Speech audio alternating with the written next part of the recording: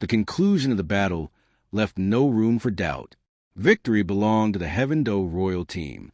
All 8 of its members regrouped, steady and triumphant. Across the battlefield, the remnants of the Spirit Hall team clustered together, Zhang Ping, Li Kai, Sun Chuantao, and Suyu supporting the gravely injured Hulaina, while Xieyu and Yen were carried off toward the Pope's palace. Though Ning Fengji had done what he could, the toll was evident. Xieyu and Yen regained consciousness, but Hulaina remained unresponsive. Her spirit, shattered in combat, lay beyond the reach of even Ning Fengji's healing arts. Frustration mingled with all among the onlookers, not just from defeat, but from witnessing true, overwhelming strength. Wong Lee and Dugu Yen had crushed Spirit Hall's golden generation with a dominance so profound that even Pope Bibi Dong had no choice but to concede. It was a first in the history of the Continental Advanced Soul Master Competition. Now, all eyes turned to Wang Li, the undisputed champion. At the steps of the Pope's palace, Bibi Dong descended, her presence elegant and commanding. In her hands was a brocade box, ornate and sealed with golden clasps. It contained the promised prize, 3 soul bones. Standing before Wang Li, Bibi Dong offered the box with a rare note of sincerity. Wang Li, your brilliance in the arena exceeded all expectations. The Spirit Hall will be honored to have you. I am prepared to appoint you as a cardinal, with privileges equal to a soul saint. In time, you would rise to our elder hall. Wang Li accepted the box with both hands, his expression unreadable. He understood the weight of the moment. His reply would shape not only his future, but Spirit Hall's attitude toward him. He bowed with respect. Your Holiness, I am grateful for your generous offer. However, my grandfather serves as a guest elder of the Heaven Do Empire. The Crown Prince is a close friend, and I bear his personal token. As such, I cannot accept your invitation. I hope you understand. Bibi Dong's smile froze for a breath. Then she glanced toward Xue Qinghe, Heaven Do's princely envoy. The 2 locked eyes briefly, one masking curiosity, the other calm and measured. After a moment, Bibi Dong's composure returned. Very well. I will not press the matter. Wong Lee, I see in you the future of the Soul Master world. May your cultivation journey be glorious. Thank you, Your Holiness. I will give my all. With that, Wong Lee returned to his teammates. His steps were slow but confident, and the brocade box in his arms fell heavier with each glance from the crowd. The 3 soul bones it held were no ordinary treasures. One among them boasted an age of over 50,000 years, a prize that could spark war among empires. A sudden pulse of pressure swept the arena as Dugu Bo descended, the aura of a title Douluo radiating off him like a storm. The crowd quieted at once. None would dare make a move under such protection. Back with the team, Wong Lee opened the brocade box before everyone, revealing its radiant contents. These 3 soul bones, we earned them together, so we'll share them.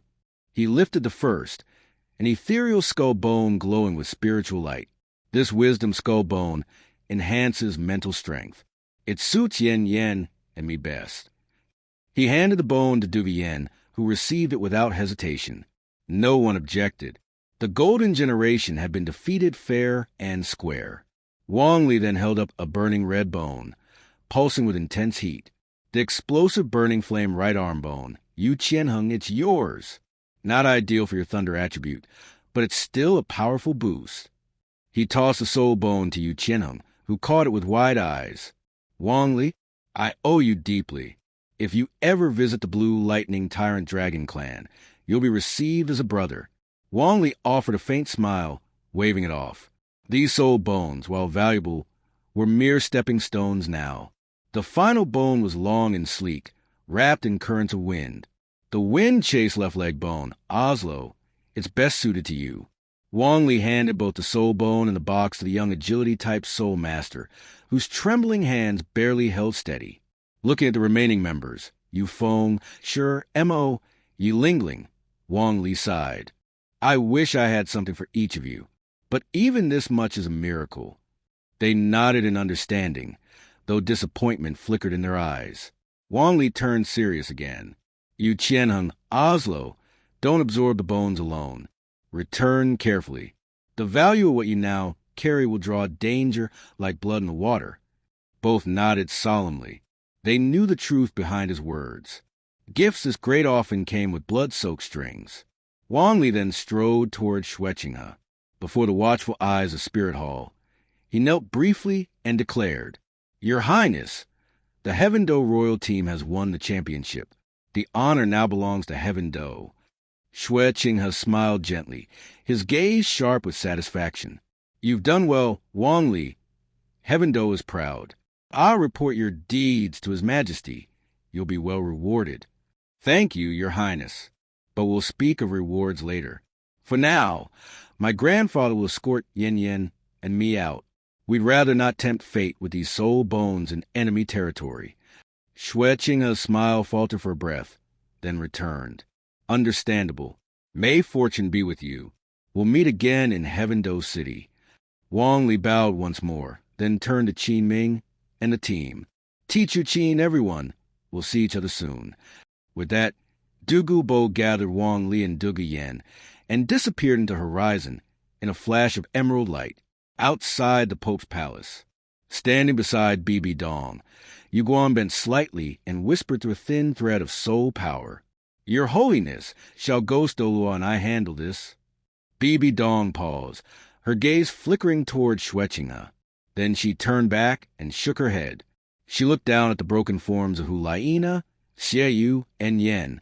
"Heal them first, then bring them to me. Elder Jew, you trained the Golden Generation. This defeat is your responsibility.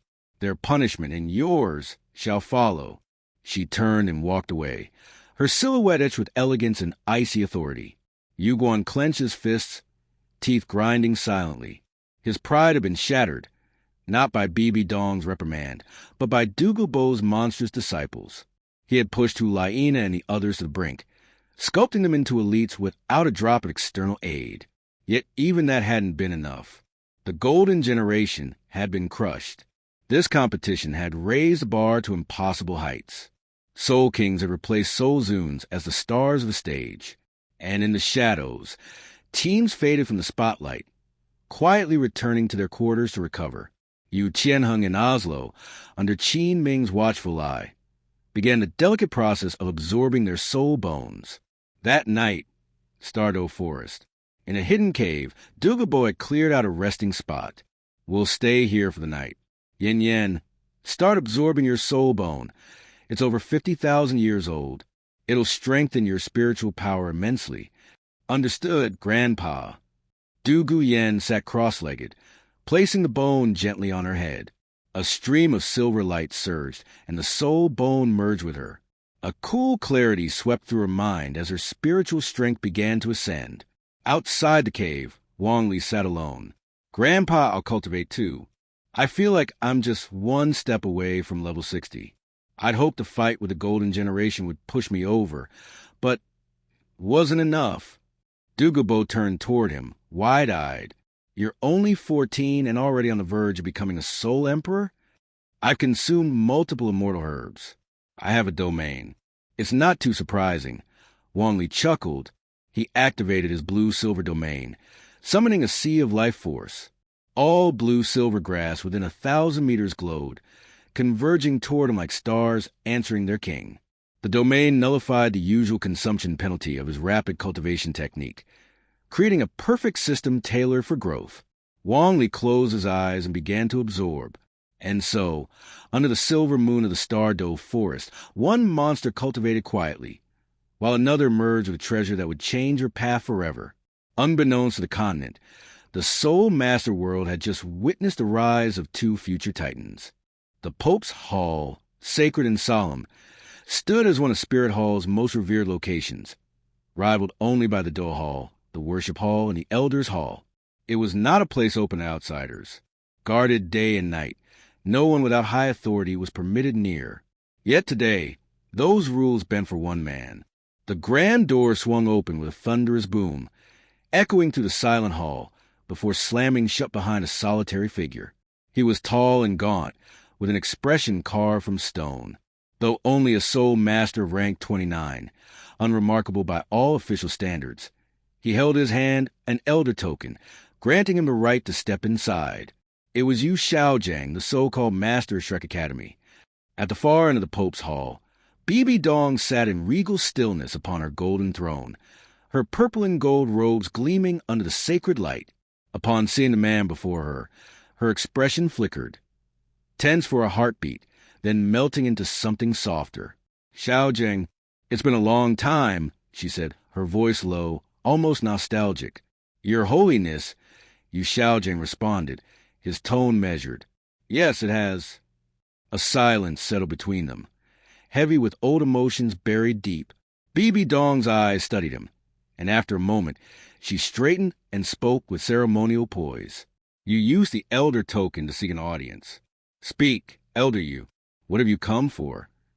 Yu Xiaojiang gazed at the woman on the throne, still as breathtaking as ever, though now cloaked in the power of an empire.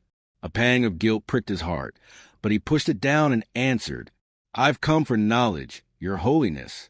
My research has reached a bottleneck. There are 3 factors that determine a soul master's potential: martial soul, innate soul power, and rarely, twin martial souls. The latter is both a gift and a death sentence. While one martial soul can be cultivated to incredible heights, attempting to use both often ends in destruction, an explosive death caused by incompatible energies. You more than anyone may know how to overcome this." His words hung in the air, sincere and urgent. The performance of Wong Lee and Dugu Yen earlier had shaken him. His prized disciple, Tang San, bore twin martial souls, a miracle.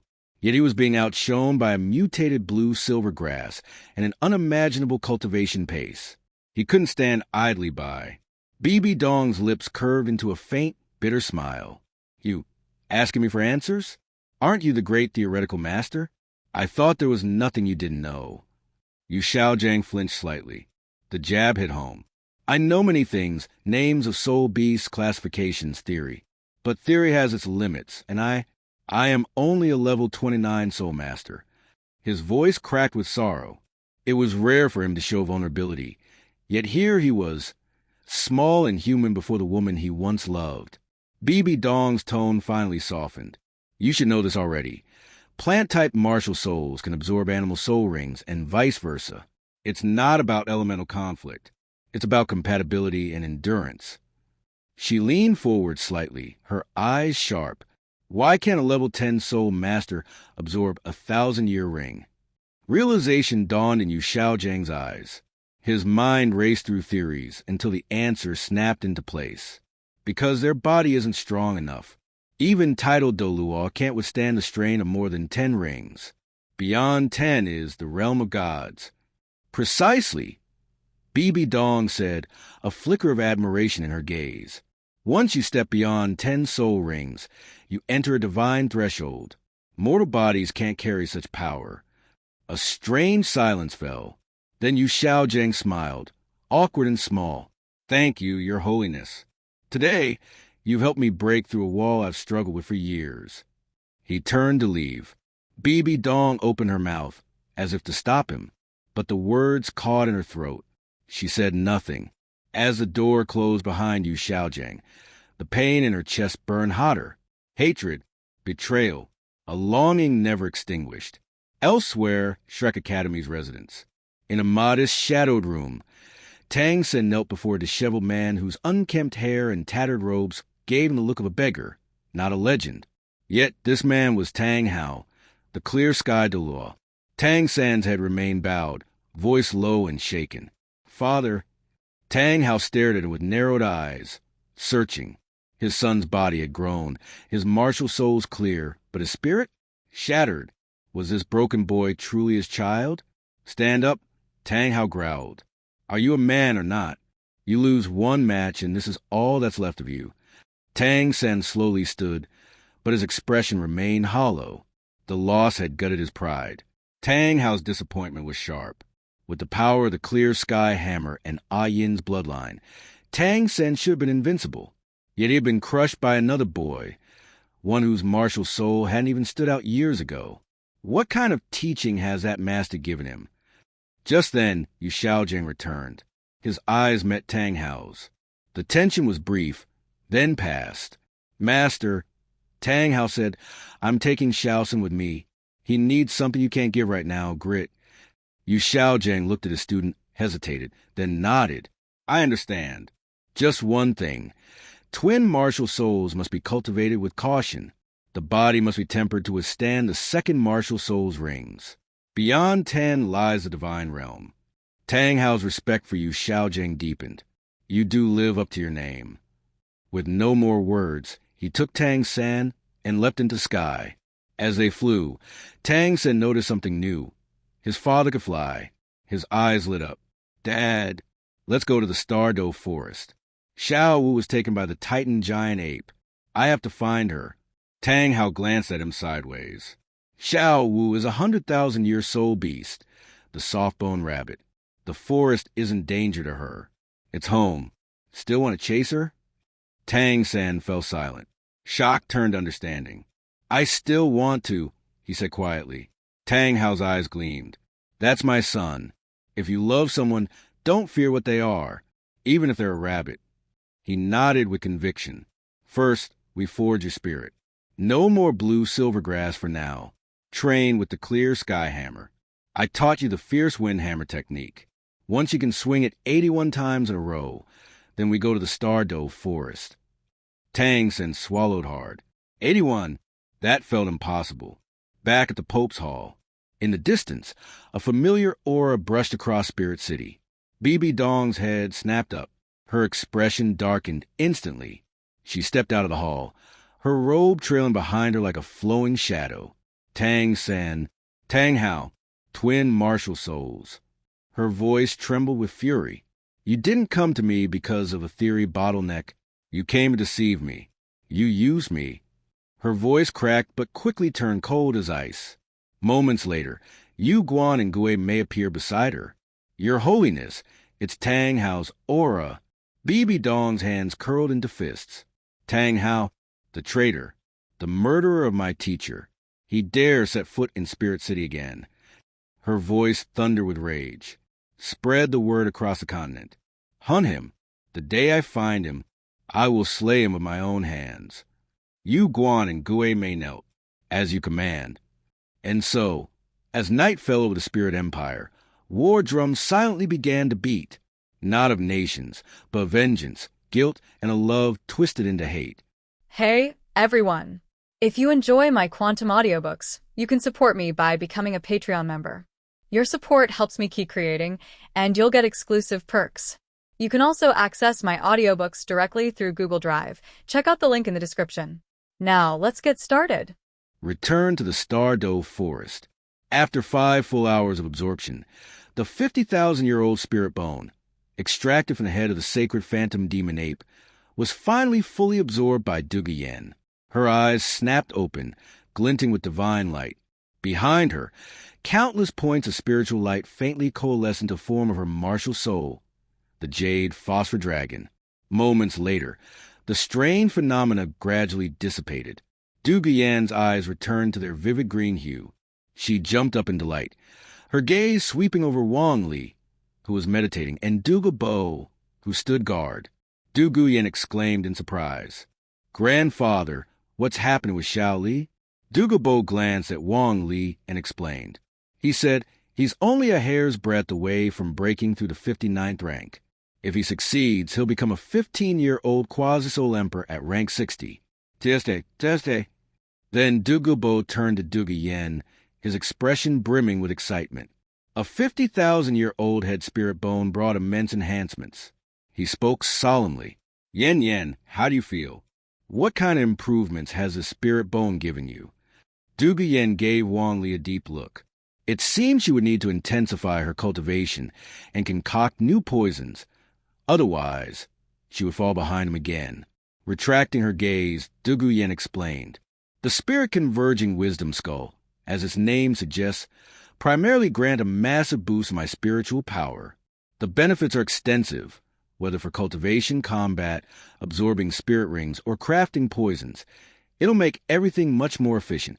Additionally, it grants me a powerful single-target attack skill called Breaking Devil's Light, or Jade Phosphor Breaking Devil's Light. It uses my eyes as a medium to materialize my spiritual power and fire it in the form of a beam. Since I don't have many active attack skills, this allows me to be far more proactive in combat. The inclusion of jade phosphor in the name is due to its integration with my martial soul. This fusion produces a special effect. Once activated, it emits an oppressive aura. For lower-quality martial souls or spirit beasts, this aura induces fear, shattering their will. If I fire the breaking devil's light, it consumes significant spiritual energy. However, merely activating the light for a depressive effect consumes far less energy, making it incredibly practical for me. After hearing this, Dugu Bo couldn't help but burst into laughter. As expected of a 50,000-year-old spirit bone, the spirit hall sure was generous this time. The jade phosphor-breaking devil's light not only intimidates opponents during battle, but also enables proactive attacks. Truly a practical and formidable ability. Dugu Yen once again turned her gaze to Wong Lee.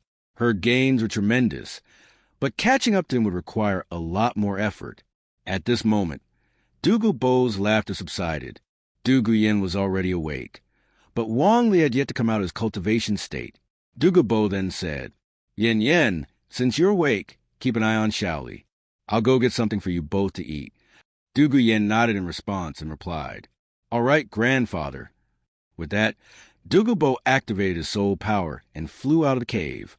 After Dugu Bo left, Dugu Yen paced around, eventually finding a large rock. She dusted off the surface, sat down, and stared at Wong Lee in a daze for a while. Then, she retrieved a brand-new book from her stored soul tool and began reading. Although the book was new, its contents were profound and vast. It recorded the entirety of the Tang sect's poison-related knowledge and inheritance. Wong Lee had spent significant effort meticulously transcribing it all before handing it to Dugu Yen. Now, with multiple inheritances at her disposal, Dugu Yen only needed to fully comprehend and master them to become a grandmaster in the art of poison. Meanwhile, on the other side, Dugu Bo had successfully hunted prey. The Star Dove Forest, rich in resources and teeming with spirit beasts, had provided him with a 100-year-old star-spotted spirit pig. Along with it, he had gathered a variety of wild fruits, which he carried back to the cave. Wong Lee had no idea how long he had been cultivating. All he knew was that as his soul power circulated and refined the gathered energy, it rapidly expanded, pushing him to a new level. He had broken through. At level 60 soul power, he now only needed a soul ring of suitable age, type, and quality to become a soul emperor. When he awoke, a delightful aroma immediately filled his senses. His nose twitched, and he couldn't help but exclaim, What a delicious smell. Dugu Yen's excited voice rang out. Li, you're awake. Hurry over. Grandpa roasted a star-spotted spirit pig. It smells amazing. Just sprinkle a little salt, and it's absolutely delicious. Wong Lee followed the voice to see Dugu Bo and Dugu Yen outside the cave, preparing a whole roasted pig. The pig's skin was golden and glossy, its aroma tantalizing, making his mouth water instantly. He quickly got up and dashed over. I'm coming. How long was I cultivating for? I wake up and you're already roasting a pig. Dugu Bo glanced at Wong Lee, looking him over before asking curiously. About 10 hours or so. Broke through successfully, didn't you? Standing in front of them, Wong Lee grinned and replied, Smoothly, too. As long as I find a suitable spirit beast and obtain a soul ring, I'll become a soul emperor. Yen, you finished absorbing your spirit bone, too.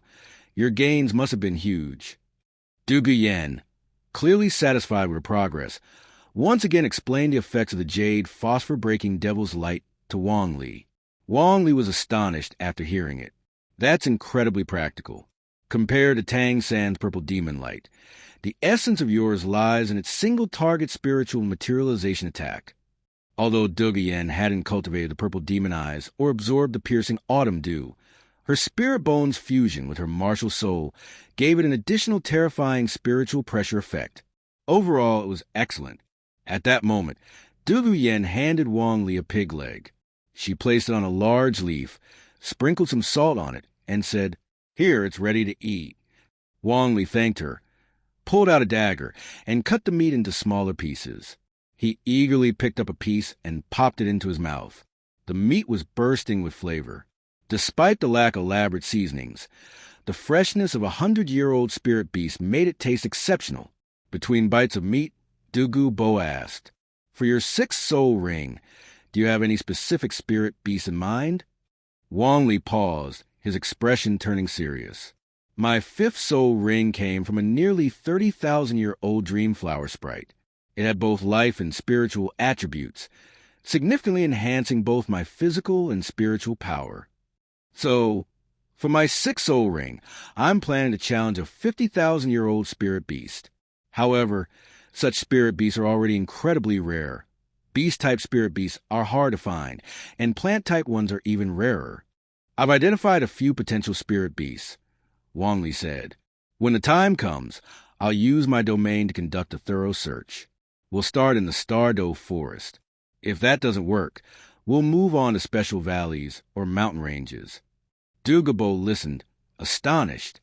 "Your 5th soul ring was 30,000 years, and now you're aiming for a 50,000-year soul ring for your 6th. At this rate, your 7th soul ring might be around 80,000 years, and for the 8th, you're probably thinking of challenging a 100,000-year soul ring, aren't you?" Wong Lee nodded, smiling confidently. "I've consumed so many celestial herbs and have these incredible resources. I have to push my limits and try to absorb the best soul rings possible. When I reach level 80, I'll head to the Great Snow Mountains in the extreme north. That white-haired elder from last time mentioned gifted me a 100,000-year soul ring and a 100,000-year soul bone.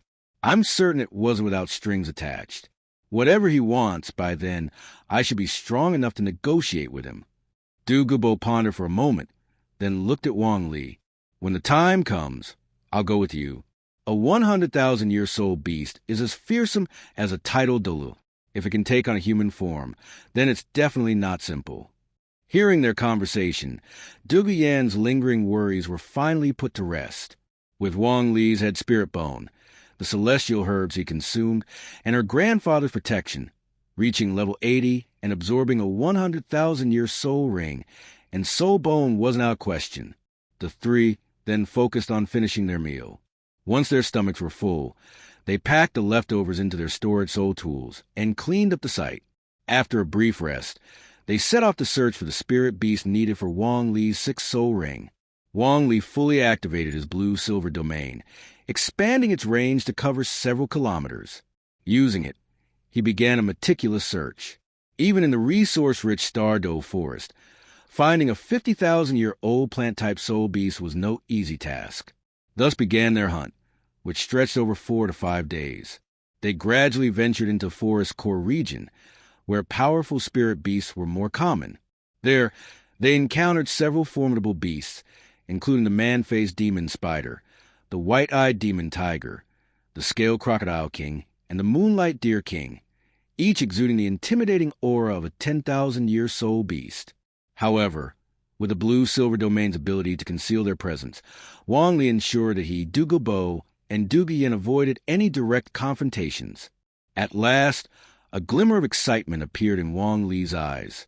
In his perception, a vibrant life force emerged. Following the trail, Wong Lee located its source. At the summit of a mountain stood an extraordinary tree, towering into the sky. Its canopy spread out like an emerald umbrella, lush and verdant. It appeared to be evergreen, ever renewing, as if it would never wither. Evergreen for 10,000 years. Wong Lee felt a surge of excitement.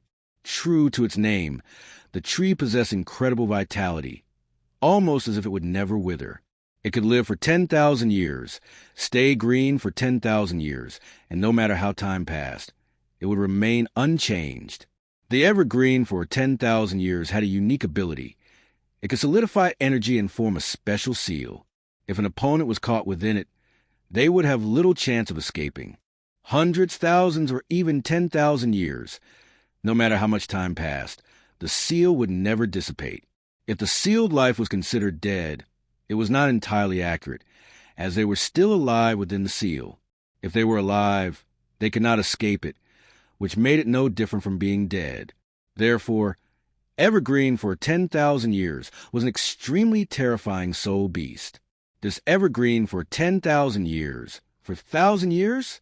5,000 years. Wong Lee scrutinized it for a long time, his gaze focused. At least 6,000 years. This level of soul beast, this one's it. Turning to Dugu Bo and Dugu Yen, Wong Lee spoke confidently. Grandfather, Sister Yen, stay behind me. I've found the soul beast I need for my 6th soul ring, the evergreen for 10,000 years, over 50,000 years old. Absorbing its soul ring will definitely give me a massive boost. Without waiting for a reply, Wong Lee leaped forward, using his instant step and sprinting foot to weave through the trees with lightning speed, agile and swift. Dugu Bo and Dugu Yen followed closely behind, but Dugu Bo's expression was grim. The evergreen for 10,000 years, over 50,000 years old, was a tricky soul beast. While it wasn't overly aggressive, its unique ability could seal even those stronger than it. A short while later, they reached the location of the evergreen for 10,000 years. Wong Lee had already come up with a plan and turned to Dugu Bo and Dugu Yen. Grandfather, Sister Yen, stay on the outer perimeter and help keep other soul beasts from interfering. If something goes wrong, you'll be able to assist me. I want to try taking it down alone. The last time I hunted the Dreamflower Demon, it gave me a soul bone. This one's over 50,000 years old, so if it drops a soul bone, it'll be top tier. Dugu Bo was shocked. Literally, are you serious? This is a 50,000-year soul beast. Do you really think you can kill it? Wong Lee smiled with confidence. I'm just going to give it a shot. It's not like I'll lose anything. After a moment of hesitation, Dugu Bo agreed. With him nearby, he could offer help if anything went wrong. All right, but be careful. He then turned to Dugu Yen. Yen, let's stay further back so we don't get in his way. Once they moved away, Wong Lee stood alone on a large rock, gazing up at the towering evergreen for 10,000 years. He summoned his martial soul and activated his domain. His blue-silver domain expanded, drawing energy from every blue-silver grass within kilometer radius, enhancing his power. He began with his first soul skill, chanting, MOU Divine Bamboo Spear. Vast vines of blue-silver transformed into a forest of MOU Divine Bamboo Spears, and this time, Wong Lee showed no hesitation. The barrage of spears gleamed with deadly intent. Boom! Boom! Boom! The evergreen for 10,000 years trembled as energy quickly condensed around it, forming a crystalline wall. It was enraged, and its aura surged. The collision between the spear forest and the crystalline wall was mutually destructive. The wall shattered, its crystals scattering across the ground, only to dissipate back into energy. The spears snapped, losing their emerald shine, reverting to blue-silver vines. Wong Lee's 3rd and 4th soul rings flashed, activating his frenzied dance and infinite plunder. His attributes surged by 50%, and his energy absorption grew relentless. Ice poison, fire poison, these are my deadliest moves now.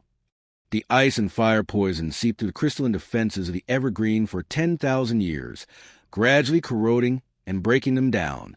Swoosh, swoosh, swoosh. The towering canopy, which had once seemed impenetrable, now swayed violently. Each leaf shimmered with light. Wong Lee's heart tightened, and he immediately focused all of his mental energy to unleash the ferocious aura within his martial soul, striking directly at the soul of the evergreen for 10,000 years. He didn't want to find out if he could escape a seal once trapped. Boom! The fierce aura struck with devastating force, and the once glowing leaves of the tree dimmed, falling one by one to the ground. Though it appeared unchanged externally, its aura had weakened. Wong Lee's attack had clearly caused it significant damage. Even though plant-type soul beasts possess incredibly unique abilities, they inevitably have their flaws. They are immobile and unable to evade attacks. Wong Lee relied on mental shock to repeatedly interrupt the sealing technique activated by the 10,000-year evergreen. After 3 hours of a grueling back-and-forth struggle, the 10,000-year evergreen's energy had plummeted to its lowest point. Wong Lee launched his final assault, sending both ice and fire poisons deep into its body. A mournful, aging wail seemed to echo from the mountaintop, but Wong Lee remained unmoved, his heart as hard as stone. not showing the slightest concern. Crack! Crack! Crack! The towering trees finally collapsed, and the lush canopy withered away entirely under the relentless assault of the ice and fire poisons. A black vortex of energy surged wildly, akin to a fierce windstorm. After the storm passed, a deep black soul ring appeared above the remains of the 10,000-year evergreen. Seeing the soul ring, Wong Lee let out a deep sigh of relief. His head throbbed painfully from the excessive mental strain. He had killed this 50,000-year-old soul beast, but at a great cost. The life force of the 10,000-year evergreen was terrifying, though the ice and fire poisons were overwhelmingly powerful. Wong Lee quickly sat cross-legged, activated his cultivation method, and began adjusting his state. He absorbed the energy transmitted to the blue-silver domain via the blue-silver grass, rapidly restoring himself. Soon after, Dugu Bo and Dugu Yen arrived, both unable to believe what they were seeing. Wong Lee had truly succeeded. He had killed a 50,000-year-old soul beast using only his own abilities. Half an hour passed before Wong Lee finally regained consciousness. Seeing Dugu Bo and Dugu Yen standing nearby, he smiled and said, "Grandfather, Sister Yen, I've succeeded. I'll absorb the soul ring first, and I'll leave the defense to you." Dugu Bo nodded, then admonished him, "Stay focused. Don't worry about what's happening outside. Just concentrate fully on absorbing the soul ring." Reassured by these words, Wong Lee called upon the soul ring with his martial soul.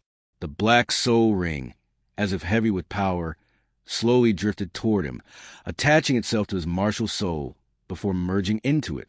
In the blink of an eye, Wong Lee felt an overwhelming surge of energy rush through both his body and martial soul, vast, boundless, and ceaseless. This was Wong Lee's second time absorbing a 10,000-year soul ring, and he had prior experience. He activated his soul power to its fullest, enveloping his entire body, arms, legs, internal organs, meridians, and dantian, each suffused with golden light. Simultaneously, he used the special effects of his dream skull to distort perceptions of reality and set a trap, waiting for the 10,000-year evergreen's residual soul to take the bait. Sure enough, a vengeful, disembodied soul rushed in. It roared and howled wildly, but it had fallen into Wong Lee's trap and could not sense his mental presence. After a long while, the disempowered, resentful soul vented its fury before finally dissipating completely. Next came the soul ring's absorption. The power of the soul ring was so immense that Wong Lee's robust body barely withstood its pressure, but after 3-4 hours, he had successfully refined it.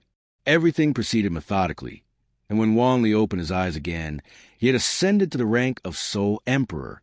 Around him, the blue-silver branches spread out, and 6 soul rings, yellow, yellow, purple, purple, black, black, hovered around him. The 2 black rings emitted a powerful, overwhelming aura. Wong Lee then checked his status panel. Host, Wong Lee. Martial Soul, Blue-Silver King LV6, evolving. Soul Power, Level 63, 18%. Traits, Vitality LV6.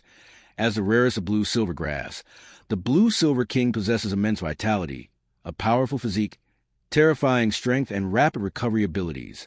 Passive, Resilience LV6. What doesn't kill me only makes me stronger. In the face of any abnormal status, as long as I do not die outright, my physical constitution will be significantly enhanced after recovery. Domain, Blue-Silver Domain LV3. This is the exclusive domain of the Blue-Silver King, a necessary domain for transitioning into the Blue-Silver Emperor. Soul Rings. First Soul Ring, equipped. Second Soul Ring, equipped. Third Soul Ring, equipped. Fourth Soul Ring, equipped. Fifth Soul Ring, equipped. Sixth Soul Ring, equipped. Soul Bones. Dreamflower Demon's Head Soul Bone, equipped.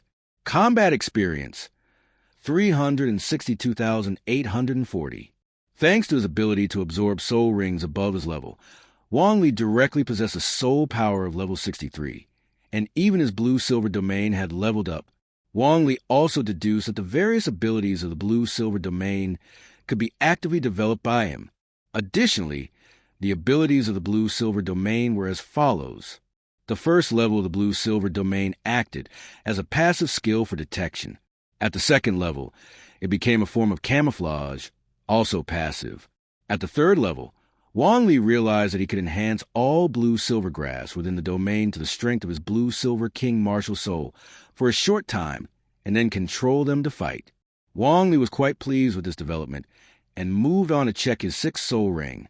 Upon finding its location, he focused his will on it, tapping it, and was immediately taken to a new interface. Soul skill, blue-silver barrier. Wherever the blue-silver vine spread, the blue-silver barrier is released. Inside the blue-silver barrier, energy is solidified, trapping all enemies within. Unless they actively break the seal, forcibly escaping will cause the barrier to shatter, unleashing a violent backlash. The resulting energy storm will tear apart all enemies. Source: 10,000-year evergreen, one of the top plant-type soul beasts capable of solidifying energy and casting an absolute seal, freezing time for enemies within. Age: 59,724 and counting. Wong Li couldn't help but suck in a breath. This soul skill left no room for escape for enemies. Once trapped within the barrier, weaker foes would be sealed, while stronger ones would suffer immense backlash if they managed to break free. A 50,000-year-old soul skill required an enormous amount of energy. If this energy formed into an energy storm, even a soul saint would be obliterated. As for soul Douluo, any weaknesses in defense would likely lead to their destruction as well. At this moment, Dugu Bo asked curiously, "Now that you've absorbed it, a soul skill from a soul beast over 50,000 years old must be incredibly powerful." Wong Lee turned and nodded, replying, "Yes, it's extremely powerful. Within the range of my martial soul, I can unleash the barrier and trap enemies inside. It's a control-type skill. Additionally, when enemies break out and the barrier shatters, a terrifying energy storm is created that can tear apart a soul saint and severely injure soul Douluo." Dugu Bo and Dugu Yen both widened their eyes, shocked by the power of the skill. Wong Lee stood up and stretched his body, feeling the soul power flow through him. Using his soul power, he sensed that something remained within the 10,000-year evergreen's remains. His eyes lit up in surprise. There was no doubt about it. Soul bone. With such a high-level soul beast, the probability of it possessing a soul bone was very high. Since he had personally hunted it, the soul bone was likely filled with resentment and hatred. Wong Lee immediately walked toward the remains of the 10,000-year evergreen. Dugu Bo and Dugu Yen watched Wong Lee with curiosity. Wong Lee walked confidently up to the remains of the 10,000-year evergreen. After a moment of sensing, he located the position of the crown, dismantled it, and finally revealed an object emitting a faint blue light, something resembling bone. Both Dugu Bo and Dugu Yen gasped in surprise. Soul bone. Wong Lee, too, was deeply drawn to the soul bone. Having already absorbed the 10,000-year evergreen soul ring, the allure of its soul bone was almost irresistible. He spoke with conviction. This is a left-arm soul bone. Considering the 10,000-year evergreen is over 50,000 years old, nearly 60,000, it's entirely reasonable for it to produce a soul bone. Dugu Yen, filled with excitement, exclaimed, "Shaoli, quickly absorb it. When both the soul ring and soul bone from the same soul beast are in your possession, their effects will be maximized." Dugu Bo nodded in agreement. Dugu Yen is right. Go ahead and absorb it. But I must say, you really are extraordinarily lucky. You killed the soul beast needed for your 5th soul ring and got a head soul bone. Now, for your 6th soul ring, you obtain a left-arm soul bone as well. Wong Lee nodded and responded. Dugu Yen, "Grandpa, I'll absorb the soul bone now." Even Wong Lee couldn't help but feel grateful for his fortune. However, he was also aware that he had hunted the soul beasts alone, and their spirits, filled with resentment and unfulfilled desires, might have played a role in the process. He took the left-arm soul bone and placed it on his left arm. As he activated his soul power, it began to merge with the bone. The soul bone melted instantly, turning into a mist-like substance that seeped into his body. Strength, immense strength, along with a surge of vitality, began to flow through him. Wong Lee quickly sat down, focusing all his efforts on absorbing the soul bone. The energy from the soul bone was no less powerful than that of a soul ring. Although the process wasn't as dangerous, it did take considerably more time to absorb. After 5 or 6 hours, the soul power within Wong Lee's body, which had been surging at high speeds, gradually slowed and returned to his dantian. He opened his eyes, a smile tugging at the corners of his mouth, with both a soul ring and a soul bone now within him. The results were remarkable. His soul power had reached level 65. This kind of rapid progression was absolutely extraordinary. High-level soul rings and soul bones were treasures for any soul master, especially when they came from the same soul beast, which explained the power of the combined effects.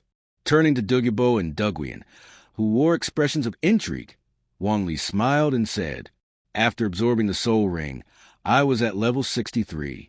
Now that I've absorbed the soul bone, my soul power is around level 65. The effect of having both the soul ring and soul bone from the same soul beast are indeed quite formidable. Moreover, I've gained an incredibly powerful skill, Eternal Seal. The soul ring skill I acquired earlier was likely a new ability born from the merging of the 10,000-year evergreen's power with my martial soul. This Eternal Seal is the core ability of the 10,000-year evergreen itself. It can solidify an opponent's soul power, freezing their soul, thoughts, and energy, leaving them unable to break free of the seal on their own. I feel that it's not just an attack skill. For example, if someone is sealed within it, it's like they're sleeping in amber, even after decades or centuries. When I release the seal, they will wake up as if no time has passed. All that time will feel like they were just asleep. However, as powerful as it is, the cost is equally immense. You must have more soul power than the target in order to completely seal them. Dugu Bo marveled. That's already incredibly powerful. In some ways, your Eternal Seal is even more domineering than my headbone skill, Medusa's Gaze. If you face an opponent stronger than you in battle, using Eternal Seal will give you a chance to overcome them, even if it doesn't fully seal them. Just influencing them for a short time can give you an opportunity to defeat a stronger enemy. Wong Lee nodded, thinking about it. Exactly. A soul ring skill and a soul bone skill have enhanced my power multiple times. Dugu Bo, knowing it wasn't the time for more praise, collected his thoughts and said, "All right, you've absorbed the soul ring and now the soul bone. It's time for us to leave. We're in the core area of the Dugu Forest now, and it's not a place where soul masters should linger for long." Wong Lee, feeling fulfilled with his gains, understood that it was time to leave. He planned to return to the Ice and Fire Inyangai. That place was the safest for him, where he could use his experience to make a full recovery.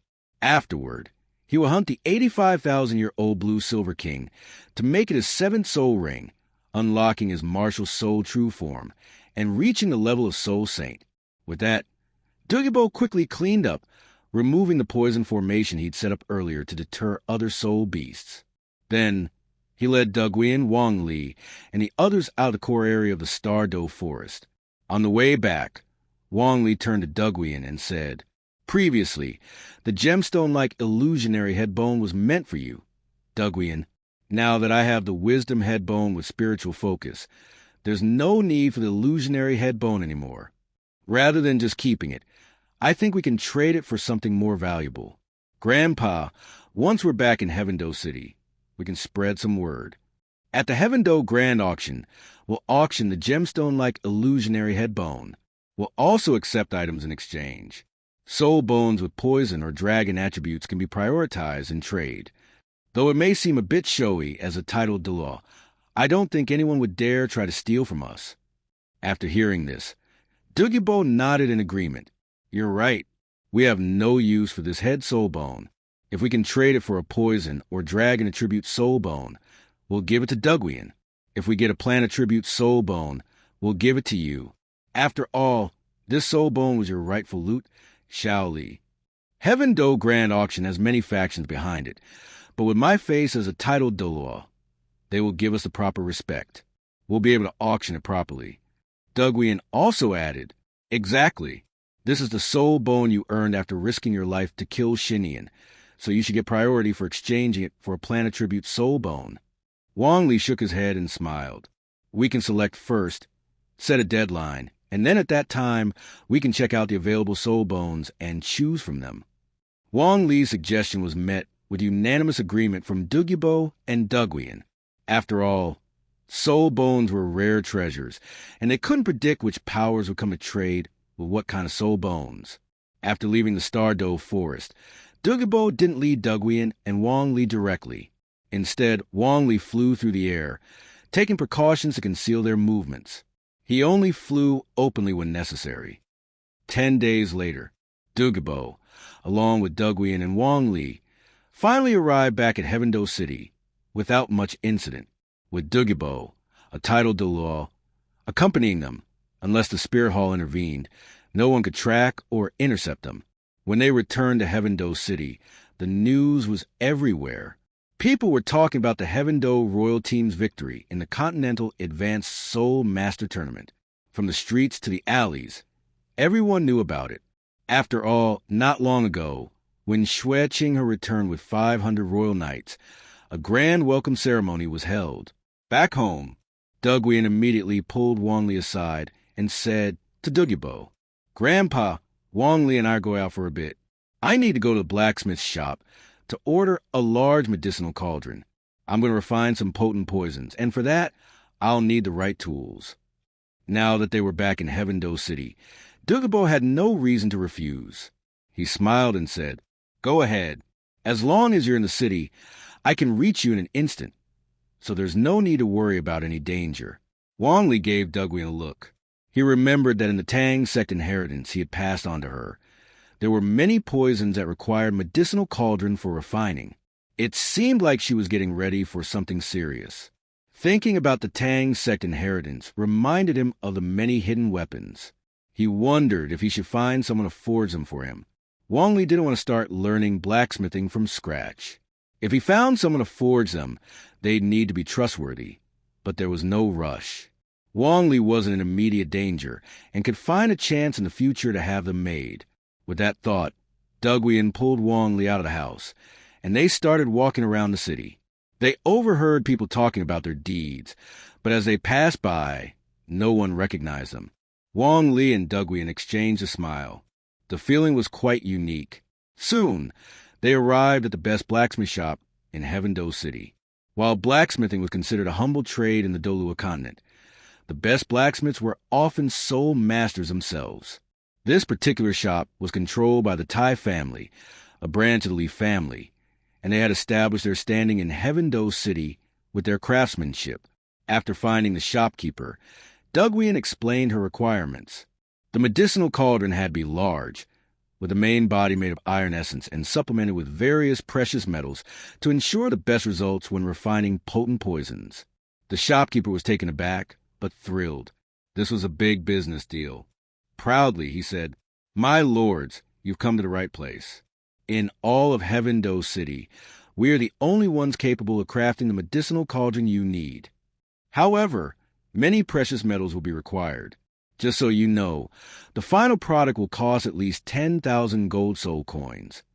Additionally, if you want better quality, for an extra 5,000 gold soul coins, we can have our clan leader, Titan, personally forge it. Our clan leader is a soul Douluo-level powerhouse and one of the divine blacksmiths of the continent. However, the only reason he's taking on this task is to help the young master with his treatment, which requires large amounts of precious medicinal materials. Otherwise, he would not be so willing to take on this kind of work." Dugu Yen was slightly surprised. To have someone else forge it, she would need to pay an additional 5,000 gold soul coins. After a moment of thought, she nodded and said, "Fine, let your clan leader handle it. But if the final product doesn't meet my expectations, I won't pay. Even if your clan leader is a soul Douluo, that won't scare me." The shopkeeper patted his chest and guaranteed, "Don't worry, my lord. Our Tai family has an excellent reputation. We will ensure the medicinal cauldron is crafted to your satisfaction. It will take about half a month for you to pick it up. Additionally, we require an upfront deposit of 10% of the total, which is 1,500 gold soul coins, and we'll take care of the registration." Dugu Yen quickly paid the deposit, trusting the shopkeeper not to deceive her. If the quality was poor, she could always call on her grandfather for help. After leaving the blacksmith shop, Wong Lee turned back, intrigued. Titan was raising money to treat his son's illness. What kind of plot was this? It didn't concern him, though, and he didn't feel like getting involved. Even though Titan was a divine blacksmith, such a person wasn't easy to win over. Rather than wasting time on Titan, he would rather go to Gingjin City and try his luck with Lu Gao. Right now, his main focus was on improving his own strength. After ordering the medicinal cauldron, Dugu Yen didn't stop there. She went to the jade market and ordered a variety of jade vessels. Then, she visited a pharmacy, selecting rare medicinal herbs for future use and purchasing several types of seeds. Meanwhile, on the other side, Dugu Bo personally visited the Heaven Do Great Auction House. Upon his arrival, the auction house's managers, eager to greet him, quickly came out to welcome him. Upon seeing them, Dugu Bo didn't waste any time. He took out a box from his storage soul guide and opened it, revealing the gem-like illusionary head bone from Shinian. He spoke, "I wish to auction this item at your Heaven Do Great Auction House. It's a 30,000-year-old gem-like illusionary head bone. I don't think I need to elaborate on its value. My request is simple. I only wish to exchange it for items of equal value. If anyone wants to obtain this illusionary head bone, they must offer a plant-type soul bone, a poison-type soul bone, or a soul bone related to dragons." The managers were stunned and didn't respond right away. What did they see? A soul bone. Such a treasure in the world of soul masters was something that, if auctioned at Heaven Do Great Auction House, could influence the reputation of the auction house for decades to come. Seeing that they were all eager for the item, Dugu Bo shook his head and put the soul bone back into the box. He said, "I'll give you 1 month. Feel free to advertise as much as you want. There aren't many forces or individuals with the qualifications to bid, so a month should be enough to notify them and allow them to prepare." One of the managers, an elderly man, stepped forward and bowed respectfully. He spoke solemnly. "Rest assured, Your Excellency, please trust in the strength of Heaven Do Great Auction House. In 1 month, we will gather all qualified bidders here. Also, we will make sure your request is clear. Exchange items for items, soul bone for soul bone." Dugu Bo nodded. "Then, prepare yourselves. I'll be on my way." The efficiency of the Heaven Do auction house was astonishingly high. Almost on the same day, the auction house sent out invitations to all the top forces in the region. The invitations called on them to attend a soul bone auction scheduled to take place in a month. Detailed information about the soul bone was provided. It was a gem-like mirage head bone, approximately 30,000 years old, suitable for auxiliary or mirage-type spirit masters. It was also emphasized that the soul bone provided by the poison Douluo could only be exchanged for items of equal value, specifically plant attribute soul bones, highly toxic soul bones, or dragon-related soul bones. The reaction of the various faction leaders upon receiving the invitations can only be imagined. Meanwhile, the Heaven Do auction house aimed to leverage this event to bolster its reputation. Within Heaven Do City, rumors began spreading, half-truths and speculations. No mention was made of the soul bone provider, age, or type. The only detail leaked was that a soul bone would be auctioned in a month, triggering an immense sensation. Amid the external commotion within the Dugu family estate, the next day after Dugu Bo returned with Dugu Yen and Wong Lee, the 3 education committee members of Heaven Do Imperial Academy personally visited. Their purpose was to meet Wong Lee and Dugu Yen.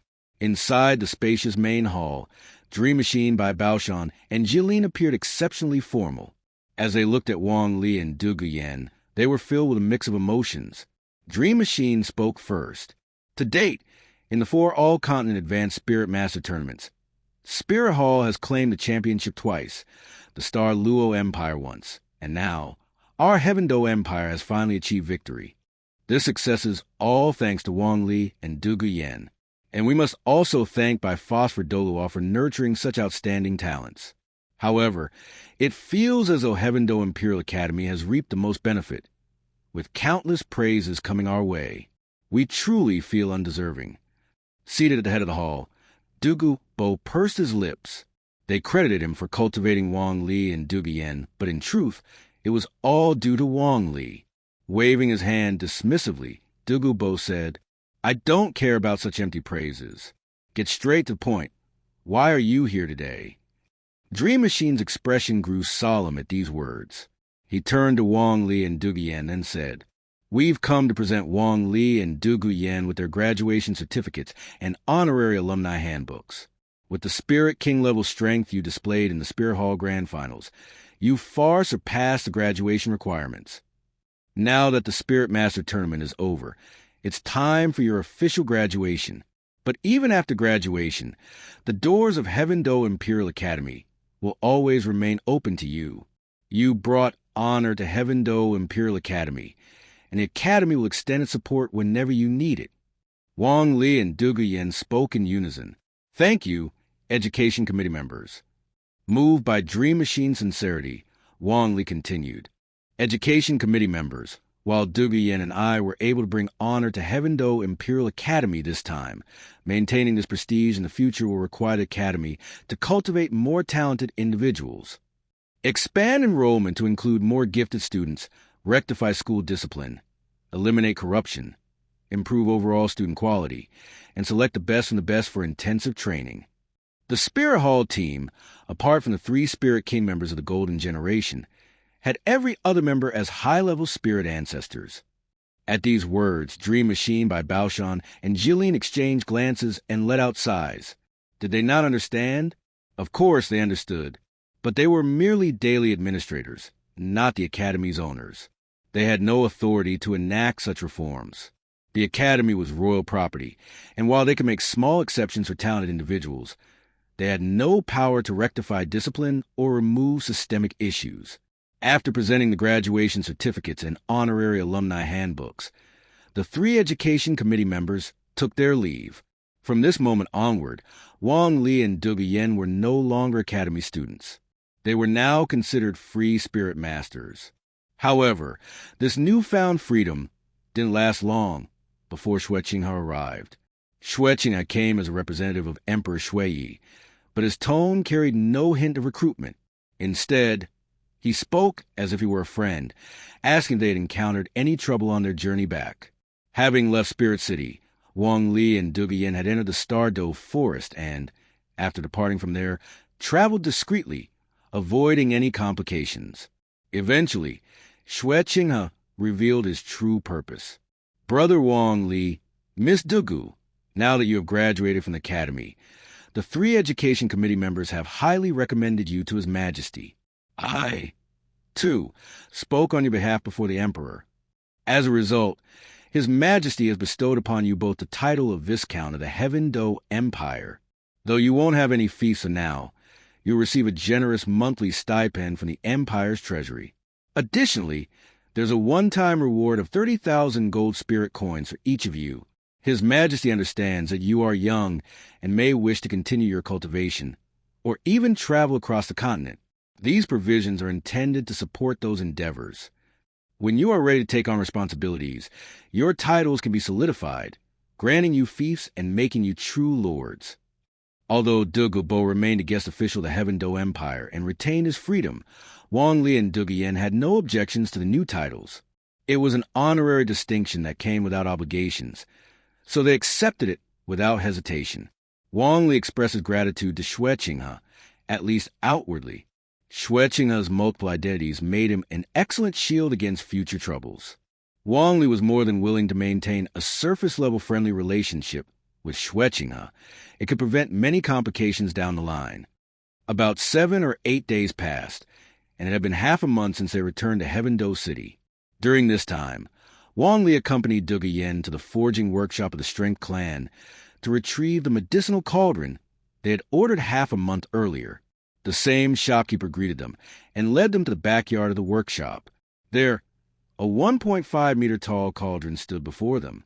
It was black, with a deep, lustrous finish free of any imperfections. Truly a masterpiece of the highest quality.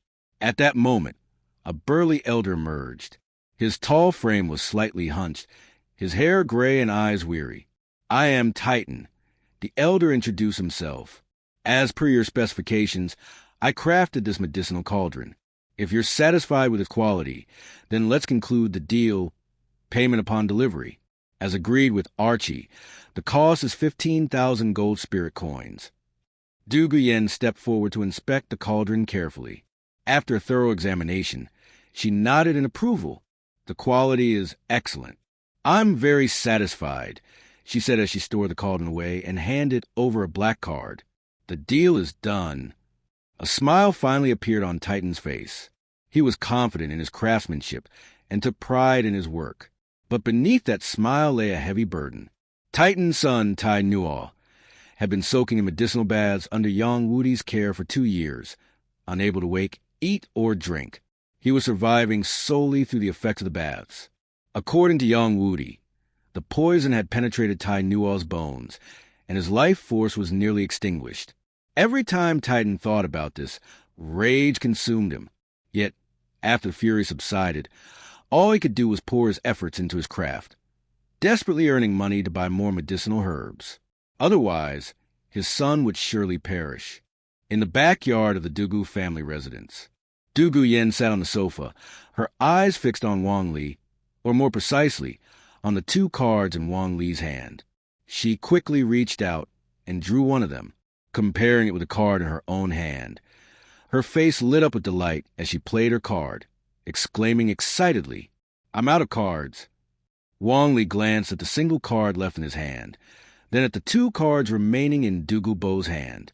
His expression turned serious. It was time to determine the winner. "Grandpa, it's my turn to draw." Dugu Bo looked grave, though the numerous paper notes stuck to his face made him look rather comical. He had only 2 cards left and shuffled them back and forth several times before placing them in front of Wong Lee. "Shao Li, which one will you choose?" Wong Lee looked left and right. Since they were all spirit masters, cheating with spiritual power was out of question. In the end, it came down to luck and psychological strategy. "Left or right, let me think." "Left." After a moment's hesitation, Wong Lee drew the card on the left. Taking a closer look, he saw it was a 9, which perfectly paired with the 9 in his hand. With a smile, he played the pair and said, "I'm out of cards, too." As soon as he spoke, Dugu Yan's eyes curved with a smile. Grandpa lost again. She picked up 2 paper notes, sticking one in her own hand and handing the other to Wong Lee, who placed it on Dugu Bo's face. Dugu Bo looked helpless, but in truth, he was thoroughly enjoying himself. These peaceful family moments were something Dugu Bo cherished. In the past, he had been constantly suppressing deadly toxins, living in agony and despair. Compared to those days, this was pure bliss. After a round of laughter, Dugu Yen glanced toward the door and frowned as she said, "The people outside are so rude. They're spying on us openly and secretly, even following us when we go out shopping." Wong Lee, shuffling the cards, replied casually, "Well, it's only natural. After all, Grandpa has a spirit bone to trade. People coveting it is no surprise. We just need to get through these days. If we manage to trade it for another spirit bone, we'll retreat to the ice and fire Yin Yang well for a while to avoid their prying eyes. We can also focus on cultivating and improving our strength. When that time comes, we'll be busy again." Following Dugu Yan's gaze, Dugu Bo let out a cold snort and said, "They're just a bunch of cowards. Few forces can afford to trade a spirit bone with us. These people outside neither have anything to trade nor the courage to act. Ignore them." Having finished shuffling the deck, Wong Lee spoke again. "This is Heaven Do City, the imperial capital of the Heaven Do Empire. If we were in one of the kingdom capitals below, it wouldn't be this peaceful. Grandpa, Sister Yen Yen, I've hidden the Spirit Beast card. Let's keep playing." The day of the Spirit Bone auction hadn't arrived yet, so they treated the days leading up to it as a vacation. Their primary activity was playing cards. Occasionally, they would cultivate a bit, but soon after, they would return to their game. Time flew by, and the day of the Spirit Bone auction finally arrived. Dugu Bo led the way, followed by Wong Lee and Dugu Yen. The 3 of them headed to the Heaven Do auction house. Along the way, the gazes and surveillance they had endured seemed to vanish completely upon arriving at the auction venue. Under the guidance of servant, They arrived at the top-level VIP box of the Heaven Do auction house. Soon after, an elderly man approached them, bowing respectfully as he spoke. "Your Eminence, the head spirit bone you wish to auction will be the grand finale of this event. Therefore, it will require some time before it is presented. As a gesture of gratitude for choosing the Heaven Do auction house, we will not charge any handling fees for this auction and will provide you with the most comprehensive service." This was only natural.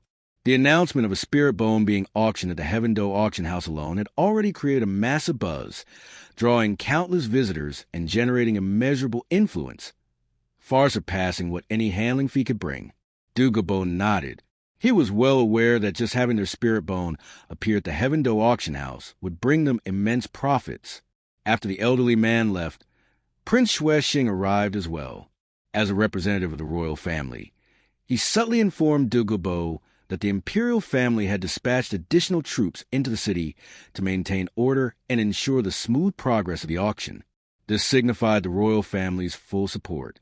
Even though Dugu Bo was known for his aloof personality, he expressed his gratitude to Xuexing and, by extension, the royal family behind him. Once the VIP box was left with just Dugu Bo, Dugu Yen, and Wong Lee, Dugu Bo gazed through the transparent glass at the other VIP boxes and said in a low voice, "Quite a few representatives of different factions have shown up. Whether they can produce a suitable spirit bone, the trade remains to be seen." The rarity of spirit bones lay in their exceedingly low drop rate. Even for soul beasts over 10,000 years old, not every death resulted in a spirit bone. Thus, whether they could obtain a suitable spirit bone today was still uncertain. The auction began swiftly. One treasure after another was brought to the stage, each undergoing fierce bidding before being successfully sold. Not a single item went unsold.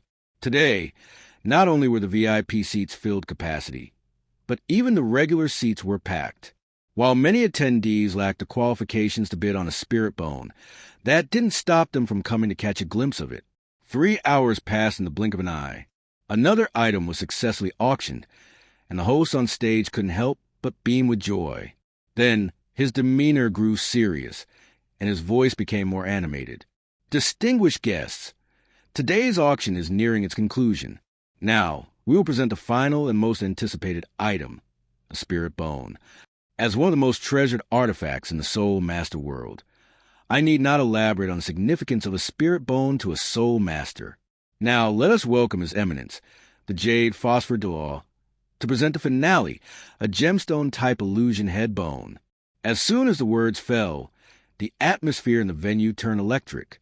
In the VIP box, Dugu Bo stood up and instructed Dugu Yen and Wong Lee, "I'll head to the stage. Don't separate from each other. If we manage to trade for a suitable spirit bone, I'll take you both out of the city immediately." Seeing the two nod in agreement, Dugu Bo felt reassured and left. Moments later, he leaped onto the stage, his aura spreading outward to silence the crowd. Only then did he retrieve a box from his storage soul tool. Opening the box revealed a head bone radiating a dazzling glow, which instantly captivated everyone. Dugu Bo spoke firmly. "Approximately 30,000 years old, gemstone-type illusion head bone. I'm not looking for money. I only seek to trade for a suitable spirit bone, plant-type, poison-type, or dragon-type." At that moment, countless individuals in the regular seat stared enviously, their eyes red with desire. Even many in the VIP boxes were visibly struggling to control their excitement. Someone couldn't help but speak up. "Your Eminence, are you certain you won't accept a trade in gold spirit coins? I'm willing to offer my entire fortune, 300,000 gold spirit coins." Before Dugu Bo could respond, someone immediately interrupted, saying, "I'll offer 400,000 gold spirit coins."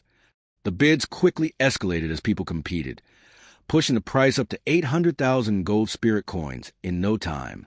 However, Dugu Bo frowned. Money held little importance to him. His gaze shifted toward the VIP boxes.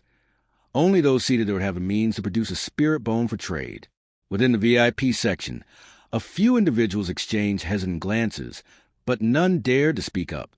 Such a transaction was exceedingly risky.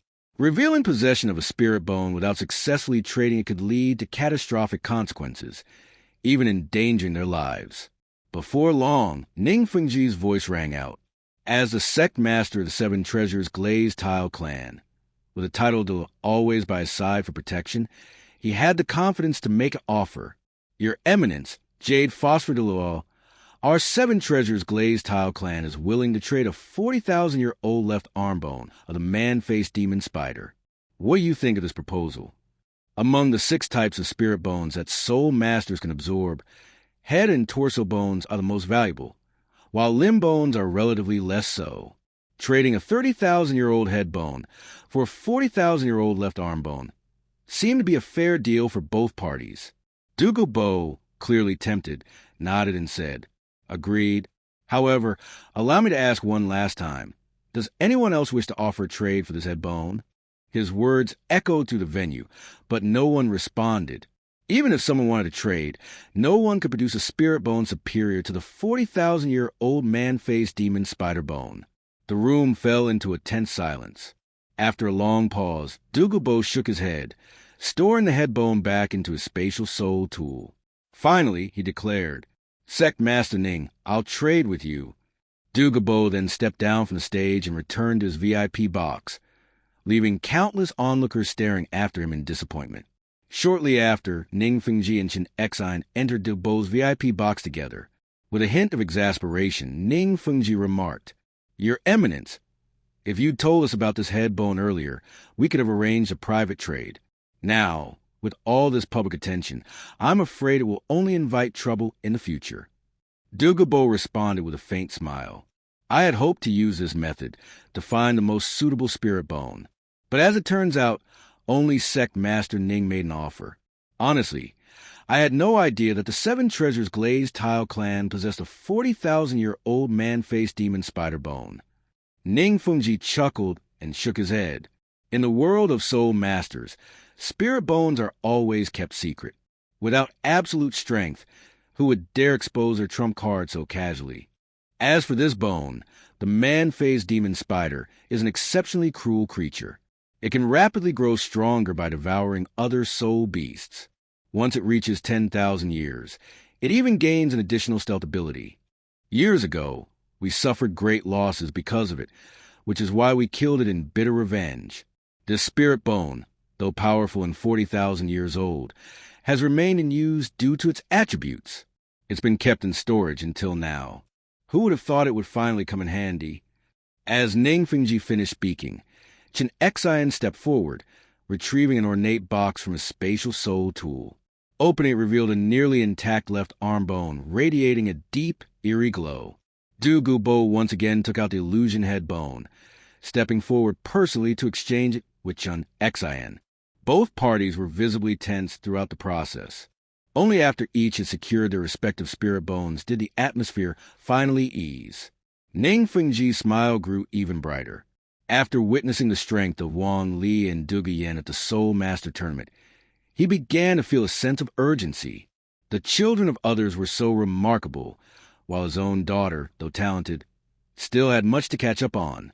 Exchanging a 40,000-year-old spirit bone for a 30,000-year-old one might seem like a loss at first glance. But in truth, the right fit is more important than anything else. Moreover, the spirit bone he received was a head bone, so it wasn't a loss. It was truly a lucky trade. Ning Fengji then turned his gaze to Wong Lee and Dugu Yen, smiling as he extended an invitation. "Wong Lee, Dugu Yen, you're always welcome to visit the Seven Treasures Glazed Tile Clan. Rong is back from the academy. You're around the same age, so I'm sure you'll have much in common." Wong Lee politely declined. "Uncle Ning, thank you for your kindness. However, because of the spirit bone, we plan to go into seclusion with grandfather for a while to avoid being watched." Ning Fengji felt a bit disappointed. During the Soul Master Tournament, both Wong Lee and Dugu Yen had truly stunned him with their performance. Though Ning Rongrong's classmates were also talented, he had hoped that his daughter could form ties with even more outstanding individuals. "That's really a shame," he said regretfully, "but it's understandable. Spirit bones are treasures, so it's only natural that some people might have ulterior motives." He then turned to Dugu Bo. "Your Eminence, Jade Phosphor de Luo, will take our leave now." Dugu Bo nodded, Please don't trouble yourselves. We'll be leaving soon as well. Ning Fingji and Chen Xian then left the VIP section and exited the Sky Do Great Auction House. Countless eyes followed them, but with Chen Xian at their side, no one dared to make any moves. Once they were gone, Dugu Bo made no intention of staying either. He turned to Dugu Yen and Wong Lee. We should leave as well and head straight out of the city. Both of them nodded. They followed Dugu Bo, and soon they had left the auction house and exited Skydo City. Though the people had left, the exchange of the spirit bones would continue to be a hot topic among the masses for some time. Ice and Fire Eyes. Dugu Bo retrieved the left arm spirit bone of the man-faced demon spider that he had traded for, sighing. Spirit bones are rare, and we had no choice but to take what we could get. Still, getting a 40,000-year-old man-faced demon spider bone is a stroke of luck. Shaoli, Yen, I'm sorry for the trouble. Yen, go ahead and absorb this. The dominance of the man-faced demon spider's poison will significantly enhance your poison skills. Wong Li didn't mind not obtaining the plant-type spirit bone he had hoped for and encouraged Dugu Yen.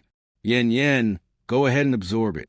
During this time, you should focus on breaking through to soul power level 60. Dugu Yen looked apologetically at Dugu Bo and Wong Li, but she didn't want to disappoint them. Taking out the left arm spirit bone, she began absorbing it.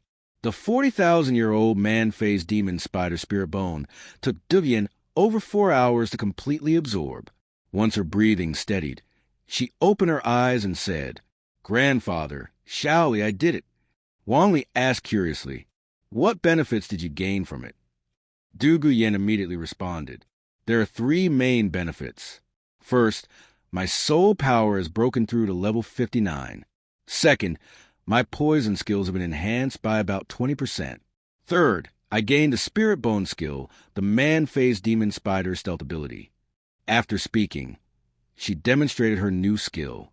As soul power flowed into the spirit bone, a dark glow emanated from her left arm. In an instant, Dugu Yen was entirely enveloped by the glow. Then, she vanished from both Dugu Bo and Wong Lee's sight. Both of them were stunned. Despite their high spiritual power, they couldn't detect Dugu Yen's position. Soon after, Dugu Yen reappeared, smiling. The man-faced demon spider stealth ability allows me to completely hide my presence, both my form and my aura, until I make a move. And I can maintain it during combat, though it consumes a lot of soul power. Additionally, it only works while my soul power is in flux. If my soul power is steady, the concealment effect won't activate. Dugu Bo exclaimed in delight. Great! A 10,000-year-old demon spider, with its stealth skills, is unmatched. It can effortlessly hunt weaker opponents and escape from stronger ones, making it a perfect skill for all situations. Now, with the soul bone skill, Yen, as a control-type soul master, can seize the initiative and control her enemies with one move. In times of danger, it's also a life-saving technique. It's worth the cost to exchange for the soul bone. Wong Li thought back to the original story, remembering how a 10,000-year-old demon spider, using this very skill, had ambushed Tang San and Xiao Wu as they fled, cutting off their escape. It was after this that Tang San had nearly died, and Xiao Wu had made her sacrifice. Despite having a soul bone in the domain, Tang San had failed to notice the ambush. This showed just how powerful the skill really was. Smiling, Wong Li remarked, "Indeed, it's a god-tier skill. It was worth the long wait. Now that the world knows we have soul bones, this life-saving skill has come just in time." Dugu Yan's resolve strengthened. She had absorbed the wisdom skull and the left arm bone of the demon spider. Within such a short period, she had absorbed 2 soul bones in succession, and now she was more determined than ever to break through as soon as possible. She spoke solemnly. "I'm already at level 59 in soul power. With more effort in my training and some additional poison, I should be able to break through to level 60 by the end of the year." Dugu Bo was overjoyed. As long as Dugu Yen reached the breakthrough by the end of the year, she would be able to reach the rank of Soul Emperor by the age of 22. On the continent, only Wong Lee would be able to surpass her. Dugu Yen was determined. She immediately began to prepare the pill furnace. With Dugu Bo assisting, the ice and fire yin yang I was something he knew best. As for Wong Lee, after exchanging a few words with him, he entered the ice and fire yin-yang eye. Having already consumed the ice and fire immortal herb, this place would offer him complete tranquility, with no disturbances. The extreme heat and cold within the yin-yang eye were no trouble for him. He found them merely warm and cool. Level 65 now. Let's break through level 70 here in one go, then enhance the soul ring's age, refine my body, and purify my soul power, allowing me to absorb higher-level soul rings in the future. With that thought, Wong Li assumed a meditation posture, opening his panel and beginning his training by utilizing experience points. Boom! Boom! In an instant, the soul power within Wong Li's meridian surged like a flood, circulating from his dantian at high speed. With each full rotation, his power increased, and the speed of his cultivation was noticeably faster. Although it wasn't as immediate as absorbing a soul ring or soul bone, the steady rise in soul power was much quicker than self-training. 5 days passed in the blink of an eye. Wong Li opened his eyes, stretched his body, and a series of sharp popping sounds followed. After examining his dantian, he found that his total soul power had doubled, reaching the level of a soul saint at level 70. All that was left was to absorb a 10,000-year soul ring, widen his meridians, and open up his dantian to officially become a soul saint and continue his training. A good soul ring could broaden a soul master's meridians, expand their dantian, and increase their total soul power. To put it bluntly, the soul rings Wong Li had absorbed, exceeding their age limits, had expanded his meridians and dantian far beyond his current rank. In other words, while he was a level 70, soul saint in name, his total soul power was on par with some true high-level soul saints. In this world, the rules of heaven and earth had been forcibly altered. Soul masters couldn't independently open their dantian. To break through major levels, they needed to absorb soul rings to complete their advancements. Wong Li was very satisfied with his progress. However, when he looked at his panel again, he noticed a troubling change. His experience had decreased by 100,000. He gasped in surprise. Reaching the Soul Emperor stage required 100,000 experience points to advance by just 5 levels. 100,000 experience. That was the equivalent of a 10,000-year soul ring. Speaking of which, Wong Li thought, a 10,000-year soul ring. After Xiao Wu's sacrifice, Tang San received her soul ring and soul bone. He only managed to increase his soul power by 6 levels.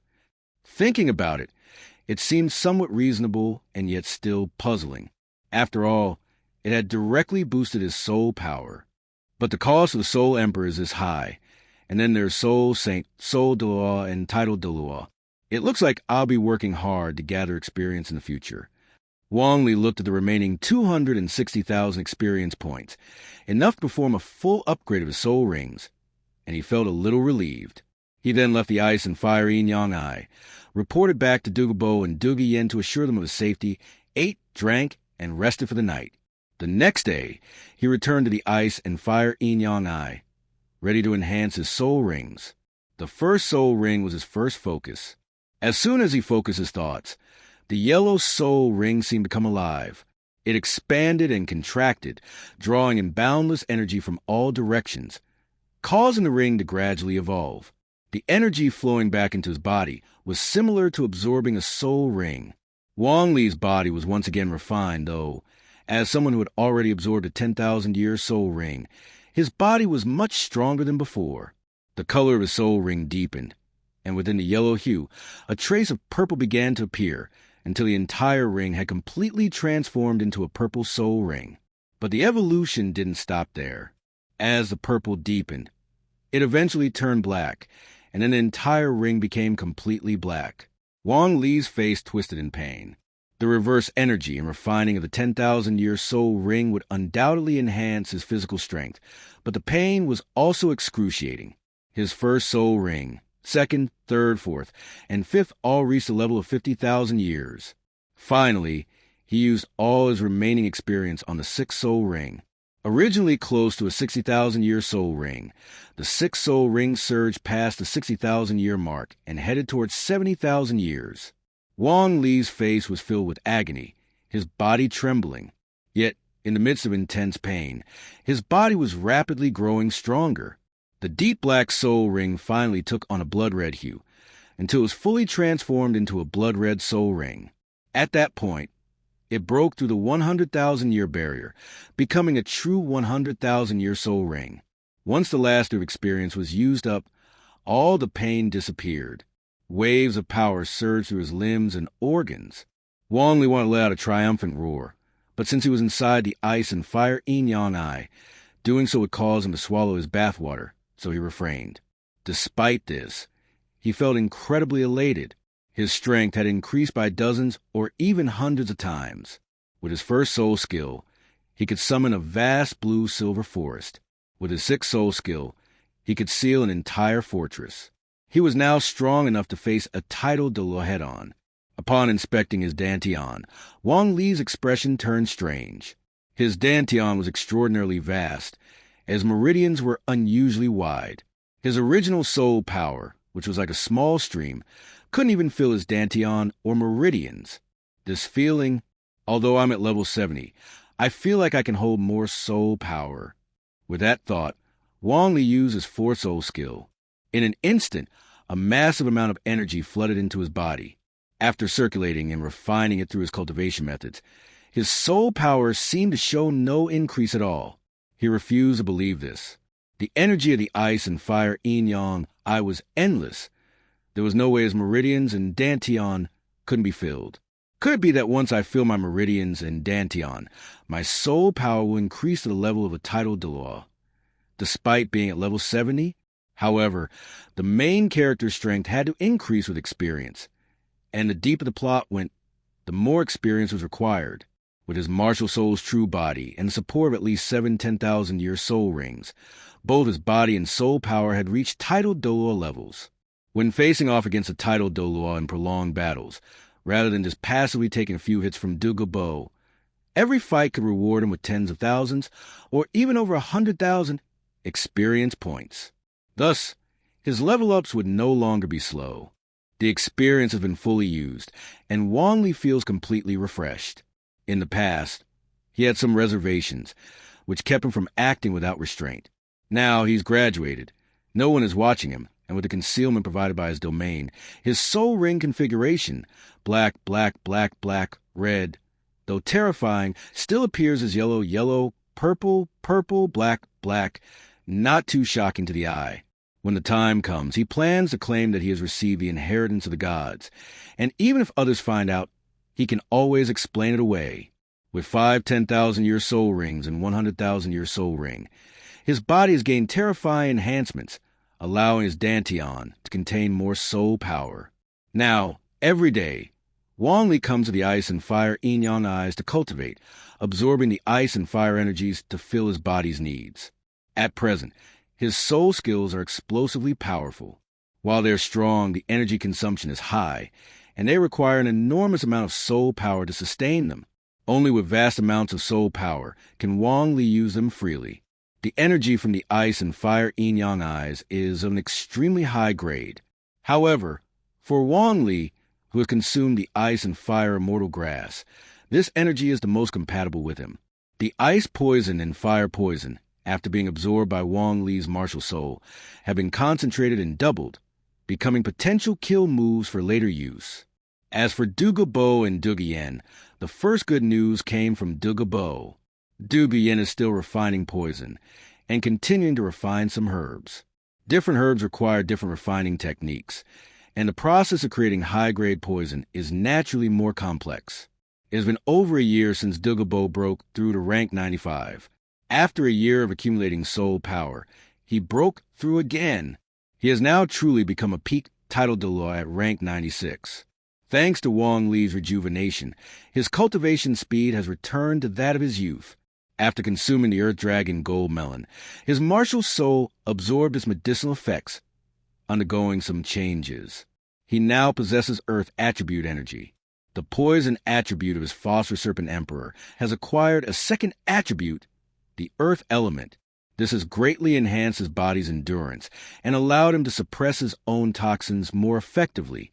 By fully refining and integrating the Earth attribute energy into his body, Dugu Bo's Phosphor Serpent Emperor has become heavier, with an even greater affinity for the earth. Not being able to become a dragon soaring in the sky, becoming the Serpent King of the Earth isn't a bad choice, and Dugu Bo doesn't mind at all. As long as he stands on the earth, he can continuously draw power, greatly boosting his cultivation and battle capabilities. It is this constant energy drawn from the earth, compressed by the cyclone and fused into his Dantian Pearl, that allowed him to break through successfully. The Dantian Pearl is a life-linked object created when Dugu Bo broke through the tidal Douluo, and the Phosphor Serpent evolved into Phosphor Serpent Emperor. It is a significant source of his power. Dugu Bo condensed a cyclone, linking it externally to his Dantian, and internally to the Dantian Pearl. As it materialized, absorbing and compressing soul power, the pearl became even more translucent and emerald, exuding a mystical aura. At the small house outside the valley, Dugu Bo carefully shared his breakthrough experiences with Wang Li and Dugu Yen, offering some advice and expressing his sentiments. Now that he has broken through to rank 96, he has decisively surpassed his former rivals, Chrysanthemum Douluo and Ghost Douluo. Dugu Yen said with longing, "Congratulations, Grandpa. Actually, when I break through to tidal Douluo in the future, I should also be able to condense a Dantian Pearl. With 9 soul rings, my martial soul will evolve again, and at that time, perhaps my martial soul should be called a Phosphor Dragon Emperor." Wong Lee also responded, "Grandpa's tidal Douluo level strength is why he was able to refine the Earth Dragon Gold Melon's medicinal effect so quickly. As for Yen Yen, she consumed the Crystal Blood Dragon Ginseng and the Heartbreaking Red, 2 complementary immortal herbs. Their medicinal effects won't be fully absorbed that quickly, and they will continue to nourish her martial soul. With future soul rings, her martial soul's potential will further develop, and the Phosphor Serpent will likely evolve into the Phosphor Dragon Emperor, gaining new powers." Wang Li's assumption was quite reasonable. If the 2 immortal herbs evolved Dugu Yan's martial soul into a top-tier martial soul, it's certain that more power can be developed. It won't just be about poison consumption. Her innate soul ring, like her domain, could potentially give rise to a phosphor domain. As for her attributes, why couldn't they evolve into an extreme attribute? The medicinal effects of the 2 immortal herbs have not yet been completely refined. As Dugu Yan's strength continues to grow, she will undoubtedly gain new powers. Dugu Bo strongly agreed. Shaoli is right. Immortal herbs are truly magical. My strength and potential have already been set, but Yen Yen, your potential surpasses mine. Your future achievements will certainly exceed mine. I've reached rank 96, and as I continue to refine the poison of my martial soul, compressing it into the Dantian Pearl, I should soon break through to rank 97. My poison attribute will reach its peak.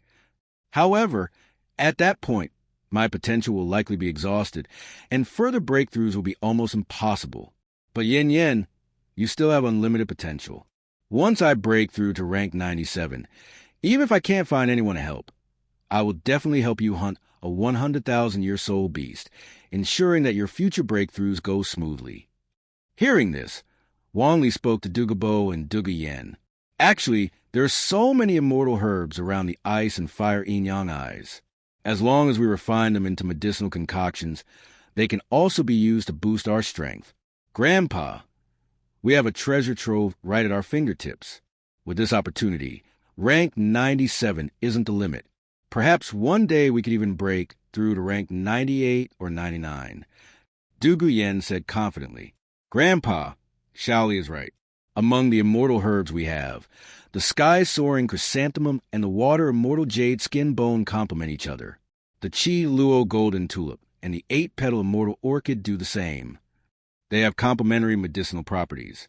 Once we balance them, they can become spirit herbs that enhance cultivation. I've done a lot of research on poisons. In the future, I'll focus more on researching herbs. Once I have enough confidence, I'll be able to start refining spirit herbs. Dugu Bo looked at Dugu Yen and Wong Lee. Taking a deep breath, he refrained from saying anything to reject her words. He now understood that his potential would only allow him to cultivate to rank 97, but did that mean he had no hope of reaching rank 99? However, he soon turned to Wong Lee and said, Shaoli, How's your cultivation going lately? Your martial soul and innate soul power are much weaker than Yin Yan's, though you're cultivating quickly once you reach title Douluo. It will depend on the potential of your martial soul. You might need these immortal herbs too. Wong Lee waved his hand dismissively. Grandpa, don't worry about me. My martial soul is a mutated one, and it can continue to mutate. Its potential is steadily rising.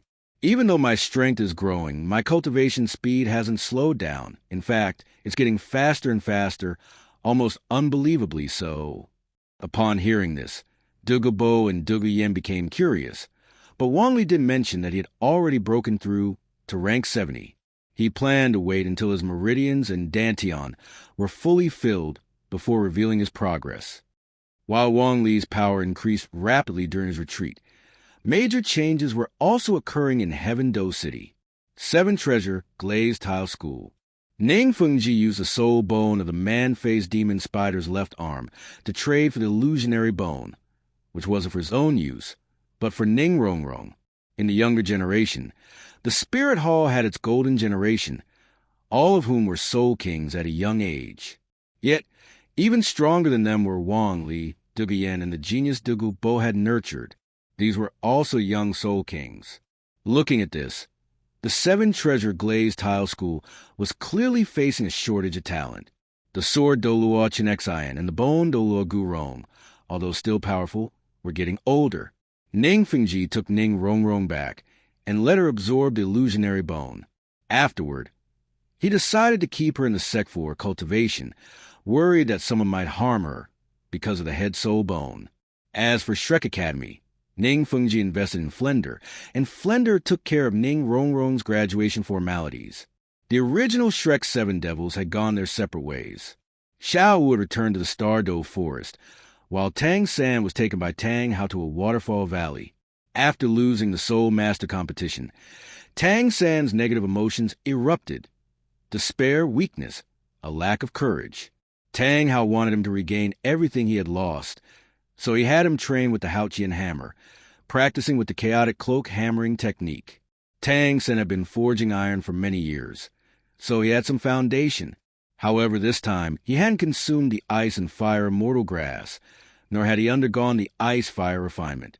He was relying only on the Shentian skill, at most combined with the 8 spider lances. The intensity of Tang San's body wasn't up to the standards of the original story. Now, when fully exerting the chaotic cloak hammering method, he could only strike 27 times.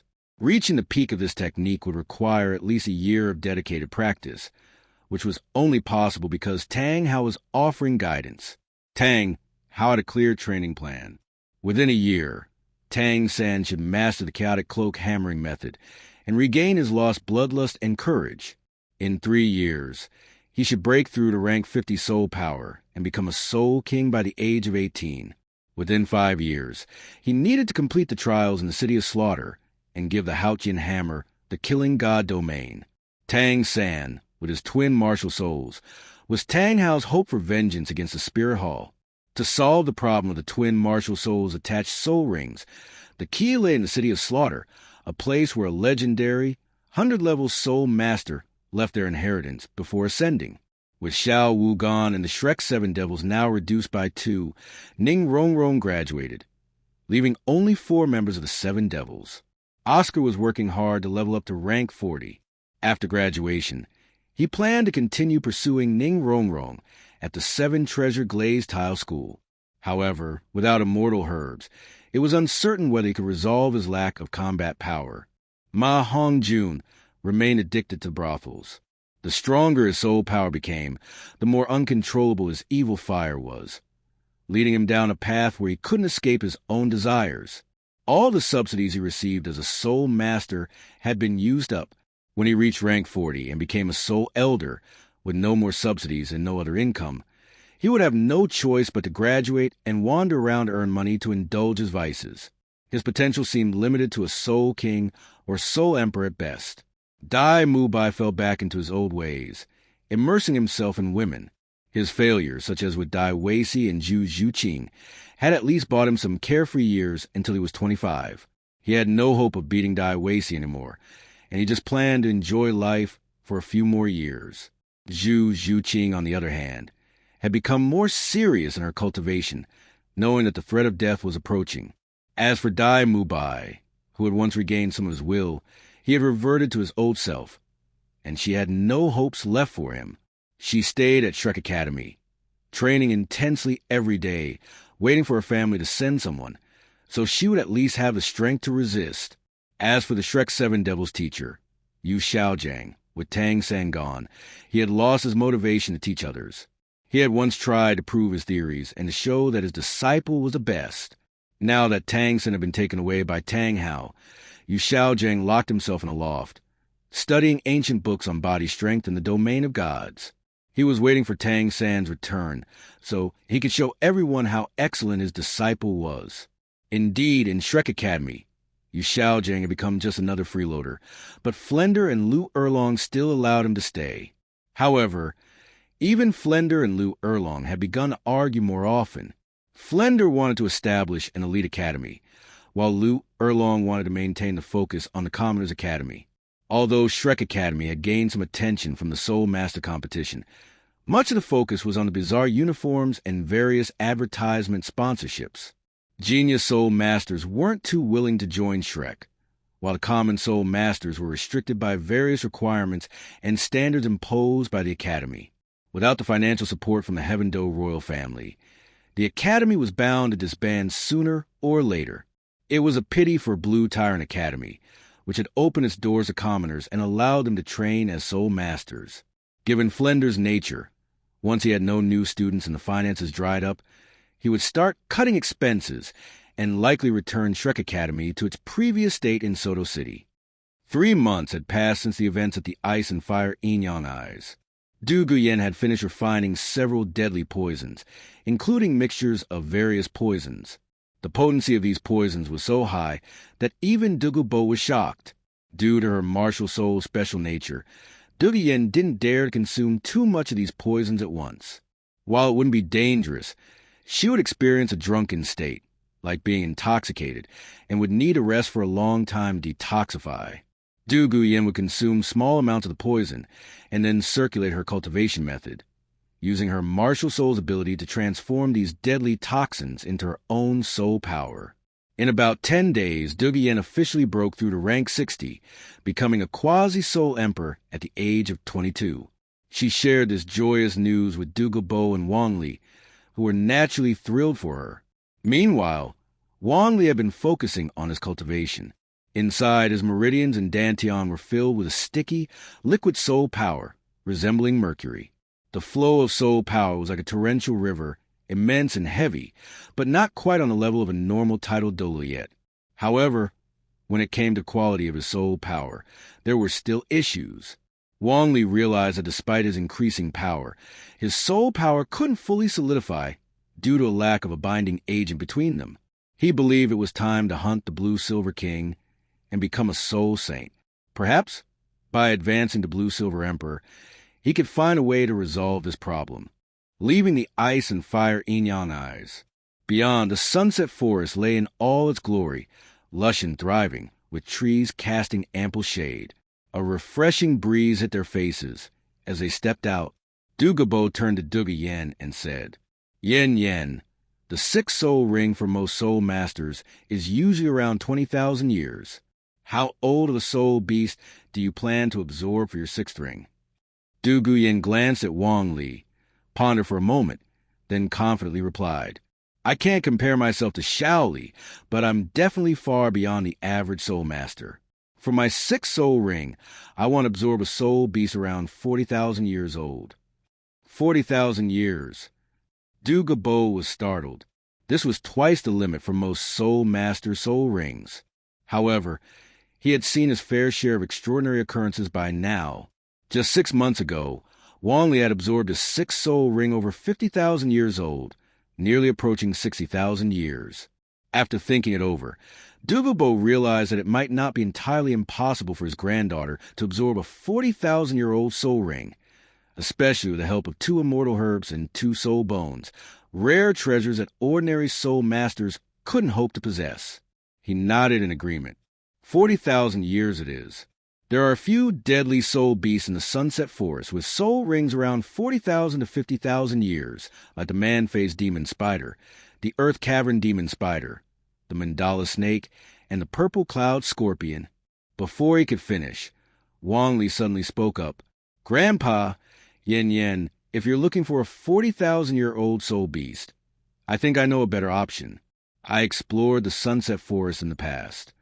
I once came across traces of a 100-legged heavenly dragon near the Jintai mountain range, close to the northern province. It definitely has a soul ring that's around 40,000 years old.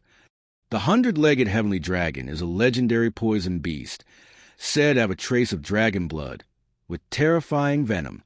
It possesses 100 legs and can move at extraordinary speeds. Its venom can drain the life force of plants and animals.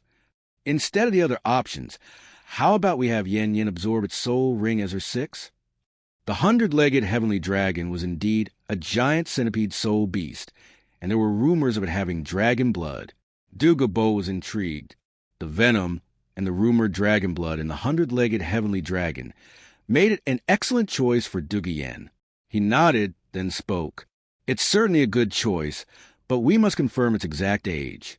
If it's too old, it could be dangerous for Yen. At this, Dugu Yen's face lit up with excitement. That's settled then.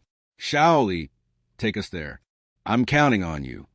Wong Lee nodded, his feet lighting up with the instant step, and he launched forward. All right, the last time I saw the 100-legged heavenly dragon, it was near the Jintai mountain range.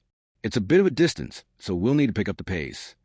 Activating his blue-silver domain, he expanded it out from his body, covering a radius of several kilometers. All the blue-silver grass in the area seemed to rejoice, responding to his call. Dugu Bo and Dugu Yen followed closely behind, flying just low enough to ground to keep up with Wong Lee. His blue-silver domain was perfect for pinpointing soul beast locations. The journey took a little longer than expected, and after about 2 hours, Wong Lee came to a stop. They arrived at the Jintai mountain range, where the surrounding mountains were steep, but there were few large trees.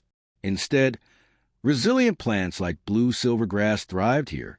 Wong Lee easily locked onto the location of the 100-legged heavenly dragon.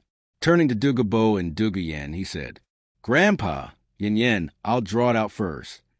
Dugu Bo placed Dugu Yen down and said, The 100-legged heavenly dragon is exceptionally ferocious.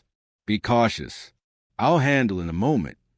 Wong Lee smiled upon hearing this, not agreeing immediately. He actually wanted to test his own strength. With a thought, a brilliant blue light burst forth from within his blue-silver domain. He transferred his power to the blue-silver grass within the domain. The grass began to undergo a transformation, turning into blue-silver kings, thick, towering, and translucent. Empowered, the blue-silver grass became like a group of brave soldiers, charging at the 100-legged heavenly dragon upon Wong Lee's command. In a cave within the mountains, a wave of blue-silver grass surged in, disturbing the resting 100-legged heavenly dragon. Roar! It roared in surprise and anger.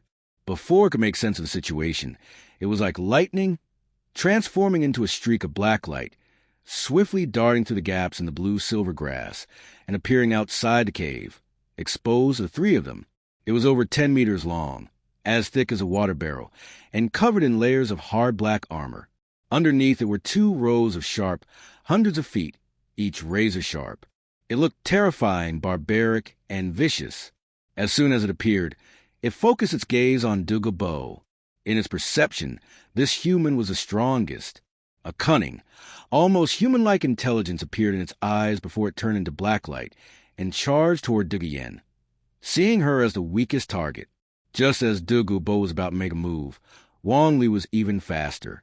With a thought, the blue-silver grass within the domain surged forward, blocking the path of the 100-legged heavenly dragon and trapping it from all sides, preventing its escape. Dugu Bo was shocked. Li, can you control all the blue-silver grass in these mountains? Wong Lee nodded and replied, Yes, after absorbing the soul ring last time, my domain evolved, and this is the new ability I gained. Grandpa, protect Yen. Let me handle this first.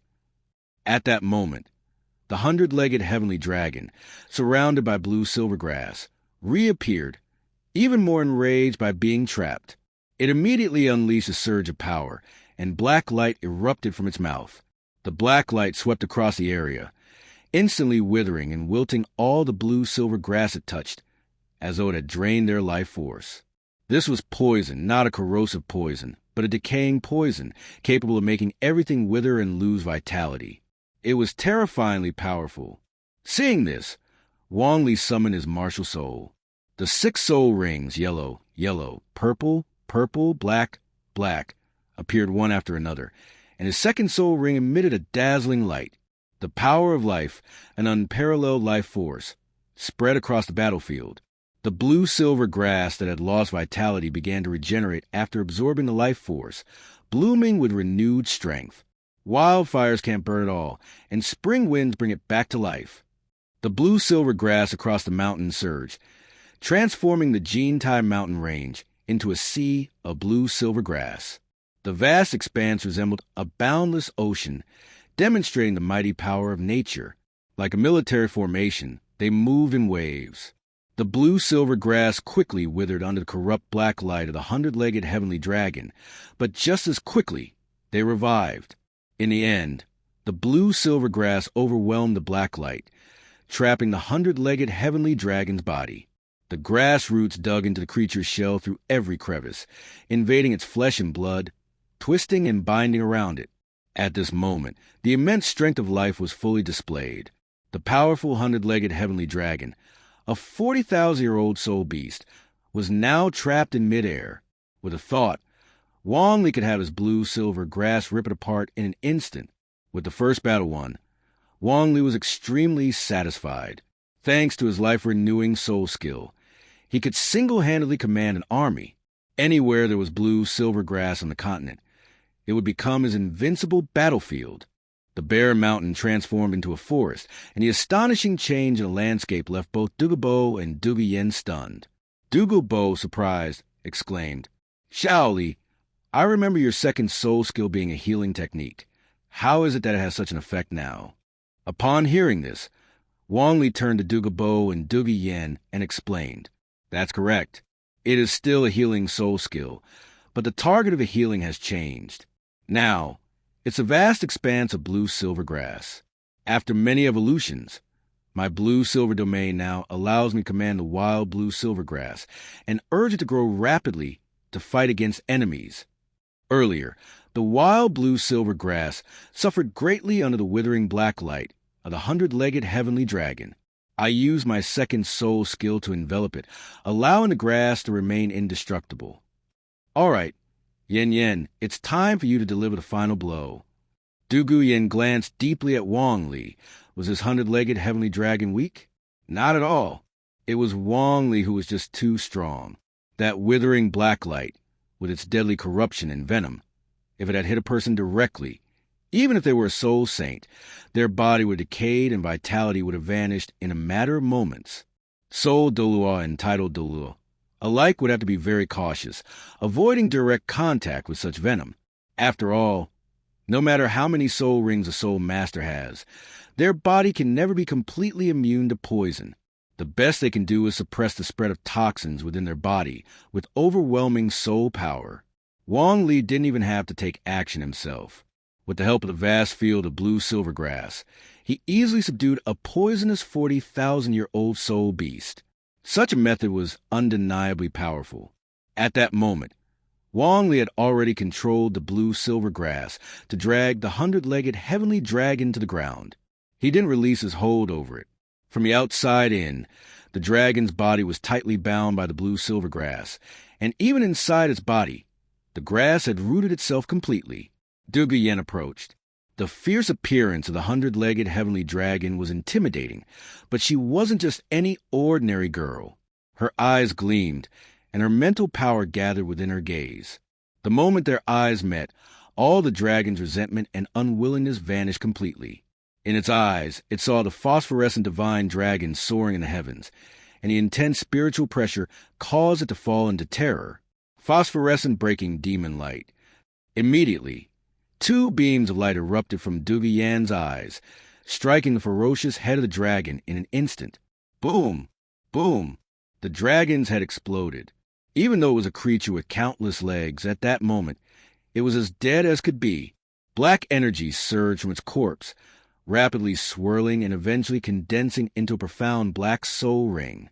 Dugu Yen stared at the black soul ring, her determination growing stronger. She then turned to Dugu Bo and Wong Lee and said, "Grandfather, Shaoli, I'll absorb the soul ring now." With that, Dugu Yen summoned her martial soul, calling for the black soul ring. Slowly, the ring floated toward her, encircling her martial soul before merging into it. Dugu Yen prepared herself and immediately began absorbing the immense power contained in the soul ring. Overbearing and mighty, this 40,000-year-old soul ring could be considered terrifyingly powerful. Meanwhile, Dugu Bo stood nervously to the side. With his decades of experience, he knew that only those at the threshold of Soul Saint rank, around level 70, would dare absorb soul rings of such high age, typically 40,000 to 50,000 years, as their seventh ring. He glanced at Wong Lee. With Wong Lee's example before him, he felt a bit more at ease. 2 immortal grasses, 2 soul bones. Such conditions meant that his granddaughter, Dugu Yen, should have no trouble succeeding. Turning his attention back to Dugu Yen, he noticed that the process of absorbing the soul ring was not smooth. Her brows furrowed tightly, her face twisted in pain. Clearly, the power within the soul ring was no ordinary force. However, that was the extent of the difficulty. As time passed, about 3 hours later, the overwhelming aura around her began to stabilize. Opening her eyes, Dugu Yen let out a long breath before standing up. With a look of excitement, she said, "Grandfather, Shaoli, I did it." Dugu Bo's worried heart finally eased. Eagerly he asked, Yen, what's the result? What soul skill did you gain from this 40,000-year-old 6 soul ring?" Even Wong Lee, curious, awaited her answer. Dugu Yen looked at them and explained, "I've inherited the withering poison of the 100-legged heavenly dragon. My 6th soul skill is called Phosphorescent Extinction Deathlight. It channels the withering poison into a beam of light. The withering poison, which can already strip away life force and cause a body to decay, is now released as a beam of light instead of poison mist. This allows it to have terrifying speed and strong penetrating power. I'm confident that with this soul skill, I can truly kill a soul saint. As long as their body comes into contact with even a bit of the withering poison light, their chances of survival are slim to none." Dugu Bo inhaled sharply, realizing just how terrifying this attack's soul skill was. Truly worthy of the 40,000-year-old 100-legged heavenly dragon. The withering poison, it was an incredibly lethal force. Wong Lee was equally shocked, but also pleased. This skill was undeniably domineering. Although it wasn't particularly useful against him, given his powerful vitality, he couldn't think of many people who could resist the withering poison's corruption of life force. Then Dugu Yen spoke to Wong Lee. "Shaoli, please release your blue silvergrass and let go of the 100-legged heavenly dragon's corpse." Wong Lee nodded and waved his hand. The blue silver grass immediately contracted, and the lifeless body of the 100-legged heavenly dragon fell to the ground, motionless. Dugu Yen summoned her martial soul. Her 6 soul rings suddenly shone, and a profound black soul ring made her aura surge to unprecedented heights. Her emerald eyes turned pitch black, as if they came from hell itself, able to steal away all life force. Dominant, imposing, cold, and eerie. Opening her mouth, she expelled a beam of black light. The speed was incredible, and within an instant, it completely pierced through the 100-legged heavenly dragon's corpse. The already dead, lifeless body rapidly decayed in the beam. Flesh rotted, turning into a thick liquid. The exoskeleton shattered and turned to powder. The 100-legged heavenly dragon was completely erased from existence, vanishing between heaven and earth. However, after the 100-legged heavenly dragon completely disappeared, a glowing object was left in the spot where its body had been. It was incredibly bright and emitted a terrifying aura. Dugu Bo and Wong Lee exchanged a glance, quickly arriving at the truth. Soul bone. Dugu Yen also came to a sudden realization. So it's a soul bone. I had a feeling there was something else within this body that seemed to be pulling at my soul power. Wong Lee waved his hand, using his blue silver grass to carefully extract the soul bone.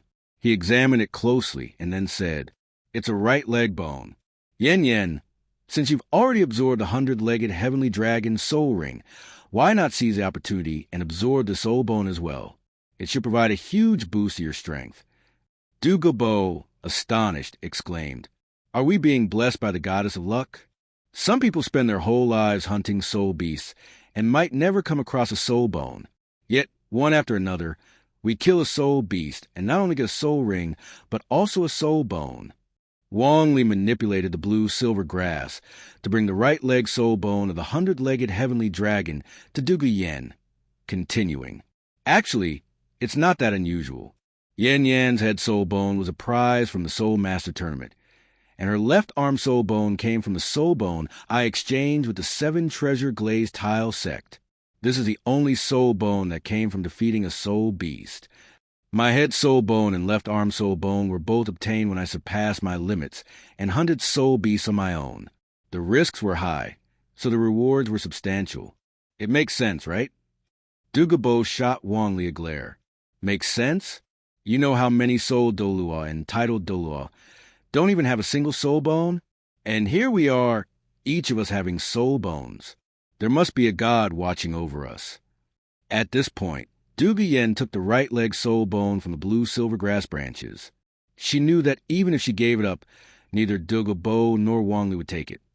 So she spoke up, "Grandfather, Shaoli, give me a little more time. I just exceeded my limits to absorb the soul ring. My soul power is now at level 62. I want to see what kind of improvements this soul bone will bring me." After speaking, Dugu Yen began absorbing the soul bone, her third soul bone, the right leg soul bone of the 100-legged heavenly dragon. This time, the process took even longer. During the wait, Dugu Bo took the opportunity to hunt a 100-year-old soul beast. After killing it, he removed the skin, cleaned out the internal organs, and prepared it for a stew. For hours later, a pot of meat soup was finally ready. And just in time, Dugu Yen woke up. By the campfire, Dugu Bo ladled a bowl of hot soup for Dugu Yen and gently said, Yen, have some food first." Dugu Yen held the bowl of hot soup and took a small sip. It was a little too hot, so she turned to Dugu Bo and Wong Lee and shared her gains. "I'm now level 63. The soul ring and soul bone I absorbed by surpassing my limits have significantly boosted me. Once I stabilize my current level, I should be able to break through to level 64 soon. This soul bone, besides enhancing my basic attributes, also gave me a powerful skill, divine speed, the 100-legged heavenly dragon's innate ability. Activating divine speed allows me to move at a speed comparable to teleportation, but it consumes a lot of soul power and puts strain on the body. To maintain that speed, I need ample soul power and a sufficiently strong body."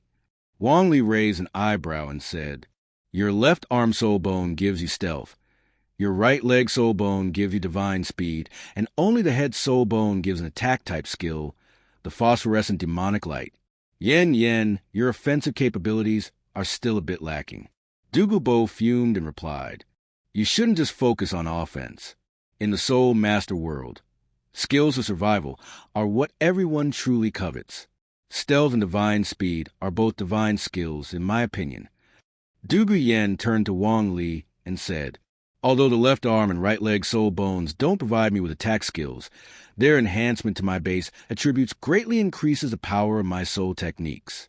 With stealth and divine speed, I'm confident I can handle even soul saint level experts." As they spoke, the three finished their meal, cleaned up the campsite, and Dugu Bo looked up at the starry sky with a smile, saying, "We've successfully helped Yen with her 6th soul ring and got her right leg soul bone. It's time to head back to the ice and fire yin-yang eyes." Wong Lee, glancing at the sky, decided it was best to postpone it for now. He then said seriously, "Grandfather, Yen, today we'll head back to the ice and fire yin-yang eyes. Tomorrow, accompany me to a mountain range at the border of the 2 great empires. There's a forest there hiding a 10,000-year-old blue-silver king soul beast. I've roughly sensed the location through the blue-silver domain, and once we get closer, I can pinpoint its exact position. I want to hunt it for my 7th soul ring and achieve my martial soul avatar. I've already reached level 70. Upon hearing this, both Dugu Bo and Dugu Yen were utterly shocked. Did they hear correctly? Wong Lee had reached level 70. Dugu Bo looked Wong Lee up and down, shaking his head in disbelief. I've always known that your martial soul is mutated, so you cultivate faster, but this doesn't make sense. You're already a soul emperor, over level 60, and your cultivation speed is ridiculously fast. You surpass your limits to absorb a soul ring and rose to level 65. After just half a year, you're already at level 70? Li, you're only 15. Most 15-year-olds are still finishing their studies at a mid-level soul master academy, and here you are, about to become one of the rare soul saints of the continent. Wong Lee waved his hand innocently, saying, "Fast cultivation isn't my fault. I've just been practicing normally, but my soul power keeps skyrocketing." Dugu Yen was feeling a bit overwhelmed. She had just broken through to level 63 and thought she was catching up to Wong Lee, but now he was telling her he had already reached level 70. In a flurry of movement, she jumped on Wong Lee, playfully rubbing his face as she teased, "Li, you're really making it hard for your older sister to keep up." Dugu Bo looked up at the sky, rubbing his temples. Although he had the talent to reach title Douluo and had been very strong, he didn't become a soul saint until he was in his 30s or 40s. Now, Wong Lee was so young and about to become a soul saint, and Dugu Bo couldn't help but feel a little bittersweet. New generations were always rising, while the old grew older. After the two kids had their playful moment, Dugu Bo, along with Dugu Yen and Wong Lee, took to the sky, leaving the mountain range behind as they flew toward the ice and fire yin-yang eyes. Once Wong Lee departed, the mountain range returned to its original state, transforming from the blue-silver mountain back into the golden iron mountain. All the blue-silver grass returned to its usual form, but the benefits Wong Lee had provided to it were real. The blue-silver grass grew taller and more vigorous, and given its rate of evolution, it was possible that in 1,000 or 10,000 years, this place might develop into a blue-silver forest. Even if it didn't give birth to a blue-silver emperor, it might very well give rise to a blue-silver king. Soon after, Dugu Bo, Dugu Yen, and Wong Lee arrived at the ice and fire yin-yang eyes. After a night's rest, they were all fully recharged. The next day, Dugu Bo led Dugu Yen and Wong Lee toward the border mountain range Wong Lee had mentioned. This mountain range was actually not far from the Fastno province, about a few days' journey. In fact, when Tang Hao had taken Tang San to hide in the Holy Soul village, it was likely because the village in the Fastno province was relatively close to the border mountains and the blue-silver forest, which was the birthplace of the blue-silver emperor. Border Mountain Range. The reason this area serves as the border between two great empires is clear. The mountain range is surrounded by peaks that stretch into the clouds, making it one of the most remote and inaccessible places on the Douluo Continent, even with the presence of soul masters and their extraordinary powers. There are no clear paths leading into the mountains, but since Dugu Bo could fly, he brought Dugu Yen and Wong Lee directly into the mountains. Upon arriving, Wong Lee immediately felt the heightened activity of his martial soul and the countless familiar auras of his kin. If he wasn't mistaken, this was the blue-silver forest. His heart raced with excitement, then settled into calm as he smiled and said, "Grandfather, this is it. Let's land here." Dugu Bo nodded. The mountain range, surrounded by towering peaks with no visible paths, was indeed an ideal habitat for soul beasts. As they descended, they noticed the dense and towering trees, with blue-silver grass densely carpeting the ground. Although blue-silver grass could grow anywhere on the continent, the density here was unusually high. Wong Lee turned to Dugu Bo and Dugu Yen, saying, "Grandfather, Yen, you can leave me here. The soul beast I need is inside, and this is a battle I must face alone." Dugu Bo wasn't surprised. He simply nodded and replied, "You prefer to hunt soul beasts alone, believing it increases the chances of soul bones appearing. I won't stop you this time, but if I sense any sign of your energy fading from outside the forest, I will come in, no matter how important the soul bone is, Your life is more important. Dugu Yen tidied his hair and smiled, saying, Shaoli, do your best. With your strength, no soul beast, even 1,000 of years old, can defeat you. The 85,000-year-old Blue-Silver King was undoubtedly powerful, but Wong Lee no longer viewed it as a threat. However, this battle was crucial to overcoming the last obstacle before his promotion to Blue-Silver Emperor, so he would treat it seriously. After exchanging a few words with him, Wong Lee turned and entered the forest. Within the woods, countless soul beast auras filled the air. Century-old blue silvergrass, 1,000-year-old blue silvergrass. There were too many to count. Unconsciously, Wong Lee activated his blue-silver domain. Even though these century-old and 1,000-year-old blue-silver grasses weren't under his direct control, they lowered their heads in respect to him, acknowledging his authority. Without encountering any resistance, he made his way deep into the forest. Here, the blue-silver grass was thick, and the ages of the plants were remarkable. At the very center of the forest stood a blue-silver grass plant so large and robust it resembled a tree. Its clear, brilliant blue hue marked it as the rarest of blue-silver grasses, the Blue-Silver King. As soon as Wong Lee arrived, a face suddenly appeared on the Blue-Silver King. It was an ancient visage formed purely of energy. The voice that followed was deep and commanding. Another Blue-Silver King dares to step into my domain today? Wong Lee stood tall with his hands clasped behind his back, a smile on his face as he replied, I've come for an important matter. The throne is vacant, and I wish to ascend. I'm informing you that a new king is about to emerge. Upon hearing this, the Blue-Silver King roared with rage. Blasphemy! There can only be one ruler of the Blue-Silver clan. If you wish to ascend, I will not allow it. None of the Blue-Silver clan will accept this. Wong Lee shrugged indifferently and said, Then, there's nothing more to discuss. With that, he summoned his martial soul, revealing no pretense. The towering, crystal-clear Blue-Silver King, with a red and blue marking and surrounded by a golden halo, appeared around him. Black, black, black, black, black, red. Each new soul ring added to Wong Lee's being only intensified his aura. When the final red soul ring appeared, a terrifying shockwave burst outward, sweeping in all directions. At that moment, the Blue-Silver King felt an overwhelming sense of shock.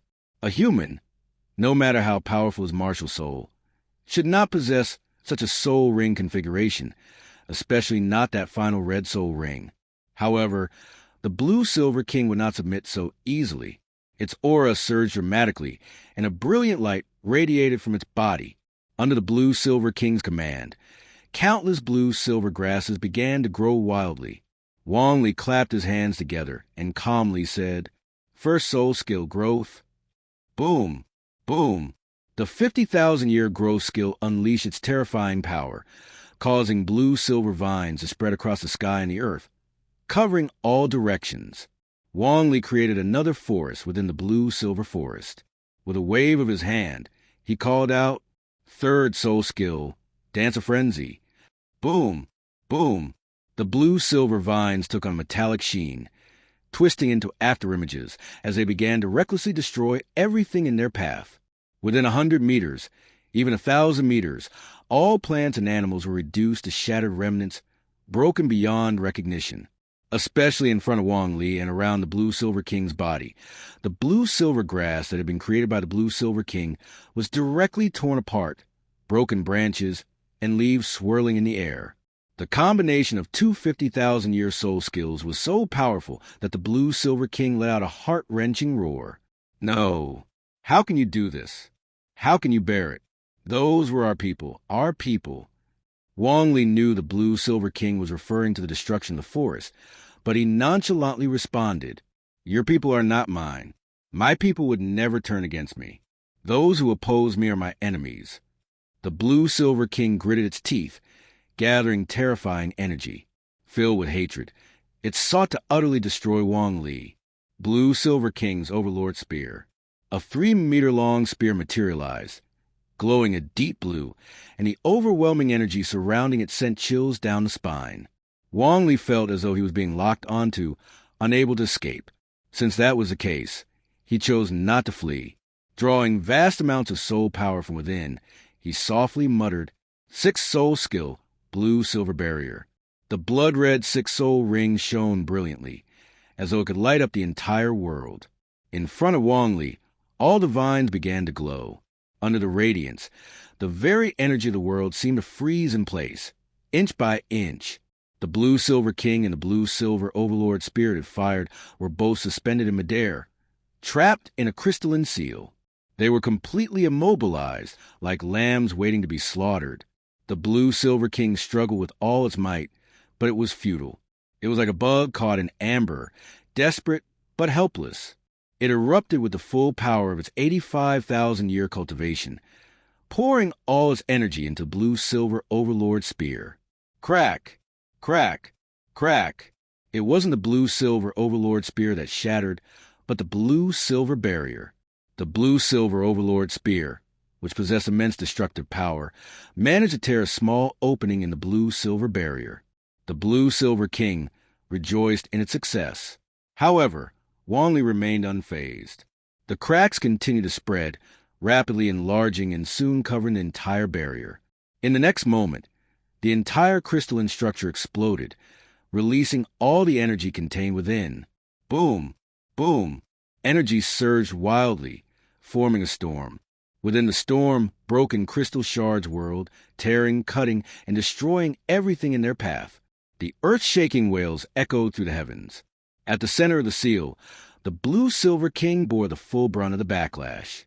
The energy contained within a 100,000-year soul skill was enough to send shivers down anyone's spine. It was truly a force of annihilation.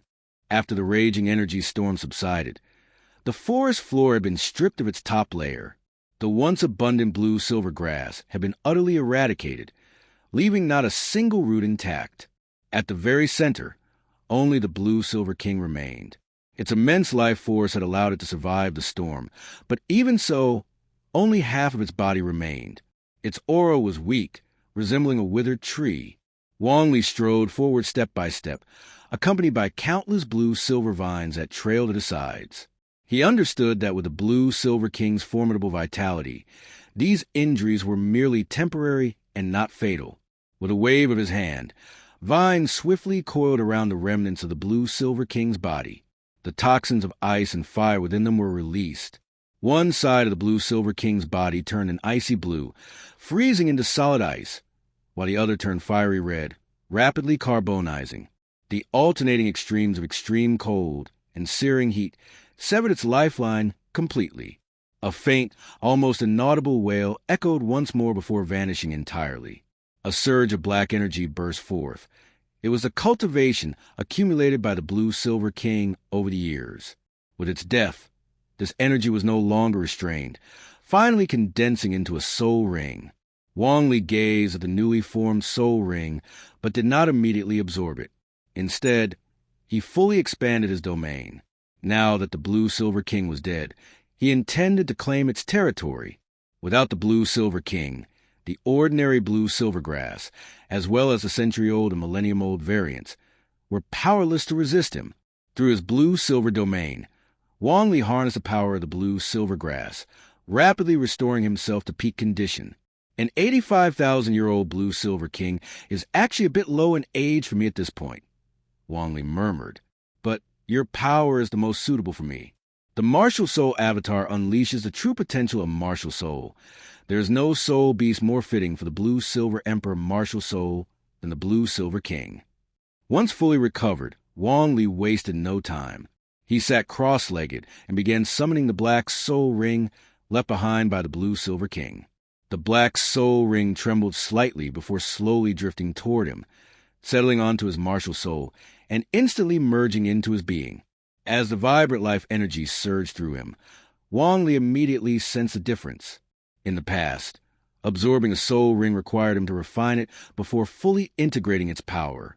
This time, however, the ring fused with him effortlessly, becoming his own strength without the need for deliberate refinement.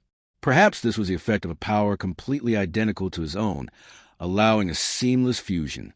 Wong Lee activated his cultivation technique, proactively refining the soul ring to accelerate the absorption process. After a long while, Wong Lee felt a stir within his spiritual space. The figure of the blue-silver king reappeared, now in the form of an elderly human.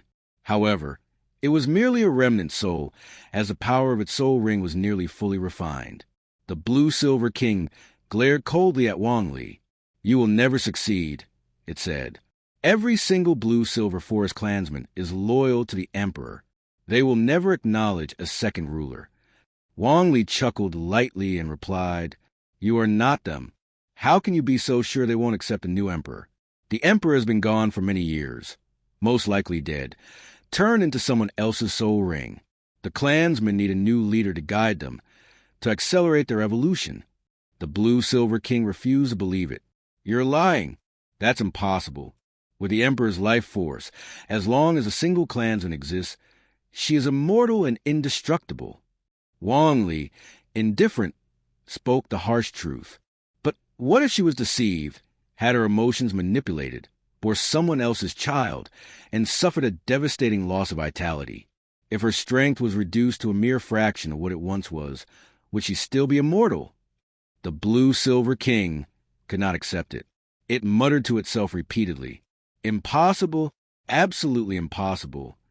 Even as it faded from Wang Li's spiritual space, it remained in denial, unable to believe the truth. Once the blue-silver king vanished, Wang Li accelerated the absorption of the soul ring.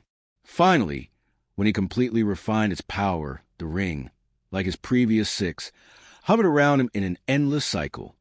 "Ooh!" Wang Li awakened, his eyes snapping open. Strength surged through his body, flowing ceaselessly. The boundless energy made him feel deeply satisfied. Opening his status panel, he scanned the information. Host, Wang Li. Martial Soul, Blue Silver King LV6, evolving. Soul Power, level 71, 54% plus. Traits. Vitality LV6. As the unparalleled ruler of the Blue Silver Grass, the Blue Silver King possesses boundless life force, an indestructible body, immense power, and rapid regeneration. Passive. Tenacity LV6. What doesn't kill me only makes me stronger.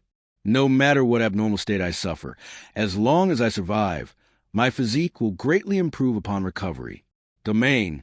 Blue Silver Domain LV4. The exclusive domain of the Blue Silver Emperor. A necessary step in evolving from the Blue Silver King into the Blue Silver Emperor. Soul Rings. First Soul Ring, equipped. Second Soul Ring, equipped. Third Soul Ring, equipped. Fourth Soul Ring, equipped. Fifth Soul Ring, equipped. Sixth Soul Ring, equipped. Seventh Soul Ring, equipped. Soul Bones. Dream Flower Sprite Head Bone, equipped. 10,000-year Evergreen Left Arm Bone, equipped. Combat Experience, 12,840. Everything else was secondary.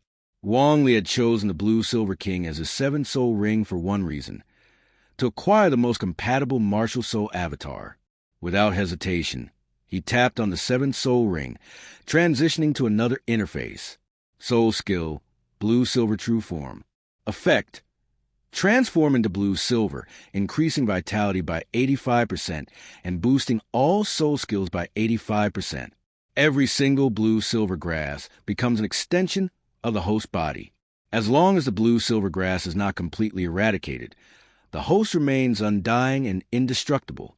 Consumption: increased stamina and mental energy expenditure when activated. Drawback: none. No side effects or post-activation weakness. Source: Blue Silver King. As the unrivaled ruler of the Blue Silver Grass, the Blue Silver King possesses boundless vitality, an indestructible body, immense power, and rapid regeneration. Years: 85,632 plus. Wang Li's heart pounded with excitement. Although the amplification was a bit low for now, he could increase the soul ring's age. In the future, once it reached 1,000,000 years, the boost would soar to 1,000%. The key was immortality. With his first soul skill, he could create an entire blue-silver forest across the entire Douluo Continent, who had the power to destroy an entire blue-silver forest with a single attack. As for energy consumption, with his regeneration ability, what was there to fear? Moreover, through the blue-silver domain, he could borrow power from the blue-silver grass to recover quickly. This blue-silver true form was essentially a permanent state. At this moment, Wong Lee pondered a serious question. Those so-called gods who could be injured by hidden weapons, did any of them possess the power to obliterate the Star Dove forest in a single strike? Raising an eyebrow, Wong Lee stepped toward the remains of the blue-silver king. With a casual wave, he controlled the blue-silver vines, tearing apart the lifeless body. Suddenly, a right arm bone, glowing with a faint blue radiance, emerged before his eyes. A soul bone, and it's a right arm bone. Wong Lee was overjoyed. He already had a left arm bone, and now this right arm bone had arrived at the perfect time, absolutely perfect. Without hesitation, he began absorbing the soul bone. The process was effortless, and after several hours, he had completely refined it. Now, he possessed a head bone, left arm bone, and right arm bone. All that remained were a torso bone, left leg bone, and right leg bone. Focusing his senses, he examined the abilities of the newly obtained right arm bone. Blue-silver incarnation expends energy to create an avatar. Though each incarnation wields only a tenth of his original power, there is no limit to the number he can create, and they can be placed anywhere the blue-silver grass thrives. These incarnations can integrate with and command the local blue-silver grass, allowing Wong leaves to descend upon them. Their strength will depend entirely on the quality and quantity of the surrounding blue-silver grass. This ability doesn't directly enhance my combat strength, but it'll do. At the very least, it's an 85,000-year soul bone, an invaluable treasure that could send shockwaves through the soul master world. With his reward secured, Wong Lee had already achieved half of his goal for this trip. The only thing left now was his coronation as emperor. His gaze swept across the surroundings. In an instant, his second soul ring shone brilliantly, and a surge of life force spread outward. He was about to rebuild the blue-silver forest. The depths of the forest, once lush and thriving, had been reduced to ruins due to the battle between Wang Li and the blue-silver king. However, under the nourishment of life energy, the blue-silver grass began to sprout once more. The shattered land was slowly restored, once again transforming into a sea of blue. Wang Li unleashed his full power. His martial soul radiated a golden halo, shining with an unprecedented brilliance. It was the embodiment of his recognition, the acknowledgement from every blue-silver grass across the Heaven Do Empire. At his back stood the support of more than half of the blue-silver grass in the entire continent. The people of the blue-silver forest. The old emperor has fallen. A new emperor must rise. I seek my coronation. Who approves and who opposes? Bathed in the endless golden radiance, Wang Li's expression was solemn, almost divine. His presence exuded both warmth and indifference. He could be a benevolent ruler or a ruthless one. It all depended on how his subjects chose to respond. The golden aura continued to expand, quickly enveloping the entire blue-silver forest. One by one, every blue-silver grass lowered its head in submission. Had the blue-silver king still been alive, it could have united the entire forest in defiance, rejecting Wong Li's ascension. But now it was dead. Even the closest and strongest blue-silver grass, those that once stood by its side, had perished in battle. Now, no blue-silver grass was capable of resisting Wong Li, whose rise had been endorsed by more than half of the blue-silver grass across the continent. Tiny streams of energy began to surge from the blue-silver grass, gradually coming together to form an enormous, deep blue ocean. At the center of the ocean stood Wong Li, outside the forest, originally seated on a rock, gently swinging her jade-like legs. Dugu Yen felt a sudden disturbance and quickly rose. She turned to her grandfather, Dugu Bo, and asked, "Grandfather, should we go in and take a look?" Dugu Bo, hands behind his back, looked at the vast ocean of life energy gathering in the forest and was visibly shocked. However, he calmly responded, "No need to rush. Within the forest, Little Li's aura is only growing stronger. This isn't a bad thing for him. It might be a great opportunity." For Wong Li, it was indeed a once-in-a-lifetime opportunity. In the heart of the forest, a massive surge of life energy poured in. Wong Li's entire body was enveloped in a radiant blue glow.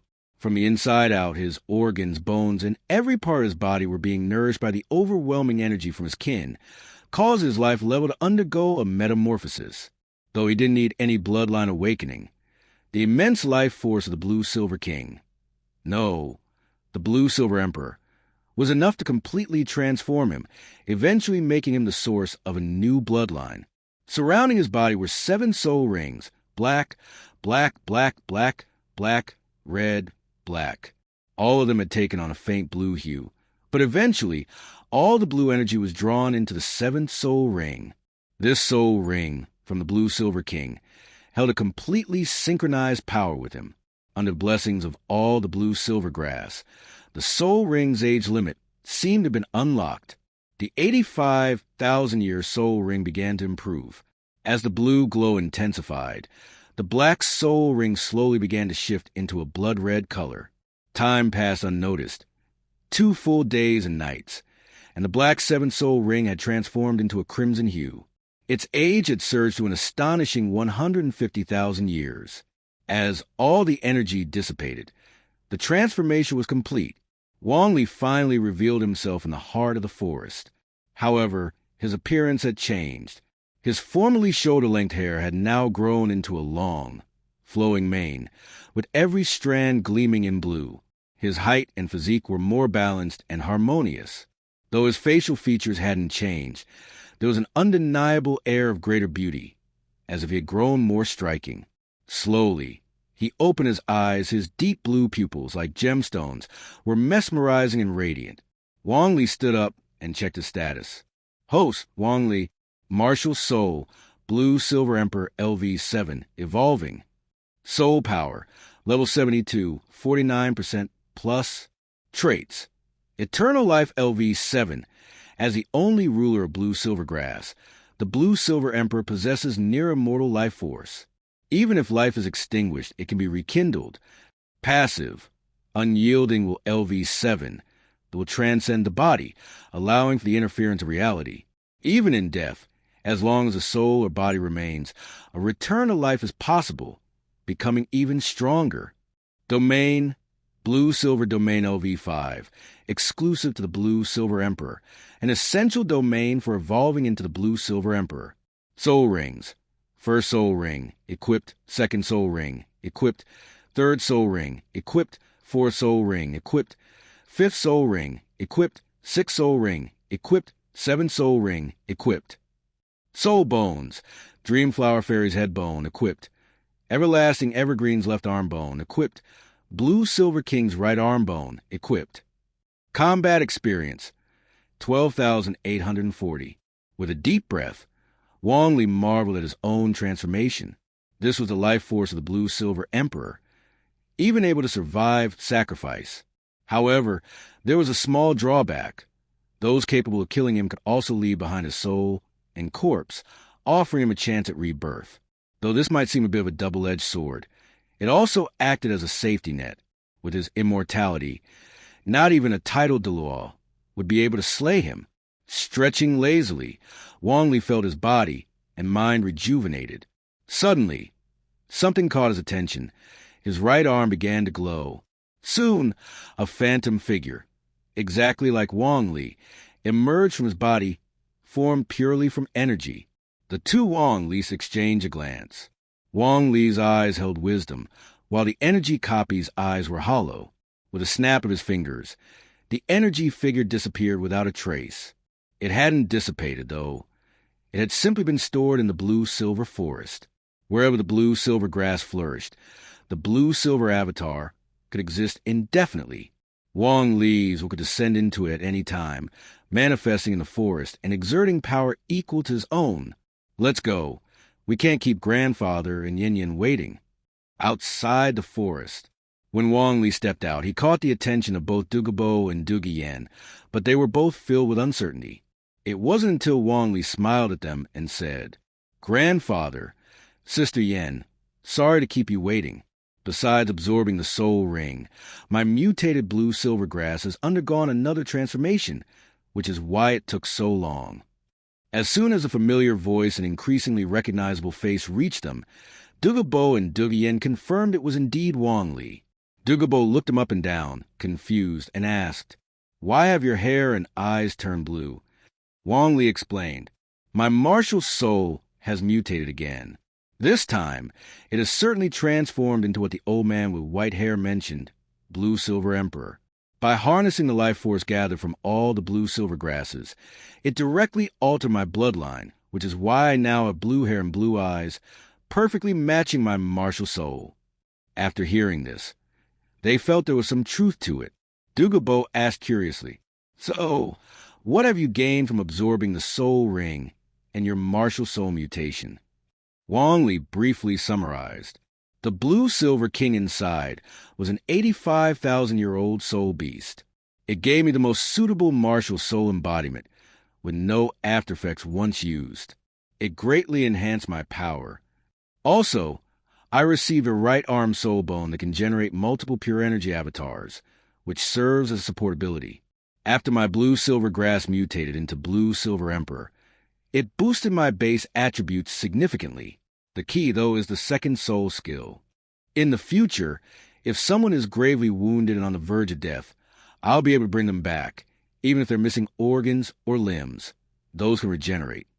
What Wong Lee didn't mention was that even if someone was already dead, as long as their soul hadn't dissipated and their body remained intact, he could still bring them back. Dugu Bo was already numb to such extraordinary abilities. They must have divine favor on them, as killing soul beasts always yielded soul bones. After hearing Wong Lee's explanation, Dugu Bo couldn't help but sigh. "Shaoli, with your martial soul, if you pursue the path of a support soul master, you'd probably be able to crush the 7-treasure glazed tile Sect 7-treasure glazed tile pagoda. Sure, the power enhancement is impressive, but the ability to save someone from the brink of death would make you far more popular. Remember that little girl from your previous team with the 9-heart begonia martial soul? If her martial soul wasn't so rare, Ning Fingji from the 7-treasure glazed tile sect would probably lose sleep over it." While Dugu Bo was focused on Wong Lee's power, Dugu Yen was more concerned with his appearance. She jogged over to Wong Lee, pinched his cheek, and tugged at his hair, grinning in a somewhat infatuated manner. "Hee, Shaoli, you look so handsome." Wong Lee grabbed her hands as she kept pinching his face. His face wasn't dough that could be pinched and shaped. With a slightly helpless smile, he gently said, "Sister Yen, stop teasing me." Dugu Yen nodded eagerly. I won't pinch now, but next time I will." Having transformed into his new appearance, Dugu Yen was the most pleased. Dugu Bo covered his face with his hand. His granddaughter was acting like a lovesick fool. He couldn't bear to watch. He quickly said, Yen, Shaoli." Everything has gone smoothly. Shaoli has hunted soul beasts, gained both soul rings and soul bones. Let's head back. As for the future, it's up to you both. I'm at level 96. Shaoli is a soul saint, and Yen is a soul emperor. Among all of Douluo Continent, no one dares to mess with us. Upon hearing this, Wong Lee shared his thoughts. Let's head back to the ice and fire Inyanai first. After cultivating for another year or so, I'll stabilize my power, and Sister Yen can improve her strength. Afterward, I want to travel across the continent, challenge strong opponents, and continue growing stronger. His accumulated experience had already been used up, and now he would have to start accumulating it all over again. The best way to do this was by challenging powerful opponents. With his martial soul embodiment, not only had his strength greatly improved, but he had also become practically immortal. Even facing title de law, he could still fight head-on. If he wasn't victorious, he could still retreat without difficulty. The reason he planned to cultivate for another year or so was that after absorbing his 7th soul ring and gaining the martial soul embodiment, he had gained new insights into his martial soul and soul power. This time, he intended to use these insights to attempt solidifying his soul power. If successful, his strength would increase further. After that, he would travel the continent, challenging Soul Douluo and had free time in Title Douluo when there was an opportunity. Even if he were chased, he could still accumulate a lot of experience. He hoped that his next enhancement would allow him to truly reach the level of a Title Douluo level powerhouse. Dugu Yen, standing beside Wong Lee, said to Dugu Bo, "Grandfather, I agree with Shaoli's plan. I will try to reach the high-level Soul Emperor rank within the next year and a half, and then travel the continent with Shaoli searching for a suitable soul beast for my 7-soul ring. As for the 7-soul ring, the martial soul embodiment is crucial. I want to successfully break through the soul Douluo and even title Douluo. So, for the 7-soul ring, I should aim to hunt a subdragon soul beast or even a dragon-type soul beast. Dugu Bo looked at Wang Li and Dugu Yen, smiling with satisfaction, and said, "With your strength, I have no worries about you traveling the continent. Even the most powerful and influential forces will have to show you respect. They won't make things difficult for you. As for any minor criminals, you'll be able to handle them with ease. Now, let's go back to the ice and fire Yin-Yang-I." With that, Dugu Bo led Dugu Yen and Wong Lee out of the border mountain range, heading toward the ice and fire Yin-Yang-I. On the way, Wong Lee glanced toward the direction of Fazano province. Once he reached Nodding City and Qinghun village, relying on his blue-silver domain, he was confident he could locate the blue-silver emperor. Although he wanted the blue-silver emperor's right leg bone, Tang Hao was a troublemaker. The Hao Yin sect was filled with oddballs with their random style of hammer techniques. The great Sumeru hammer, Hao Yin 9 absolutes, explosion ring, and the ridiculous fighting techniques of the Spirit Hall. Wong Lee wasn't sure if, even with Dugu Bo by his side, they could defeat Tang Hao. He decided to wait. He had left a backup plan in the blue-silver forest, hoping it would come into play. Plant-based soul bones were already rare, let alone a 100,000-year-old blue-silver emperor's right soul bone.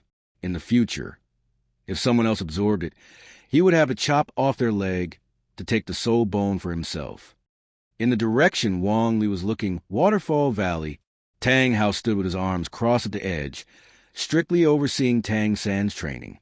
Tang San, holding a wooden hammer, stood on a large rock, enduring the impact of the waterfall while maintaining balance and training his hammer techniques. Tang Hao's training had some effect. Tang San had forgotten about the defeat in the Soul Master Tournament and threw himself wholeheartedly into his hammer technique training. He regained some calmness and confidence. All those years of hammering iron weren't in vain. In a cave behind a waterfall, there was a small mound with a small grass growing on it. At this moment, the grass was trembling, and its bloodline had completely fallen silent. Originally, all the blue-silver grass in the cave and the valley outside had been protecting her. Now, with everything gone, all protection lost, even her growth had stagnated. Her spirit faded, her consciousness sank, and she began to gradually lose her vitality. Ice and fire Yin-Yang-I. Since Dugu Bo brought Dugu Yen and Wong Lee back here, they had once again returned to their routine of seclusion. Dugu Bo practiced daily, using his earth-attributed soul power to slowly force in his poison-attributed soul power, aiming to create a pure poison pill. This method was designed to improve his cultivation and refine his poison attribute. Dugu Yen was equally determined to grow stronger. Using the highly toxic concoction she had made, she would ingest them once, and after a dozen or so days of cultivation, her soul power would advance rapidly. She then repeated this cycle, fully taking advantage of her martial soul talent. Wong Lee, on the other hand, focused on studying his martial soul and soul power. At this time, when he observed his dantian, within the viscous soul power that resembled mercury, a blue-silver emperor was absorbing and releasing this energy. With each intake and exhalation, the soul power subtly changed, becoming more vibrant and full of life.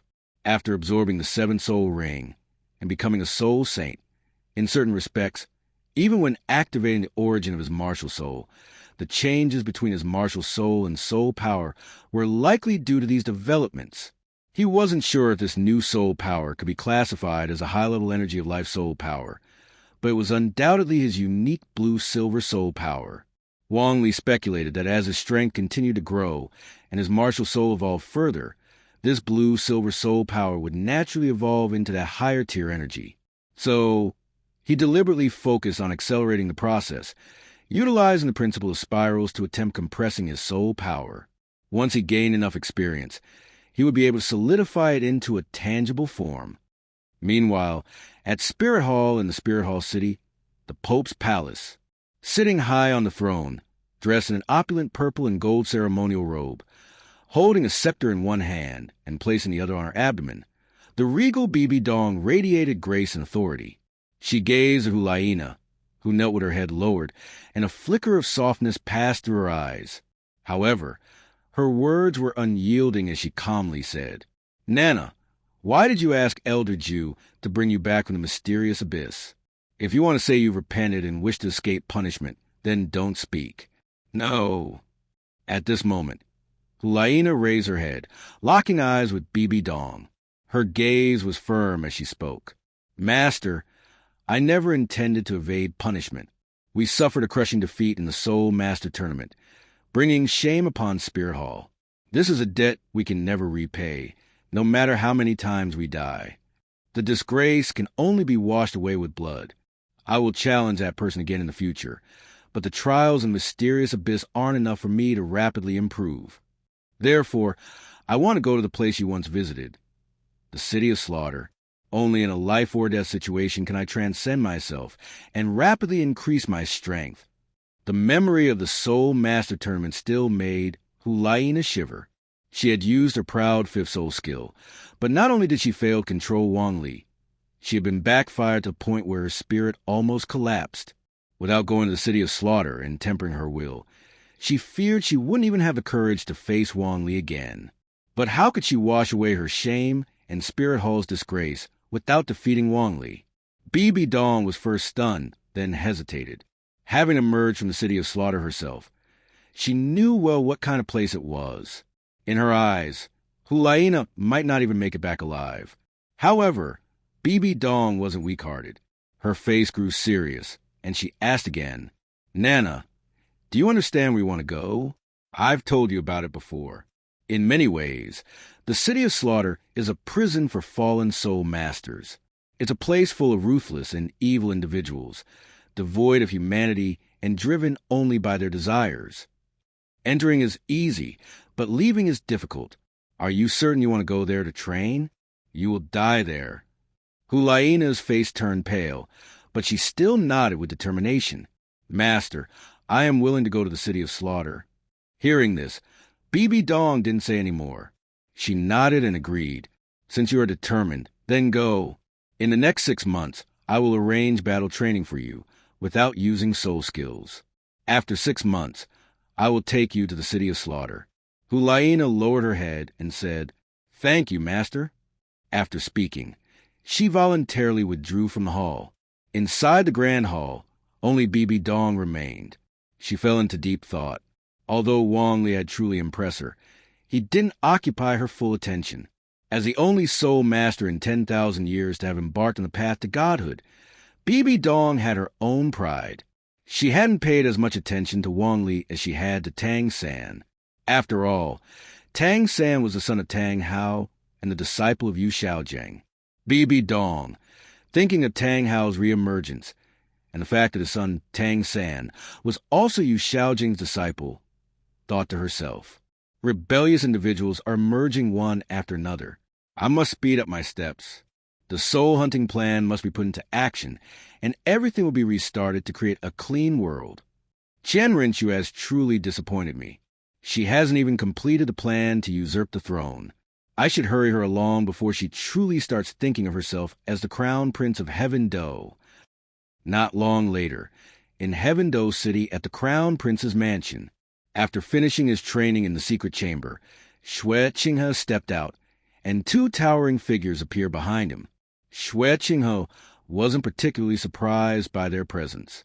"Elder Cixue, Elder Shilong, what brings you here?" At these words, Shilong spoke in a deep voice. "Young master, the Pope has sent a message, hoping you can expedite your actions." Xue Qinghe furrowed his brows. Given that the Snow Knight Emperor was still in his prime, the implication of this message was clear. He was being asked to act swiftly to remove the Snow Knight Emperor and take control of the entire Heaven Do Empire. This urgency was troublesome. If anything went wrong, all the efforts of the past decade or more could be ruined. Xue Qinghe was already in a foul mood due to the slow progress in his cultivation as an undercover agent. Seeing Wong Lee and Dugu Yen, whose talent wasn't as great as his own, and whose cultivation wasn't faster than his, he felt a deep sense of envy. They could fully dedicate themselves to training, and it frustrated him. Now, BB Dong was pushing him to act even faster. This only aggravated his anger. After a brief moment of contemplation, he calmly said, "The Pope's Hall, sacred and solemn, stood as one of Spirit Hall's most revered locations, rivaled only by the Do Hall, the Worship Hall, and the Elders' Hall. It was not a place open to outsiders. Guarded day and night, no one without high authority was permitted near. Yet today, those rules bent for one man." The grand door swung open with a thunderous boom, echoing through the silent hall, before slamming shut behind a solitary figure. He was tall and gaunt, with an expression carved from stone. Though only a sole master of rank 29, unremarkable by all official standards, he held in his hand an elder token, granting him the right to step inside. It was Yu Xiaojiang, the so-called master of Shrek Academy. At the far end of the Pope's Hall, BB Dong sat in regal stillness upon her golden throne, her purple and gold robes gleaming under the sacred light. Upon seeing the man before her, her expression flickered, tense for a heartbeat, then melting into something softer. "Xiaojiang, it's been a long time," she said, her voice low, almost nostalgic. "Your Holiness," Yu Xiaojiang responded, his tone measured. "Yes, it has." A silence settled between them, heavy with old emotions buried deep. BB Dong's eyes studied him, and after a moment, she straightened and spoke with ceremonial poise. "You used the elder token to seek an audience. Speak, Elder Yu. What have you come for?" Yu Xiaojiang gazed at the woman on the throne, still as breathtaking as ever, though now cloaked in the power of an empire. A pang of guilt pricked his heart, but he pushed it down and answered, "I've come for knowledge, Your Holiness. My research has reached a bottleneck. There are 3 factors that determine a soul master's potential: martial soul, innate soul power, and, rarely, twin martial souls. The latter is both a gift and a death sentence. While one martial soul can be cultivated to incredible heights, attempting to use both often ends in destruction, an explosive death caused by incompatible energies. You more than anyone may know how to overcome this." His words hung in the air, sincere and urgent. The performance of Wong Lee and Dugu Yen earlier had shaken him. His prized disciple, Tang San, bore twin martial souls, a miracle. Yet he was being outshone by a mutated blue-silver grass and an unimaginable cultivation pace. He couldn't stand idly by. BB Dong's lips curved into a faint, bitter smile. "You asking me for answers? Aren't you the great theoretical master? I thought there was nothing you didn't know." Yu Xiaojiang flinched slightly. The jab hit home. "I know many things, names of soul beasts, classifications, theory. But theory has its limits, and I am only a level 29 soul master." His voice cracked with sorrow. It was rare for him to show vulnerability, yet here he was, small and human before the woman he once loved. BB Dong's tone finally softened. "You should know this already. Plant-type martial souls can absorb animal soul rings, and vice versa. It's not about elemental conflict. It's about compatibility and endurance." She leaned forward slightly, her eyes sharp. "Why can't a level 10 soul master absorb a 1,000-year ring?" Realization dawned in Yu Xiaojiang's eyes. His mind raced through theories until the answer snapped into place. Because their body isn't strong enough. Even titled Douluo can't withstand the strain of more than 10 rings. Beyond 10 is the realm of gods. "Precisely," BB Dong said, a flicker of admiration in her gaze. "Once you step beyond 10 soul rings, you enter a divine threshold. Mortal bodies can't carry such power." A strange silence fell. Then Yu Xiaojiang smiled, awkward and small. "Thank you, Your Holiness. Today, you've helped me break through a wall I've struggled with for years." He turned to leave. BB Dong opened her mouth, as if to stop him, but the words caught in her throat. She said nothing. As the door closed behind Yu Xiaojiang, the pain in her chest burned hotter. Hatred, betrayal, a longing never extinguished. Elsewhere, Shrek Academy's residence. In a modest, shadowed room, Tang San knelt before a disheveled man whose unkempt hair and tattered robes gave him the look of a beggar, not a legend. Yet this man was Tang Hao, the clear-skied Douluo. Tang San's head remained bowed, voice low and shaken. "Father, Tang Hao stared at him with narrowed eyes, searching. His son's body had grown, his martial soul's clear, but his spirit? Shattered.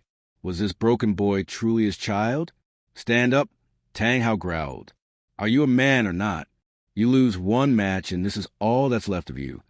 Tang San slowly stood, but his expression remained hollow. The loss had gutted his pride. Tang Hao's disappointment was sharp. With the power of the clear sky hammer and Yin's bloodline, Tang San should have been invincible. Yet he had been crushed by another boy, one whose martial soul hadn't even stood out years ago. What kind of teaching has that master given him? Just then, Yu Xiaojing returned. His eyes met Tang Hao's. The tension was brief, then passed. Master, Tang Hao said, I'm taking Xiaosun with me. He needs something you can't give right now, grit. Yu Xiaojing looked at his student, hesitated, then nodded. I understand. Just one thing. Twin martial souls must be cultivated with caution. The body must be tempered to withstand the second martial soul's rings. Beyond 10 lies the divine realm.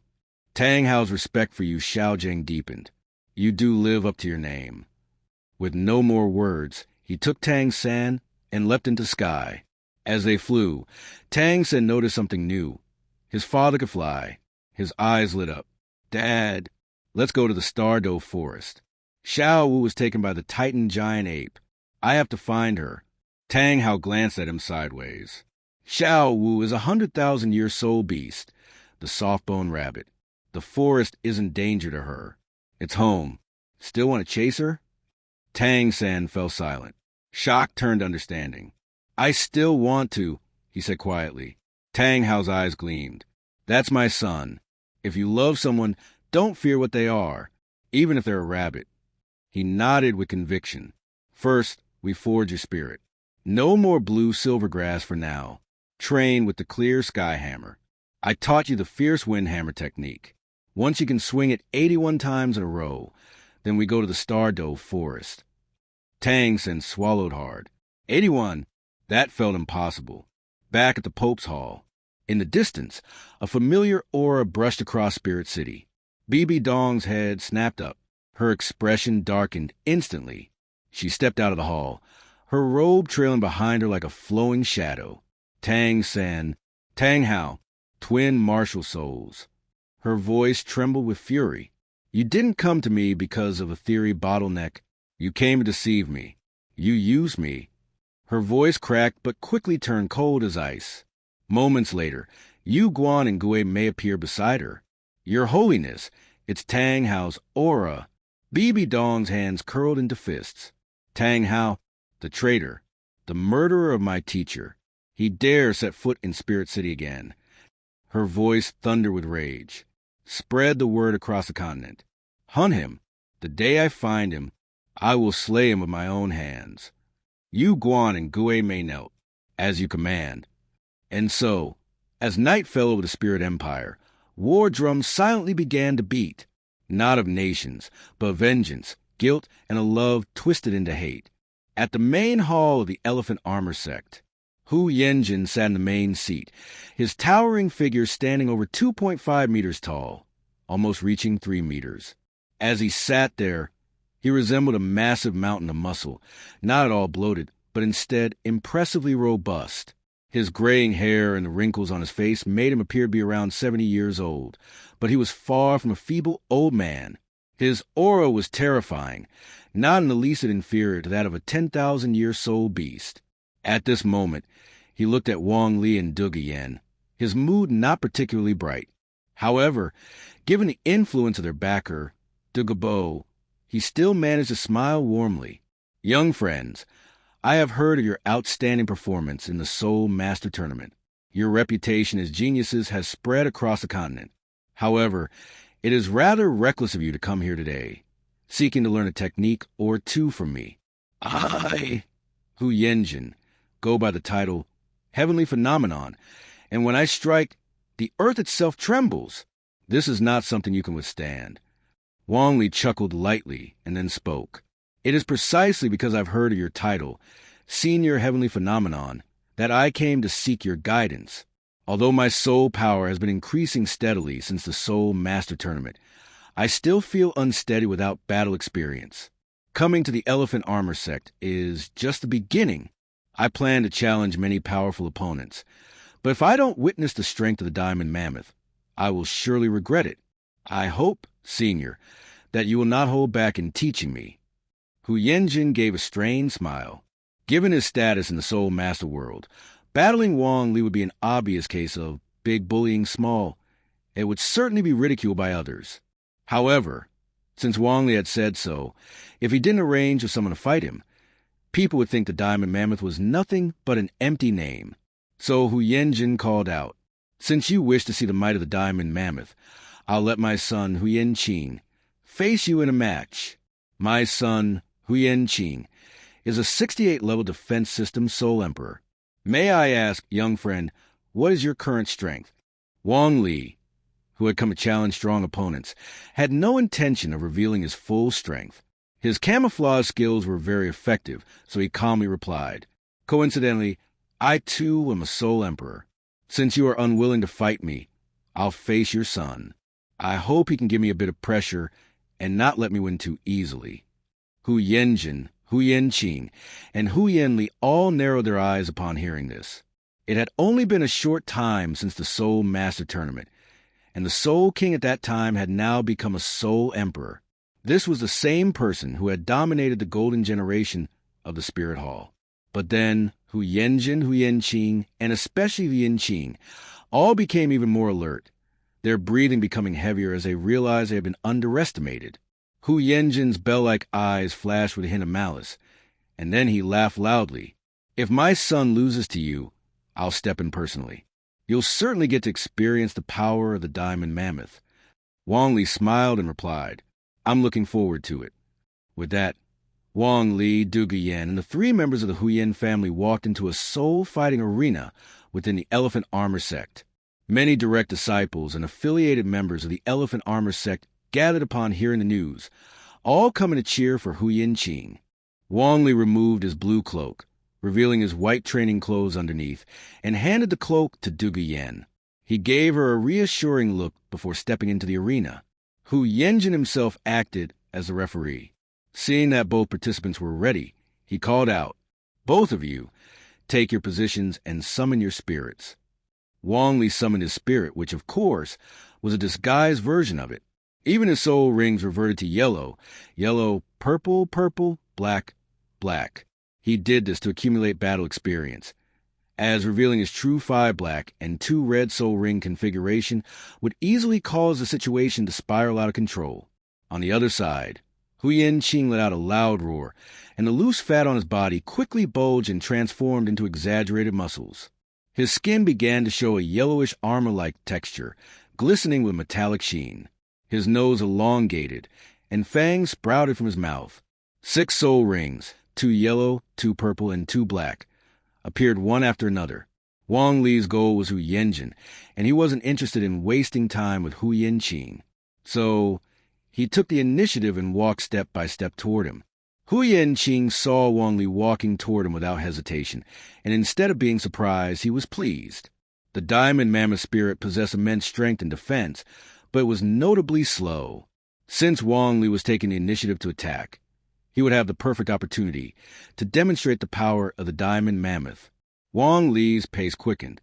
A golden gleam flickered in his deep blue eyes as he activated his instant step and shot forward like a bolt of lightning. He closed the distance between them rapidly and launched a flying kick directly at Hu Yenqing's chest. Poof! Hu Yenqing felt an immense force crash into him, his blood surging as he coughed up blood. His ribs cracked, the sharp pain making him stagger backward, and he was quickly sent flying. Although Wong Lee wasn't a power-type soul master, his incredible vitality gave him terrifying strength across the board. Crushing someone like Hu Yenqing was effortless. Violent kick. Wong Lee used the momentum from the midair strike to propel himself forward again, closing in quickly. As he landed, he delivered another crushing blow, and with a loud thud, Hu Yenqing slammed into ground, his eyes glazing over. He was clearly unconscious. The crowd gasped in astonishment. Hu Yenjin's expression darkened. Wong Lee's speed had been so fast that he hadn't been able to stop the attack in time. Looking at Wong Lee again, rage surged within Hu Yenjin's heart. He was a man to tolerate this. Coldly, he thought, "Damn brat, you came to our elephant armor sect to make a name for yourself. You're the son-in-law of a titled Douluo, and I'll let you live, but you'll leave with injuries. That should be enough face-saving for you." With a forced smile, Hu Yenjin spoke. "Young friend, you are indeed formidable. No wonder you're the champion of the continent's high-level soul master competition. It seems my son is no match for you. Take him away and get him treated. I'll have a proper match with you." After saying that, he stepped forward, replacing Hu Yenqing in the arena. His martial soul activated, and his 8 soul rings, 2 yellow, 2 purple, and 4 black, appeared, exuding a powerful aura that made the air around him feel thick and oppressive.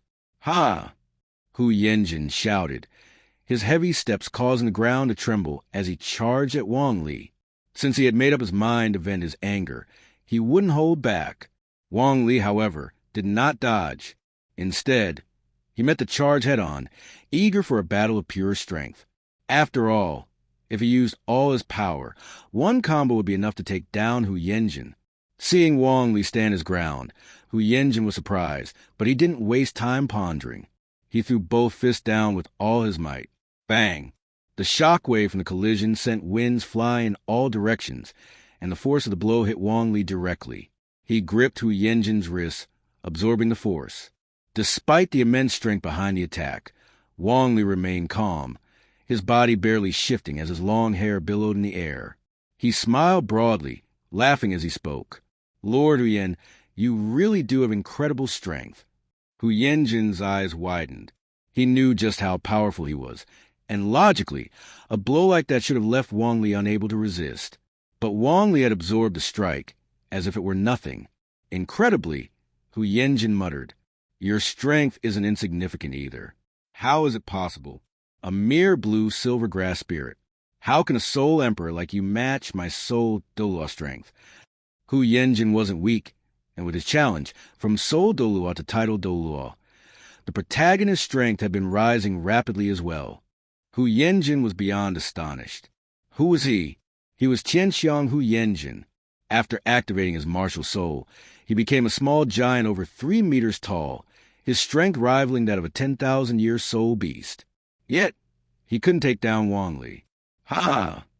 Hu Yenjin broke free, swinging both fists, one after the other, each punch creating a fierce wind as he aimed at Wong Lee. Wong Lee smiled inwardly, stepping into a slight horse stance with his legs spread. He deftly parried each of Hu Yenjin's blows with his hands, effortlessly neutralizing the attacks. The tremendous force of the strikes reached him, some of it absorbed into the ground, while the rest was absorbed by Wong Lee's body. However, given his physical strength, he felt no pressure whatsoever. His long hair billowed, his eyes sharp like lightning, his body shimmering with golden light. Wong Lee remained completely calm.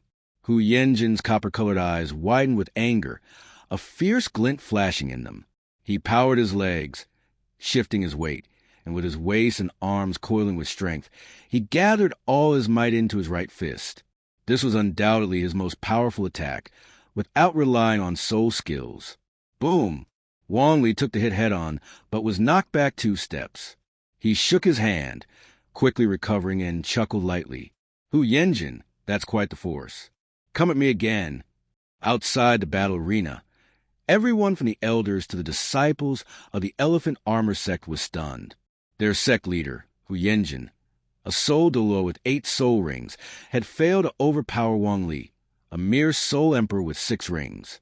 Only Dugu Yen, holding Wong Lee's blue cloak, smiled proudly, her eyes sparkling with admiration. She knew Wong Lee's real rank was Soul Saint, but even with that, facing off against a Soul Douluo without falling behind was an extraordinary feat. Hu Yenjin was panting, but not from exhaustion. His frustration was overwhelming. His jaw clenched as he said through gritted teeth, "You've got some nerve."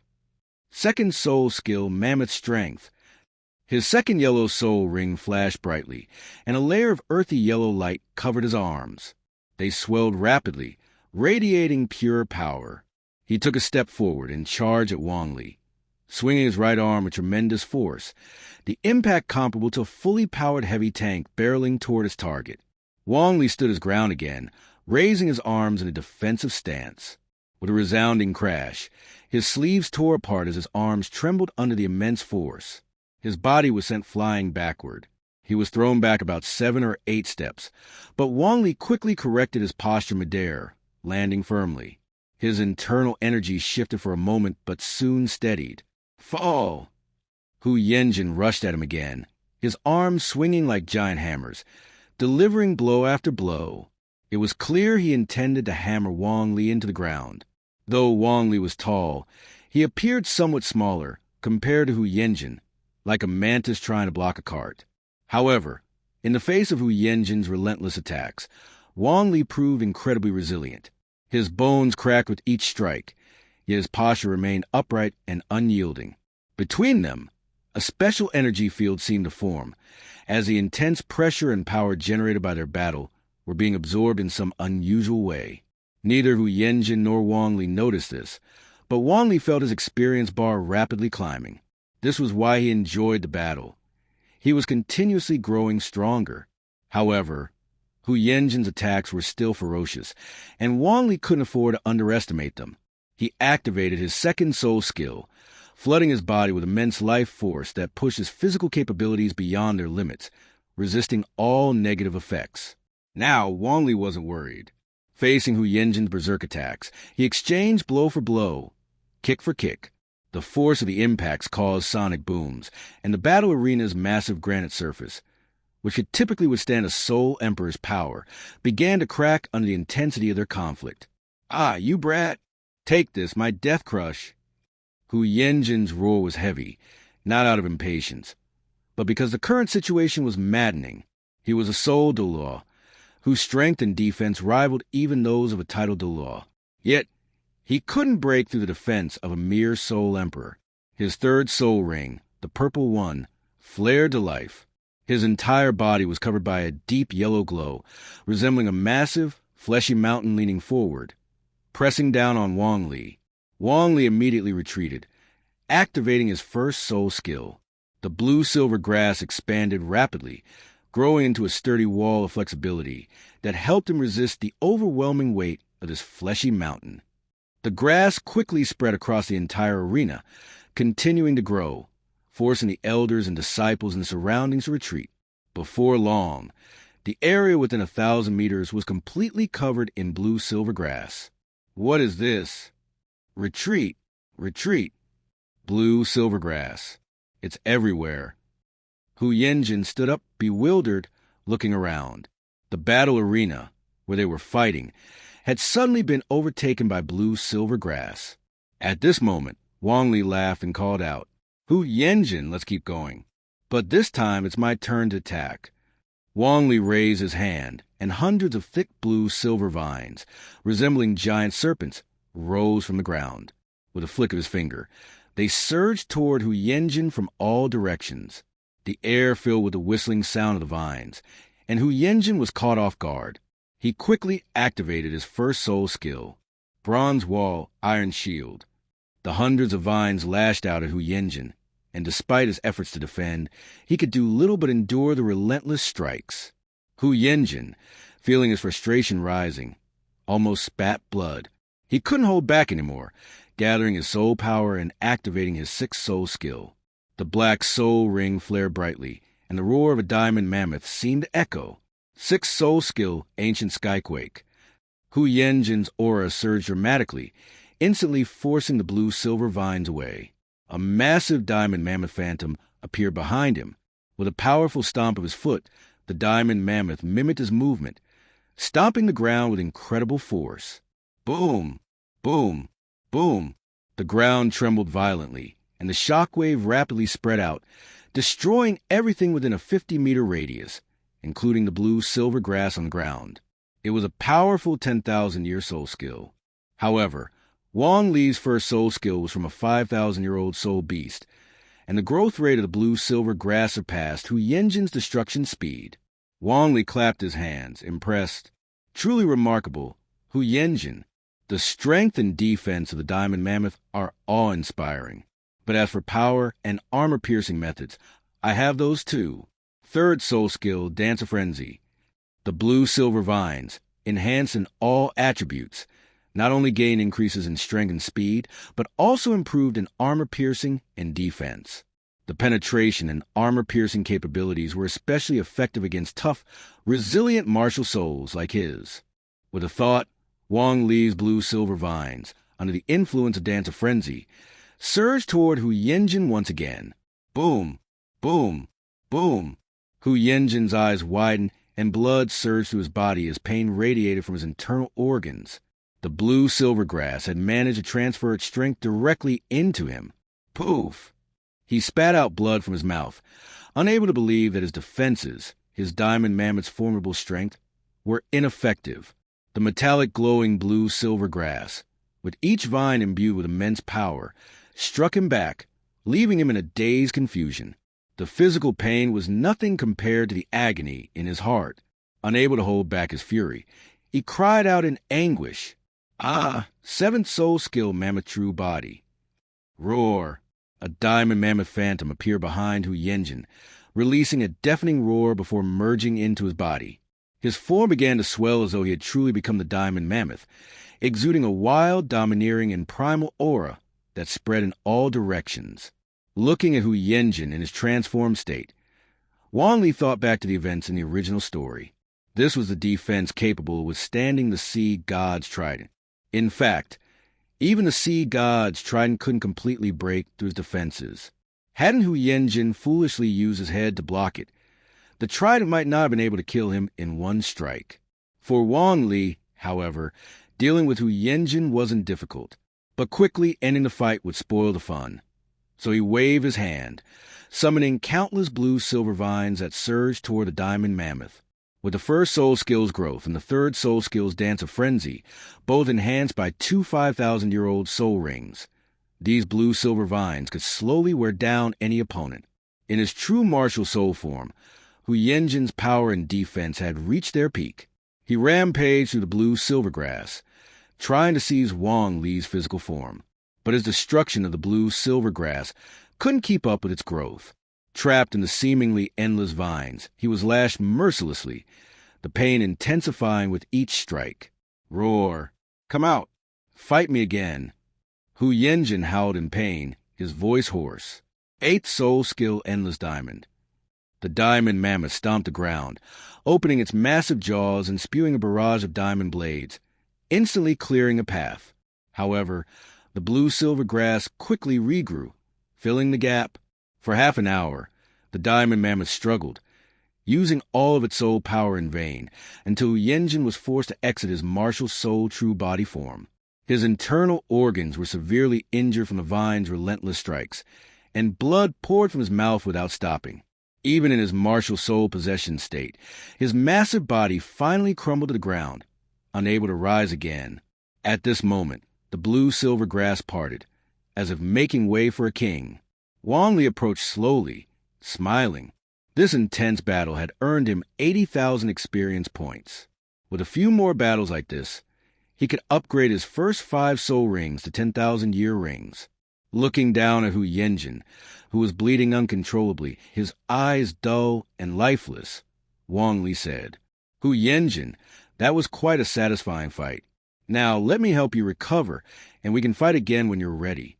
With a wave of his hand, the blue-silver grass wrapped around Hu Yenjin's body. His second soul skill, Revitalization, took effect. Blue energy flowed into Hu Yenjin, and he soon realized his internal injuries were healing at an astonishing rate. In less than 3 minutes, Hu Yenjin could stand once again. Wong Lee stopped the revitalization skill and smiled. "Hu Yenjin, how about a rest? Then we can have another round." Hu Yenjin took a few steps back, his expression filled with mixed emotions as he looked at Wong Lee. He truly couldn't understand how this young man had trained. After a long pause, he finally spoke, his voice low and serious. "I only have one question for you. What are you really here for? Did you come to defeat me and establish the Xiangjia sect's dominance on behalf of Poison Douluo or the Heaven Do Empire?" Wong Lee was taken aback for a moment, He hadn't expected Hu Yenjin to consider so many possibilities. After a light chuckle, he replied, Hu Yenjin, I think you misunderstood. I came to the Xiangjia sect without any orders from anyone. I simply wanted to challenge strong opponents, and the Xiangjia sect was just my first stop. Hu Yenjin stood there in a daze, unable to process the complete defeat he had just suffered. It was hard to believe that all of this happened simply because Wong Lee wanted to challenge strong opponents. There was no hidden agenda or ulterior motive. After a long pause, Hu Yenjin bitterly asked, Are you really just a soul emperor? Wong Lee, ever calm, nodded and answered simply, Yes, I am a soul emperor. Hu Yenjin seemed to age several years in an instant. His voice faltered as he asked again, Just a blue-silver grass martial soul? At this, Wong Lee clarified, It's a mutated blue-silver grass martial soul. Normal blue-silver grass is hard to even cultivate.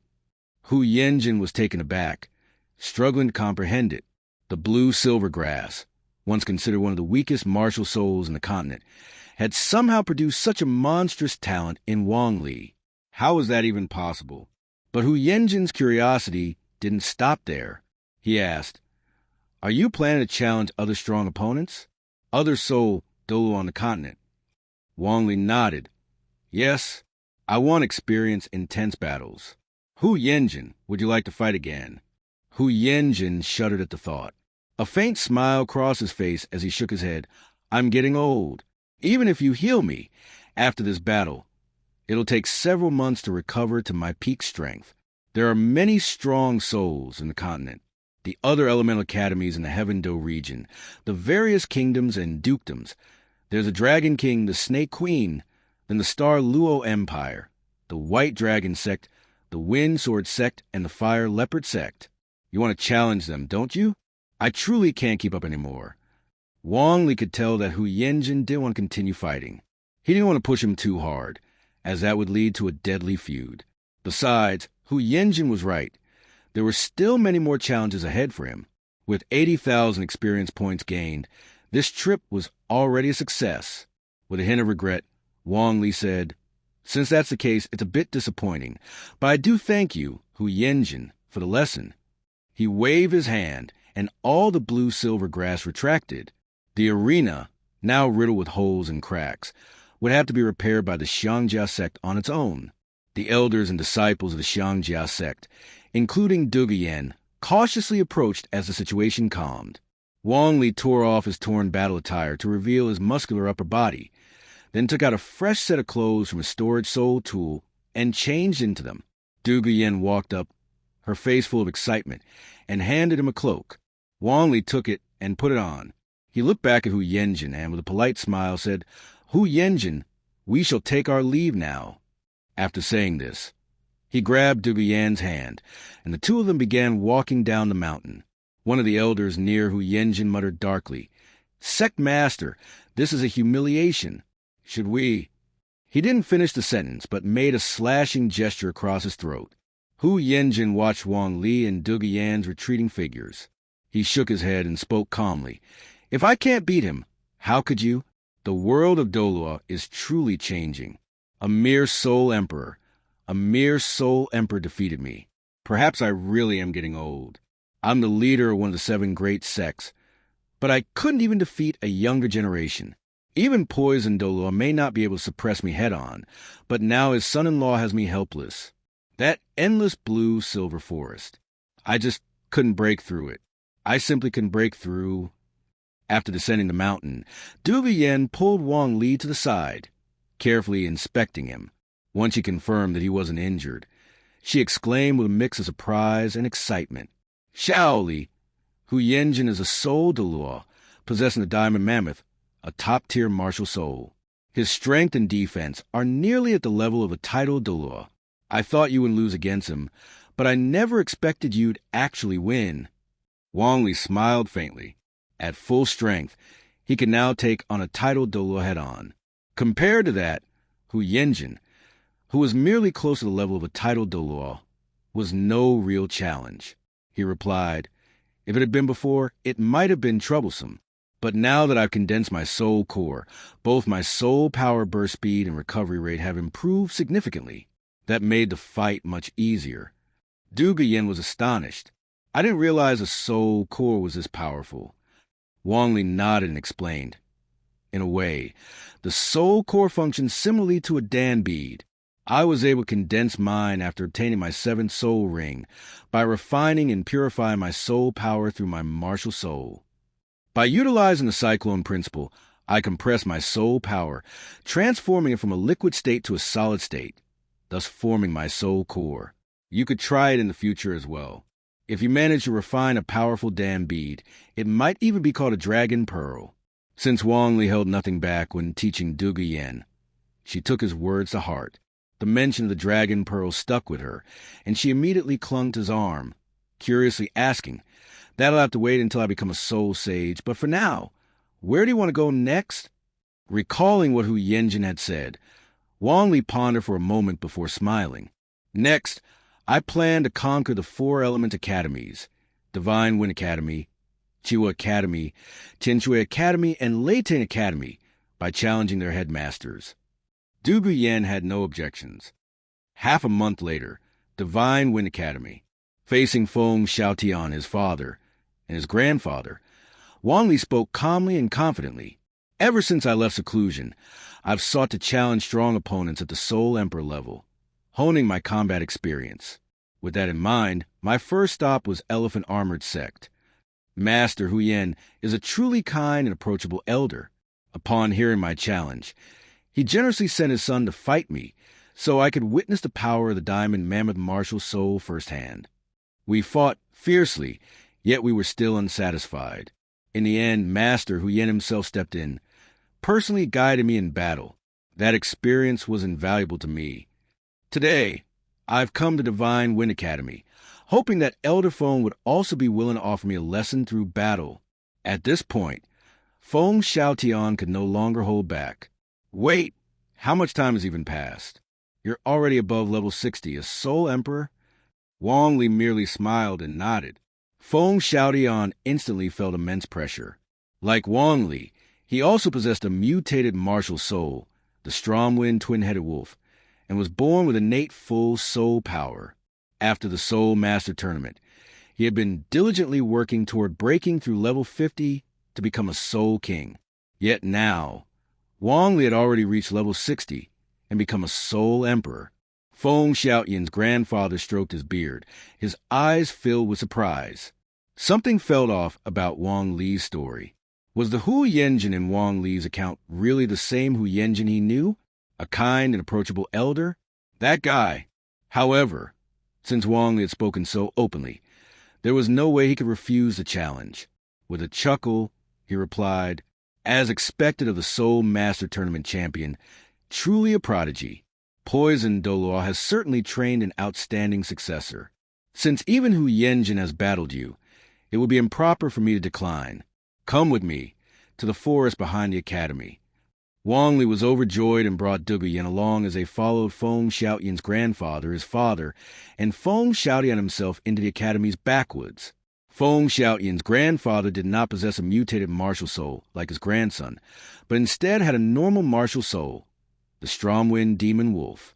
His soul ring configuration consisted of 2 yellow, 3 purple, and 3 black rings, not even the optimal setup. Despite being a soul Douluo, he struggled immensely in battle against Wong Li. No matter how hard he tried, he couldn't gain an advantage. At that moment, he realized a critical issue. Wong Li had mentioned fighting Hu Yenjin, but he never said who won. Normally, it should be obvious. A Soul Emperor going up against a Soul Douluo should result in an easy victory for the Soul Douluo. But now it wasn't so clear. Feeling pressured, Feng Xiaotian's grandfather decided to stop holding back. He unleashed his 7th soul skill, Demon Wolf True Form, and immediately followed with his 8th soul skill, Strongwind Demon Wolf Slash. Before him, his massive Demon Wolf avatar loomed large. 8 10-meter-long wind blades howled through the air like the cries of tormented spirits, unleashing a terrifying assault. Wong Li's victory over the Thunder Academy. Wong Li wielded his Ink Jade Divine Bamboo Spear, using offense as defense. For every blue-silver vine that emerged, an equally massive ink jade divine bamboo spear followed, each as thick as an adult's thigh, radiating a deep emerald glow. With a single thought, Wong Lee sent them all hurtling through the air. The overwhelming force swept across the battlefield like a tidal wave, breaking apart the demon wolf true form and strong wind demon wolf slash in an instant. As the dust settled, Feng Xiaoyan's grandfather lay on the ground, staring up at the sky. At that moment, he couldn't help but think, the sky is truly blue today. Wong Lee quickly approached, treating his injuries before helping him to his feet. Elder Feng, are you all right? Wong Lee asked respectfully. Thank you for your guidance. I've learned a great deal from this battle. Feng Xiaoyan's grandfather let out a long sigh before asking, Wong Lee, I'll ask you just one thing. When you fought Hu Yenjin, who won? Wong Lee smiled and replied, I did. Hearing this, the old man nodded in satisfaction. Good, good, as long as you won. I truly am getting old. The future belongs to your generation now. With his objective accomplished, Wong Lee bid farewell and departed without delay. After he left, Feng Xiaoyan's grandfather turned to his son and grandson and ordered, seal the news of my defeat. Keep it hidden for as long as possible. If word spreads, others will start preparing against him. Both Feng Xiaoyan's father and Feng Xiaotian responded immediately. Understood, father, grandfather. 1 month later, Blazing Fire Academy. Wong Lee challenged the Blazing Fire Academy headmaster and won. 1.5 months later, Tianshui Academy. Wong Lee challenged the Tianshui Academy headmaster and won. 2 months later, Thunder Academy. Wong Lee challenged the Thunder Academy headmaster and won. However, it's worth mentioning that the headmaster of Thunder Academy was none other than Yu Qianxin's father, the son of Yu Lumian, and one of the 3 great soul Douluos of the Blue Lightning Tyrant Dragon clan. His power was truly terrifying. A soul Douluo with 8 soul rings, whose body had nearly fully dragonized. Both his arms and legs had transformed into dragon claws, his torso into dragon scales, and even wings had sprouted from his back. The only thing missing was a dragon's head. If he broke through the title Douluo, his head would fully dragonize, making him practically indistinguishable from a human-shaped soul beast. Wong Lee had to go all out and use every trick at his disposal to finally secure victory. By this time, Wong Lee's achievements could no longer be kept secret. In the Soul Master community of the Heaven Do Empire, the highest authority is held by the top 3 sects. Inside the Grand Hall of the Blue Electric Tyrant Dragon Sect, the direct descendants are gathered together, and the topic of discussion is none other than Wong Lee's victory over the president of Thunder Academy. An elderly man, dressed in luxurious robes, with white hair and a sharp, piercing gaze that seemed as intense as a thunderbolt, stood up. He spoke to the other elder, sitting in the seat of honor. Brother, this matter cannot be left unresolved. That Wong Lee went to Thunder Academy to challenge my son, even defeating him and causing the Blue Electric Tyrant Dragon's reputation to be shattered. This is a blatant provocation. If we don't respond, how will the soul masters across the continent view us? Can it be that the Blue Electric Tyrant Dragon Martial Soul is weaker than the Blue Silver Grass Martial Soul? We must capture Wong Lee, and even if we don't punish him severely, he should still suffer the pain of the thunder-devouring body. He must be interrogated to discover what treacherous methods he used to defeat an 80-level Blue Electric Tyrant Dragon Martial Soul with mere 60-level Blue Silver Grass Martial Soul. The speaker was none other than Yu Lumian, the second in command of the Blue Electric Tyrant Dragon Sect, and the younger brother of the current sect leader, Yu Yuanjin. The elder sitting at the head of the table, who emanated an unspoken authority and seemed like a true dragon waiting in ambush, was the current sect leader, Yu Yuanjin, a title Douluo with a soul power level of 95. The direct descendants gathered at the meeting were primarily their offspring, Yu Mingho, Yu Mingxing, Yu Qianheng, and Yu Qinxin. Among them, Yu Mingxing was the one who had been defeated by Wong Lee, the president of Thunder Academy. At this moment, Yu Qianheng spoke up. Grandfather, second uncle, actually, when Wong Lee won a challenge, he was very polite and not aggressive. After defeating uncle, he immediately helped him recover. If we take action against him now, it may only lead to us being mocked. Dugu Yen glanced over. His desire to capture Wong Lee and preserve the reputation of the Blue Electric Tyrant Dragon Sect was just an excuse. What truly intrigued him was a secret that Wong Lee seemed to possess. How could a low-level, trash martial soul master defeat a high-level, top-tier martial soul master? This secret was certainly of great significance, and even he could not resist the temptation to uncover it. He was unable to surpass his older brother, so he could only remain the second in command of the Blue Electric Tyrant Dragon Sect. But his son, Yu Mingxing, was no less talented than his older brother's son, Yu Mingho. However, because of their status differences, Yu Mingxing was only in charge of Thunder Academy, the Sect subsidiary. As time passed and each generation had its own children, his older brother's grandson, Yu Qianheng, grew stronger than his own grandson, Yu Qianxin. Yu Luomian knew that if he didn't act soon, all his descendants would fall behind those of his older brother. This opportunity he could not afford to miss. Tianheng, how can you speak in favor of an outsider? Your own flesh-and-blood uncle was defeated by him.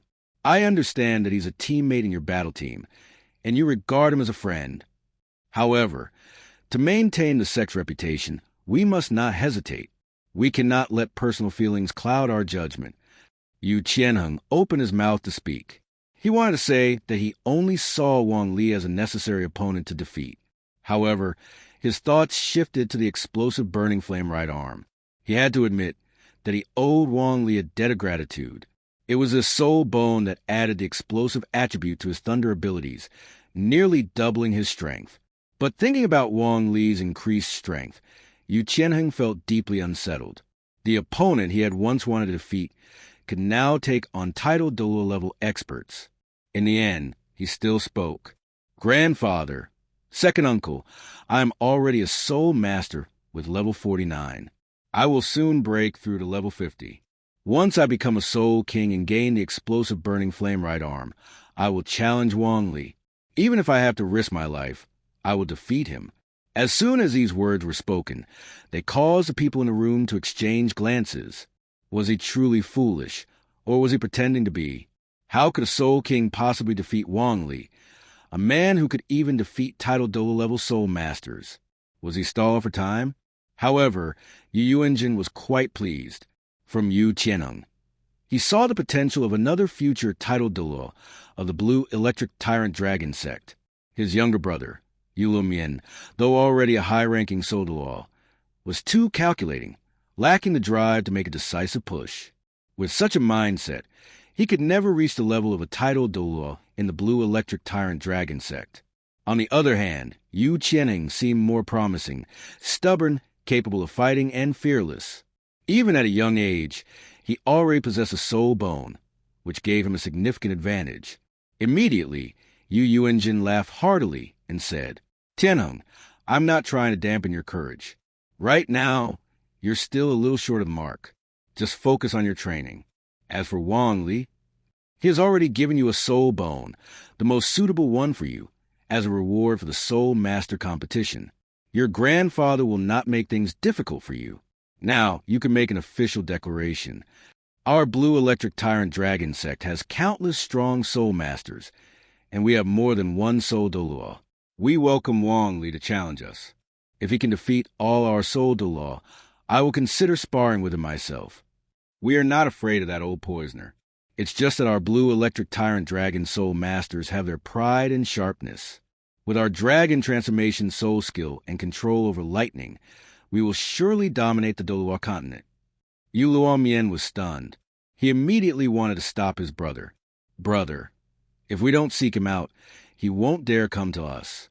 Even if Wong Lee dares to come, we don't know when it will be. Yu Yuanjin looked at Yu Luomian and said, Second brother, stop always thinking about using force against the weak. You need to focus on honing your Dragon Transformation Soul skill and lightning control. Whenever Wong Lee comes, we will defeat him honorably. This is the best way to maintain the reputation of the Blue Electric Tyrant Dragon Sect. Yu Luomian lowered his head in frustration. All right, brother. Yu Yuanjin, the titled Douluo, had made a public declaration, and without a doubt, another storm was about to sweep across the entire Heaven Do Empire. 7 Treasure Glazed Tile Sect. Ning Fengji sighed deeply, regretting his earlier misjudgment. 3 or 4 years ago, when he first met Wong Lee, he had believed that Wong Lee would one day reach the level of Soul Saint and possibly challenge the realm of Soul Douluo. Yet now, at such a young age, Wong Lee had already become a Soul Emperor. Not only that, but he was able to defeat Soul Douluo level experts. This was clearly the potential of a titled Douluo. Even though Wong Lee possessed the blue-silver grass martial soul, perhaps one day there would be a titled Douluo with the blue-silver grass martial soul. Such a person, someone with extraordinary potential, was not under their control. It was truly a great pity. Ning Fengji looked at Qin Xin and Gu Rong, smiling bitterly as he said, "Uncle Jian, Uncle Gu, Lord Beslan makes even me jealous. He has such an outstanding grandson-in-law, and his granddaughter's talent is not low either. She will at least become a Soul Douluo, and perhaps even a titled Douluo, a family with 3 titled Douluos. Luckily, they don't have any powerful backing." Qin Xin and Gu Rong exchanged a glance. A family with 3 titled Douluos. This was more than enough to overshadow their 7 Treasure Glazed Tile Sect. Qin Xin was straightforward, while Gu Rong was known for his cunning nature. "Sect Master, should we take any action?" Ning Fengji shook his head, his hands behind his back, as he calmly replied, "What more can we do when dealing with such a figure? Of course, we should invite him to the 7 Treasure Glazed Tile Sect. That old dragon from the Blue Electric Tyrant Dragon Sect, while not adept at scheming, has always been meticulous in his actions. We, too, will make our invitation clear and openly invite Wong Lee to be a guest. In truth, our relationship with Wong Lee is not bad, but will require extra effort to maintain that bond in the future. Actually, Uncle Jian, Uncle Gu, we should also be preparing a few protectors for Rong Rong. The stronger the Battle Soul Masters, the more significantly their enhancement will be when they gain the boost from the 7 Treasure Glazed Tile Pagoda. Once Rong Rong comes of age, we can designate her as the Sect's heir, and then choose a husband for her from the protectors." Qin Xin and Gu Rong understood Ning Fengji's concerns. They could not protect Ning Rong Rong forever. She would need her own guardians. Qin Xin spoke first. "Talent is secondary. What matters is her character. She must be loyal to the 7 Treasure Glazed Tile Sect and to Rong Rong." Gu Rong followed up. "At the very least, they must have better talent than Wong Lee. If a blue-silver grass martial soul can be cultivated to this level, I refuse to believe there's no better martial soul out there. Under my training, I'm sure it can surpass all limits." Ning Fengji's expression grew complicated. He thought to himself that on the continent, there were probably very few who could match Wong Lee. However, it might be for the best. Let Uncle Jian and Uncle Gu filter out those with insufficient talent or weak resolve. Only the most qualified will remain and deserve the full support of the 7 Treasure Glazed Tile Sect. Ning Fengji's attitude toward Wong Lee made it clear to the Heaven Do Soul Master community just how far Wong Lee's influence stretched. Many senior figures were left in awe. The last time the Soul Master community had been this stirred up was probably decades ago, when Haotian sects Tang Hao and Tang Hao, the 2 brothers, made their entrance. With their twin Haotian hammers, they dominated the Douluo Continent. The brothers built an enormous reputation, and were even hailed as the future pillars of Haotian Sect. But now, Haotian Sect had faded into the background, and Tang Hao and Tang Hao had not been heard from in decades. Now, Wong Lee, in some ways, outshone the brothers, as he was a Soul Emperor. In comparison, both Tang Hao and Tang Hao had been Soul Saints in their prime. As many awaited Wong Lee's response to the invitations from the Blue Electric Tyrant Dragon Sect and the 7 Treasure Glazed Tile Sect, news spread across the borderlands of 2 great empires. Wong Lee had successfully challenged and defeated the renowned Dragon Duke Meng Shu and the Serpent Empress Chao Tianxiang, 2 famous figures in the Soul Master world. The Dragon Snake couple, known for their powerful martial soul fusion skill, the Dragon Snake combination, were said to be capable of rivaling the attack power of a titled Douluo. For such a formidable couple to be defeated by Wong Lee raised the question, Where exactly was his limit?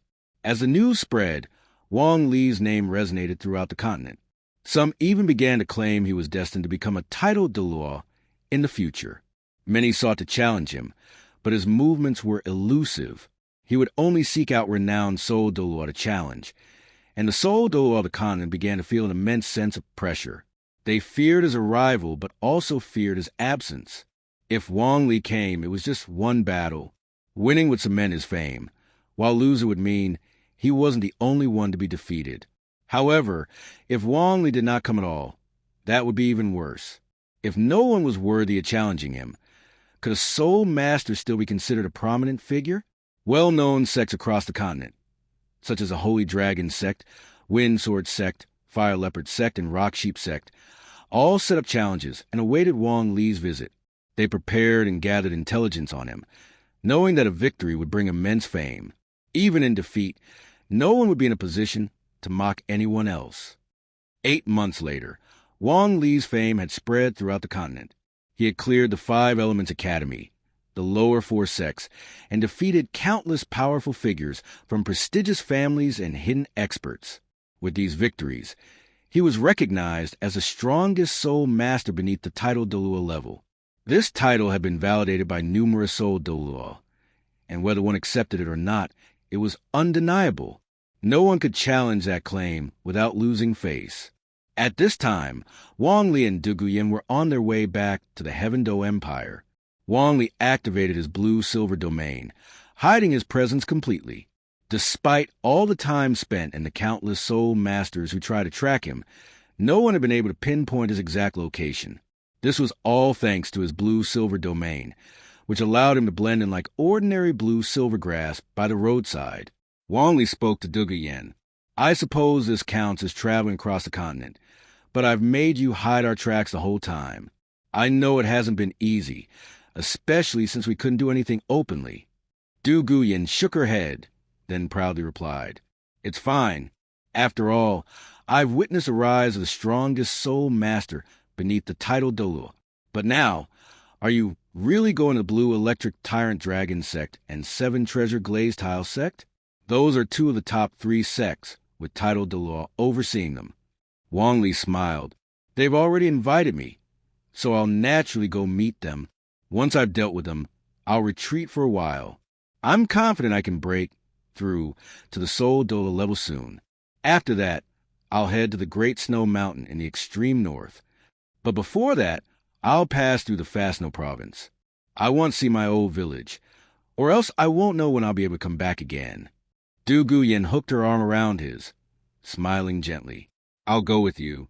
The 2 walked side by side, enjoying each other's company. Waterfall Valley. It seemed as if a black dragon had emerged, causing the waterfall to flow backward. Countless water droplets splashed into the air, glowing in the mist. When everything settled, Tang San, holding the Haotian hammer, landed on a large stone. Though breathing heavily, he was clearly thrilled. He had succeeded. His chaotic wind hammer method had reached its pinnacle, and he had unleashed a strike powerful enough to reverse the waterfall's flow. On the shore, Tang Hao smiled in satisfaction, but soon his smile faded. He spoke calmly. Not bad. In just 2 years, you've mastered the chaotic wind hammer method and brought it to its peak. You've also reached the 50th level of soul power. Breaking through this level at just over 17 years old is exactly what I expected. Tang San, hearing this, was incredibly excited. He hopped onto the shore and said, Father, can I go hunt soul beasts to get my 5th spirit ring? And can I visit Xiao Wu in the Stardow Forest? Tang Hao nodded. Yes, but obtaining a spirit ring doesn't necessarily mean you have to hunt soul beasts. Get ready. We'll set off tomorrow. I'll take you to get your spirit ring. Then we'll head to the Stardow Forest. After you meet Xiao Wu, I'll take you to the next training location. Once you return from there, you'll be able to travel the continent on your own. Tang San was elated. Okay, Father. Fastno Province, outside New Oding City, Wangjia Village. Wong Li arrived at the village entrance with Dugu Yen. As he looked around, a wave of familiarity mixed with unfamiliarity washed over him. Unknowingly, nearly 10 years had passed since he last left this place. Dugu Yen curiously observed their surroundings. So this is the village where Xiaoli was born? Wong Lee nodded with a light smile. Yes. Without delay, the two of them walked into the village. The poverty of the past was long gone. Thanks to Wong Lee becoming a soul master, the higher authorities had granted the village full tax exemption. Every year or so, the city lord himself would bring food and clothing to support them. While the village couldn't be considered wealthy, every household had built new homes, had more grain stored, and had more clothes to wear. Life had undoubtedly improved. Their arrival disrupted the usual tranquility of the village. Before long, a crowd of villagers gathered, escorting an elderly man to the front. It was Wang Ping, the village chief. He had aged, but he still held his position as the leader. With a respectful tone, he asked, "Honorable guests, may I ask what brings you to our village?" Wong Lee smiled and replied, "Village chief, everyone, it's me, Wong Lee. I returned to see you all. When I advanced to the Intermediate Soul Master Academy, I left Nuoding City. When I moved up to the Advanced Soul Master Academy, I left Fastno Province. It's been many years since I last came back." As soon as his words fell, the crowd erupted into excited murmurs. Gasps and exclamations filled the air, but Wang Ping remained relatively composed. After carefully examining Wong Lee, he spoke excitedly. "Xiaoli, it really is you, but your hair and eyes—" Wong Lee casually made up an explanation. "I'm a soul master now, a rather powerful one at that. After absorbing several spirit rings, my martial soul affected my body's appearance." Wang Ping believed him.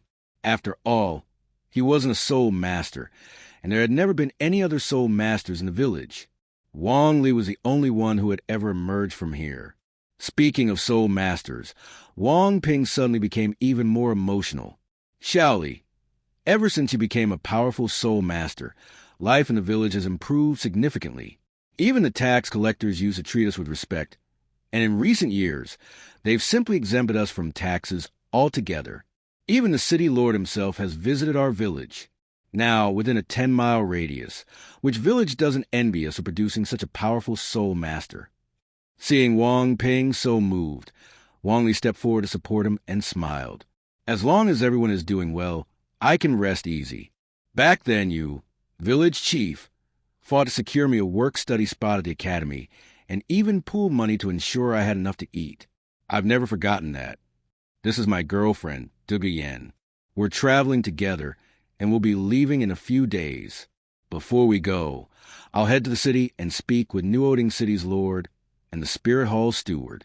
I'll ask them to continue looking after our village. Hopefully, we'll have more soul masters emerge in the future."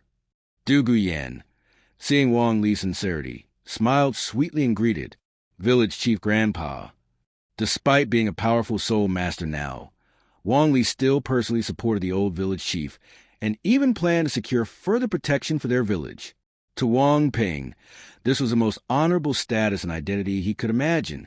Looking at Dugu Yen, and then back at Wong Lee, who had grown tall, strong, and exceptionally handsome, Wang Ping was so overjoyed that he could barely form a complete sentence. Good. You made something of yourself. You've really made something of yourself." Seeing the increasingly emotional Wang Ping and the excited villagers, Wong Lee smiled and said, "We've traveled a long way and are exhausted. My home should still be where it was before, right? We'll go back and rest of the day." Yes, of course." Wang Ping waved his hand, signaling the villagers to disperse while personally leading the way. The house is still in its original spot. A few years ago, the villagers worked together to renovate it, hoping that when you returned, you'd have a proper place to stay. Before long, Wong Lee and Dugu Yen arrived at his childhood home. Wang Ping quickly shooed the remaining villagers away, giving the two some much-needed time to rest. Wong Lee glanced around. The house wasn't particularly large, but in a rural village like this, it could be considered a mansion. He then said, "Yen Jia, the house is a bit small, but we'll make do for a few days. I'll clean up and set the bed." Before he could take action, Dugu Yen suddenly leaned into his arms, hugging him tightly. Her expression was filled with tenderness and pity as she spoke softly. "Xiaoli, I never knew things were so difficult for you growing up. No wonder you trained so relentlessly. You've really suffered." With a beauty in his arms, soft and warm in every embrace, Wong Lee chuckled. "It's true that I endure hardships, but the village always took care of me. That's why I want to repay them now. Before we leave in a few days, I'll stop by Nuoding City." He trailed off mid-sentence, his expression suddenly turning serious. "Wait a moment, Yenjie. I can sense something unusual." As soon as he finished speaking, Wong Lee closed his eyes. His consciousness had already left his body. Blue-silver forest. Tang Hao led Tang San deep into the blue-silver forest and spoke in a low voice. "Go on. What you need is inside." Tang San hesitated for a moment. Was his father asking him to hunt a soul beast on his own? A 10,000-year-old soul beast at that. He was currently at rank 50, meaning his fifth spirit ring should ideally come from a soul beast around 12,000 years old. However, he felt confident that he could handle one slightly older. Glancing at Tang Hao, who remained silent, Tang San immediately understood. This was a test. After 2 years of rigorous training and cultivation, he had regained his courage. Without hesitation, he stepped into the depths of the blue-silver forest. Because of his martial soul, the forest felt incredibly familiar to him. Yet, due to the residual aura from his attached spirit rings, particularly the man-faced demon spider, the surrounding blue-silver grass instinctively rejected him. With vigilant eyes, Tang San moved carefully through the forest, searching for the 10,000-year-old soul beast that could become his fifth spirit ring. He walked and searched, circled around, yet found nothing. Meanwhile, Wong Lee observed everything from afar. With his consciousness projected into the forest, he had seamlessly taken control of the entire blue-silver forest. Though his manifested form held only a tenth of his true power, as long as he remained within areas rich in blue-silver grass, he could harness its strength. At this moment, his avatar possessed strength comparable to the former blue-silver king, close to the level of a titled Douluo. However, since this was merely a projection, certain abilities were beyond his reach. I still can't defeat Tang Hao. There's no need to risk drawing his wrath upon this forest. Wong Lee's avatar could merge with any blue-silver grass at will. Watching Tang San continue his fruitless search, he chuckled softly. "Looking for the blue-silver king? Too bad, I already killed it. You can keep searching all you want. Meanwhile, I'll go find your mother. That right leg bone should still be unclaimed, right?" Wong Lee opened his eyes and said to Dugu Yen, Yenjie, I've discovered something interesting. Watch over my body, and make sure no one disturbs me." Dugu Yen released him, her face full of doubt, but she still nodded. "All right." Wong Lee activated his soul power, and his right arm radiated a brilliant light.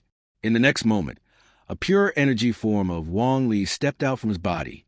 His consciousness instantly transferred to this energy avatar. Flashing a smile at Dugu Yen, he said, "I'll be back soon." Supporting Wong Lee's physical body, Dugu Yen nodded solemnly. "Come back quickly." With that, Wong Lee vanished from the house. His main body remained still while his avatar set off, leaving no physical traces behind.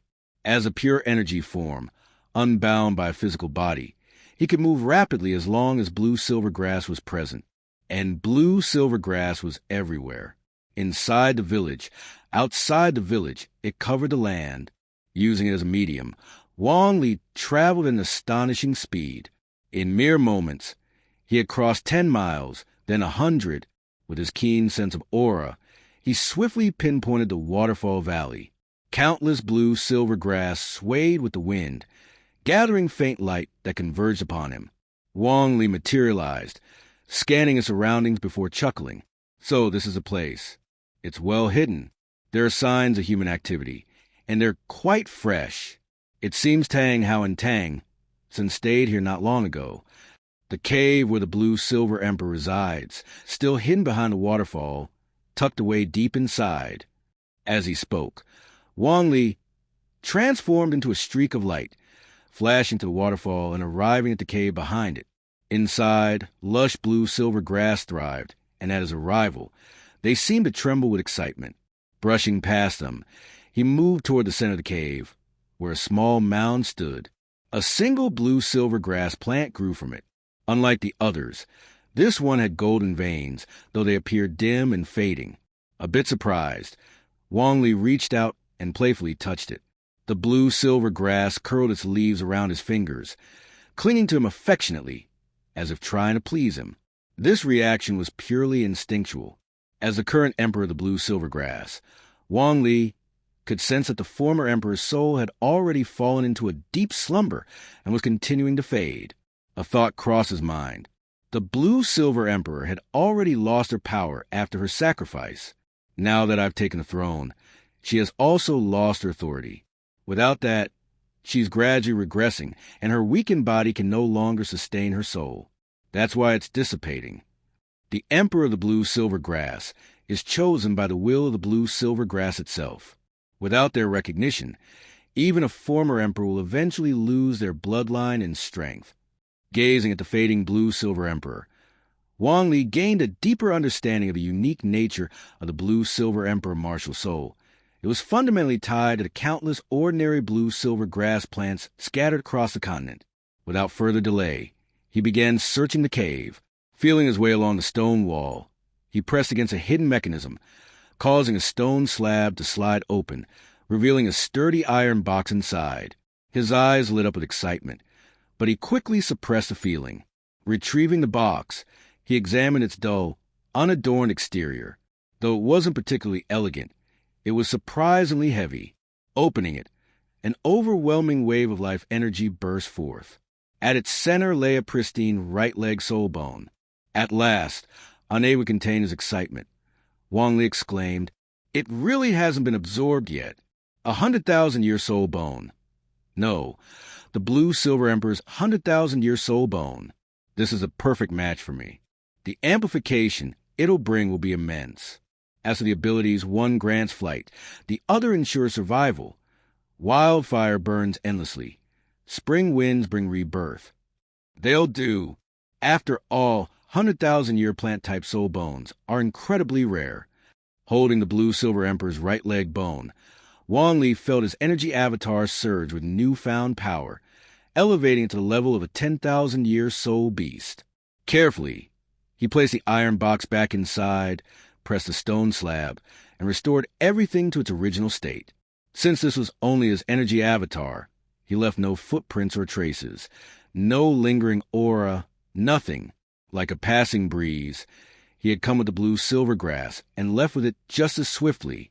Before leaving, he cast a final glance at the blue-silver emperor. With her soul in deep slumber, she had long lost awareness of the outside world, leaving only her instincts intact.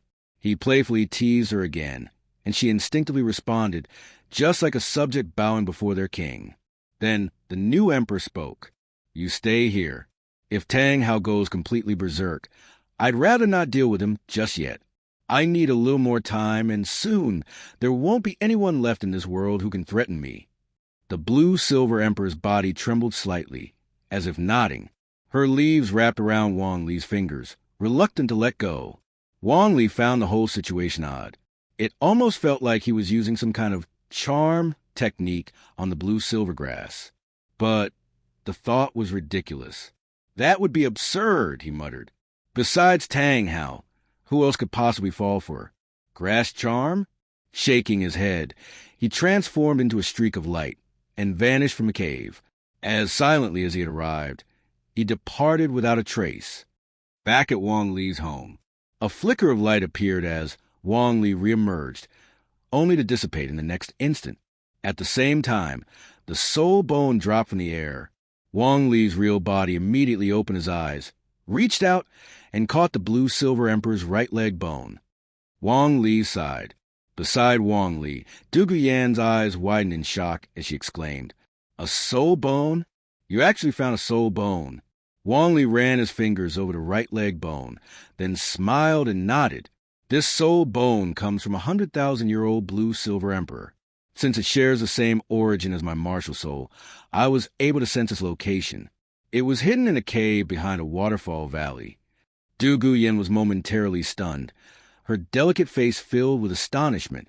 After a brief pause, she couldn't help but blurt out, 100,000-year soul bone, and you just stumble upon it for free?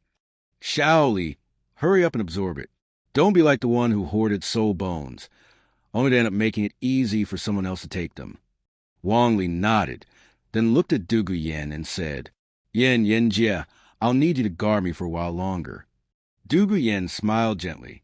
Go ahead and absorb it. Without hesitation, Wong Lee pressed the soul bone against his right leg, channeling his soul power to merge with it. The one solid soul bone gradually liquefied, transforming into countless streams of blue mist that surged into his body. Closing his eyes, Wong Lee activated his cultivation technique, fully focusing on absorption. Since the soul bone originated from the same lineage as his martial soul, it was incredibly compatible, vast in power yet exceptionally gentle. As a result, the fusion process progressed swiftly. 5 hours later, Wong Lee slowly opened his eyes, the corners of his lips curving into a smile. Glancing at Dugu Yen, he explained, This soul bone was easy to absorb. It increased my soul power by 1 level. Combined with my previous accumulation, I'm now at rank 76. It also granted me 2 soul skills. One is flight, while the other enhances my second soul skill's effectiveness by 20%. Dugu Yen helped him analyze. Flight is practically a divine ability for most soul masters, but since you'll definitely reach the title Douluo level, it's only useful before rank 90. Your second soul skill is a healing ability, and this enhancement increases its effectiveness by 20%. That means you'll have even more assurance in battle. That's actually quite valuable. Meanwhile, in the blue-silver forest, Tang San walked out of the forest, his face filled with disappointment. He had failed to find the soul beast Tang Hao had instructed him to hunt. Seeing his son return empty-handed, Tang Hao frowned in confusion. You haven't broken through the Soul King. Did you not find the 10,000-year blue-silver king in the forest? Tang San lowered his head, his voice filled with remorse. Father, I'm sorry. I couldn't find that soul beast, so I wasn't able to kill it.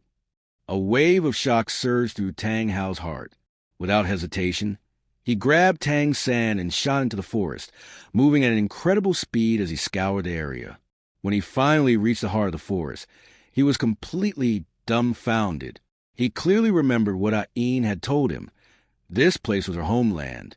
All the blue-silver grass here were her people, and among them was a 10,000-year-old blue-silver king, her most trusted subordinate. Could it have already been killed? Tang Hao could only assume the worst. His expression grew even darker. Without the blue-silver king's assistance, Tang San's blue-silver grass would never be able to evolve into the same blue-silver emperor that Ain once possessed. Damn it! If I find out who killed the blue-silver king, I'll make sure they die without a corpse left behind. Hearing this, Tang San quickly pieced together the situation. The soul beast Tang Hao prepared for him to acquire his 5th soul ring had already been taken by someone else. His face darkened in frustration. He had initially thought that it was his failure to find the soul beast, but now he realized it had already been killed by someone else. After a moment of thought, Tang Hao sighed. The blue-silver emperor had always been a distant hope of his, but it was ultimately not the most powerful martial soul.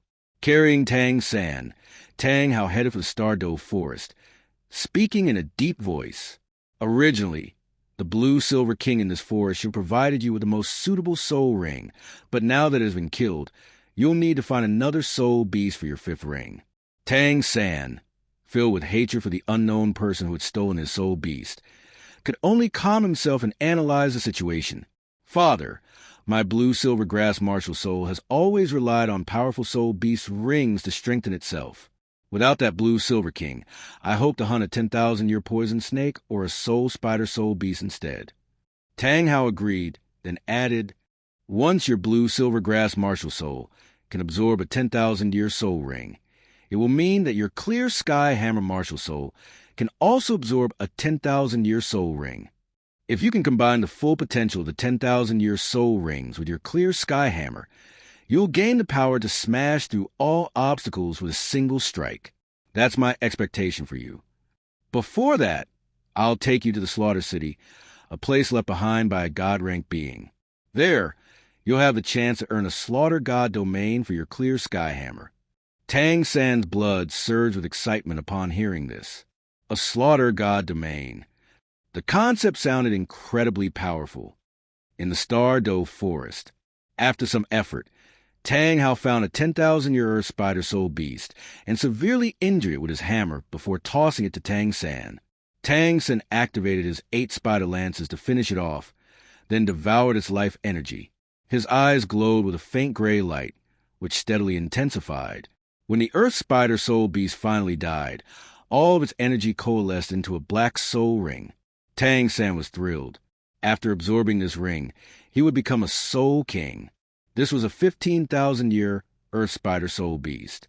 Thanks to his Shentian skill and the enhancements of his 8 spider lances, Tang San endured the painful process and finally absorbed it. His blue-silver grass martial soul gained new abilities. In addition to toxins and barbs, it began secreting a sticky substance. This substance solidified when exposed to wind, further enhancing the durability of the blue-silver grass. Tang San felt that his teacher was right. The weakness of blue-silver grass allowed it to bear the additional powers of other soul beasts, strengthening it with each new soul ring absorbed. With his first 10,000-year soul ring now absorbed, it also meant he could add his first 10,000-year soul ring to his clear sky hammer at any time. This realization filled Tang San with great satisfaction. Tang Hao, who had always looked down on the blue-silver grass, believed that the clear sky hammer was the greatest martial soul in the world. After all, it was the power of the clear sky hammer that allowed him to defeat the former pope of the Spirit Hall. Now that Tang San had reached the Soul King level, Tang Hao fulfilled his promise and took him to the core of the Star-Do Forest, the Life Lake. Tang Hao's overwhelming presence alerted the Titan giant ape and the sky blue bull python. As they confronted each other, Tang San saw the one he had been yearning for, Xiao Wu. Upon meeting, Tang San admitted that he now knew Xiao Wu's true identity, but he didn't care about that. He simply wanted her to stay by his side. Xiao Wu was deeply moved. Though Tang San's aura frightened her, she still confessed everything, from pretending to be sick to avoid competing, to fleeing back to the Star-Do Forest under the pretense of hunting soul beasts, all because she feared being discovered by a titled Douluo from a human world.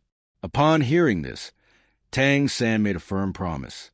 Xiao Wu, wait for me a few more years. Once I return from the Slaughter City and am able to protect you, I'll take you back to the human world where you can bask in the sunlight and no longer have to hide in the Star-Do Forest.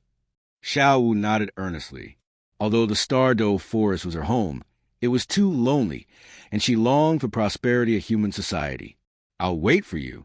By the Life Lake. The two embraced, and the Titan giant ape and sky blue bull python watched with intense pain in their hearts. Their little sister Xiao Wu had fallen in love with a human. Tang Hao looked on with a satisfied expression. His son resembled him, willing to risk everything for love. After a long while, the two reluctantly parted in the Slaughter City. Afterward, Tang Hao and Tang San quickly arrived at the westernmost barren land of the Douluo Continent, a place known for its crime and lawlessness. In a secluded town, they entered a hidden tavern, where Tang Hao led Tang San to slaughter an entire group of bandits. He then opened the entrance to the Slaughter City and told Tang San, 2 years from now, I'll come to bring you out. Remember, in the Slaughter City, only by constantly slaughter can you survive. There are no friends, only enemies. Tang San nodded firmly, then walked boldly into the Slaughter City. Blue Silver Emperor.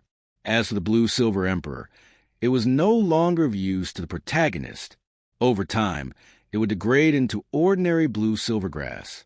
Whether he took it or not, it didn't matter. If he ever needed it, he could retrieve it later. After all, with the unique characteristics of his transformation, even if Tang Hao and Tang San were outside the cave, they would not be able to detect the protagonist's arrival if he went to find the Blue Silver Emperor. Now back to Wangjia village.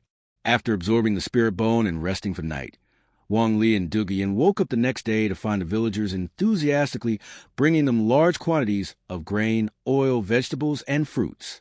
To these simple villagers, food was the best gift they could offer. Wong Lee and Dugu Yen exchanged helpless smiles. They truly didn't need so much food.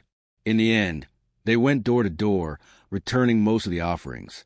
At the same time, Wong Lee secretly used his life energy to nourish the villagers' bodies. Though the amount was limited, it was enough to ensure that, for the rest of their lives, they would be free from illness and remain healthy and energetic until their final days. These were just ordinary people.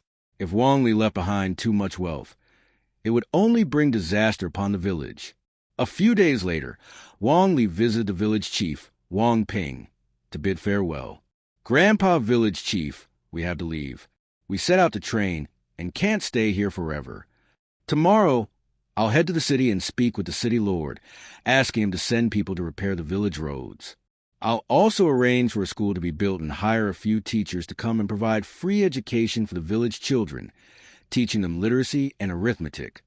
Becoming a spirit master is incredibly difficult, but if they can read and do calculations, they'll have more opportunities in life. Their future will be much brighter." Wang Ping was visibly moved. After taking a moment to compose himself, he asked, "Shaoli, you're truly a blessing to this village.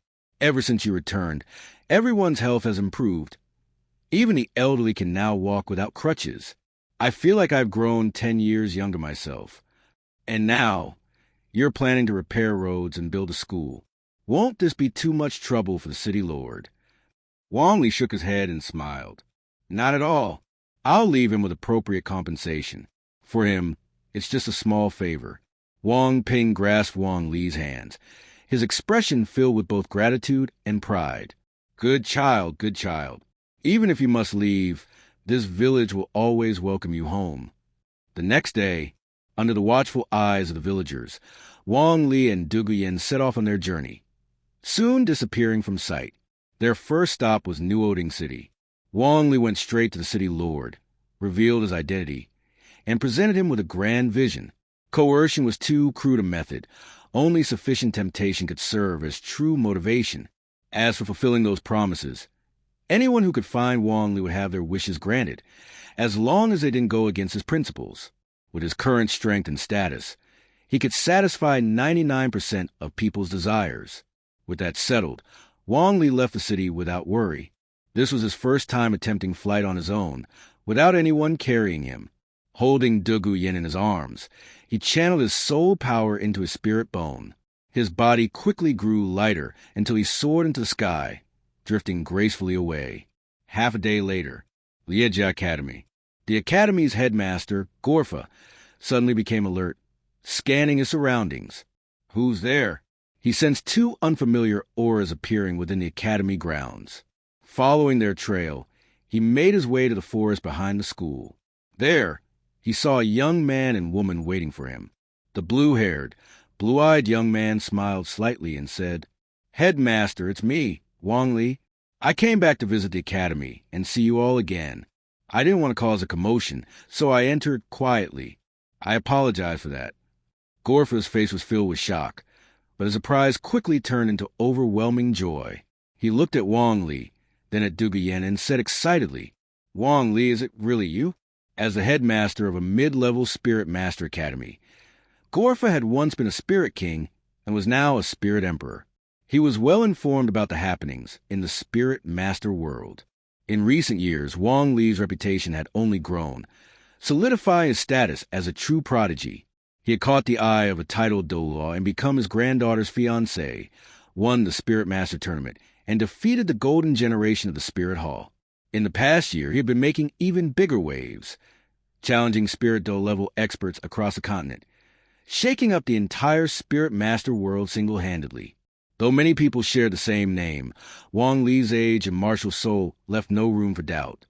This was indeed the Wong Lee who had once been a student at their academy. Gorfa felt immense pride, knowing that he had personally assisted Wong Lee in hunting the soul beast for his second soul ring. Wong Lee nodded again and said, "That's right, it's me. This is Dugu Yen, my girlfriend. A lot of people have been searching for me this past year, and since Liejia City is a major city, I had to avoid drawing too much attention. Headmaster, this isn't the best place to talk. Let's go somewhere more private. I also came back to see Elderling." Gorfa glanced at Dugu Yen, immediately recognizing her as the granddaughter of the legendary poison Douluo. His expression grew respectful, After all, her grandfather was one of the continent's top-tier powerhouses. He quickly responded, "You're right. Let's go to my study." A short while later, in Gorfa's study, Elder Ling entered the room, visibly confused. He had no idea why the headmaster had summoned him so urgently. However, as soon as he stepped inside and saw the three people waiting for him, his eyes widened. Apart from Gorfa, there was a young man and a young woman standing side by side. Wong Lee smiled at Elder Ling and said, "Elder Ling, it's been a long time. It's me, Wong Lee. I came back to visit you." Liejia Academy had been a crucial turning point in his life. Elder Ling had taken care of him since the moment he enrolled, and Headmaster Gorfa had helped him hunt soul beasts, given him a storage soul tool, and even led him to Heaven Do Imperial Academy. He had been too busy before, but now that he had some free time, he wanted to visit them before returning to Heaven Do City. At this moment, Elder Ling's shock and joy were no less than Gorfa's, perhaps even greater. Back then, he had discovered this rare genius and believed that Wong Lee would, at best, reach the level of a headmaster. But now, Wong Lee's name was feared across the continent. He had crushed the 5 elemental academies, trampled over the lower 4 sects, and defeated countless spirit Douluo powerhouses. His fame was undeniable, and his strength was awe-inspiring. Elder Ling glanced between Gorfa, Wong Lee, and Dugu Yen, momentarily at a loss for words. "Headmaster, Wong Lee, what exactly is going on?" Wong Lee explained, "Too many people are looking for me lately, so I can't stay in big cities for long." "Headmaster, Elder Ling, I brought you both a gift, but after that, we must leave soon." "Yen yen jia." Dugu Yen reached for her waist pouch, pulling out 2 exquisite jade boxes. She then introduced the items inside. "This is Purple Cloud Ganoderma, and this is Blood Spirit Ginseng, both excellent tonics that strengthen the body, enhance vitality, and reinforce one's foundation." Wong Lee took the 2 jade boxes, thanked her, then handed one to Gorfa and the other to Elder Ling. "Headmaster, Elder Ling, take these now. I'll guard you while you absorb their effects. Also, please don't mention this to anyone. These items are too rare and could attract unwanted trouble." Gorfa and Elder Ling immediately understood the value of these medicines. Without hesitation, they swallowed the herbs and began channeling their soul power to absorb their effects. At the same time, Wong Lee summoned his martial soul, releasing his life energy to nourish their bodies and awaken their dormant potential. Half a day later, Wong Lee and Dugu Yen had already departed. Elder Ling, feeling as though he had regained 10 years of his youth, couldn't help but marvel. "I never imagined that at my age, when I was already halfway to grave, I'd be blessed with such an opportunity. Perhaps I still have a chance to break through to rank 50, absorb another soul ring, and become a spirit king." Gorfa stood with his hands behind his back, his soul power having risen significantly. He was in high spirits as he said, "Elder Ling, your recruitment efforts back then were exceptional. If not for you, our academy wouldn't have produced such a genius. The entire Spirit Master world is calling him the strongest below the titled Douluo level. It's only a matter of time before he becomes a titled Douluo himself." After leaving the Fastno province, Wong Lee and Dugu Yen finally embarked on their journey back to Heaven Do City. With their ability to fly, traveling was significantly more convenient. It didn't take long before they arrived in Heaven Do City, the Dugu family residence. After more than a year, Wong Lee and Dugu Yen finally returned, just in time, as Dugu Bo was also at home. Seeing her grandfather, Dugu Yen was overjoyed. She ran up to him, clinging to his arm as she pouted playfully. "Grandpa, this is great. You're not in seclusion. I missed you so much." Dugu Bo smiled indulgently and replied, "I'm an honorary elder of the Heaven Do Empire. I have to come back every so often. But I didn't expect you two to return at the same time." At that moment, Wong Lee stepped forward, smiling. "Grandpa." Upon seeing Wong Lee, Dugu Bo raised an eyebrow, his eyes unable to hide his pride. But then, he feigned a stern expression and scolded loudly.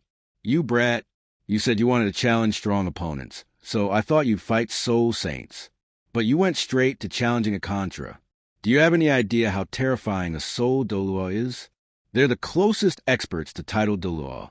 When I heard about it while I was out, I was completely shocked. Wong Lee, however, responded earnestly.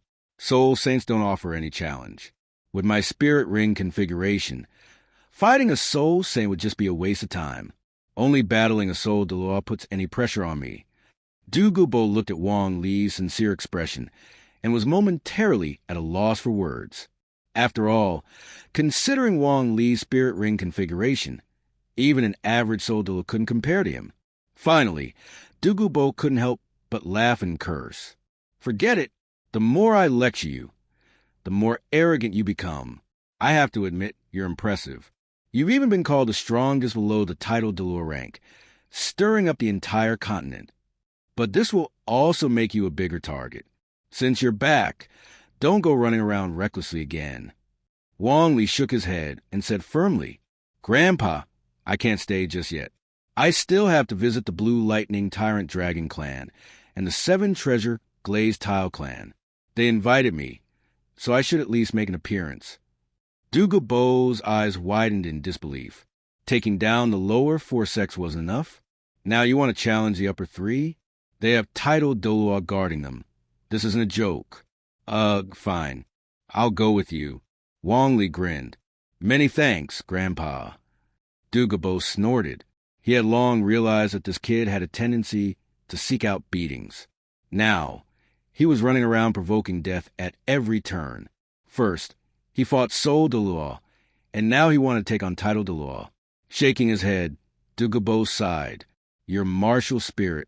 I really don't know what to say.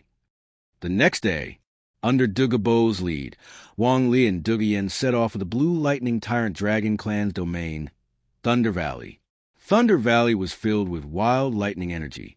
The sky remained perpetually dark, covered in thick thunderclouds. Lightning crackled and boomed, illuminating the valley in flickering flashes. It was the ideal battlefield and training ground for thunder-attributed martial spirits. As one of the top 3 sects, the Blue Lightning Tyrant Dragon Clan concealed itself within this valley. Upon reaching the entrance, Dugu Bo shouted loudly, You engine! I, Dugu Bo, have come to visit. Hurry up and show yourself. He infused his voice with soul power, causing it to echo throughout the valley, reverberating endlessly. Moments later, a bolt of lightning shot toward them, accompanied by a bold, hearty laugh. Ha ha, you old poison. What brings you to my Blue Lightning Tyrant Dragon Clan today? In an instant, the lightning struck the ground before them, transforming into a towering figure.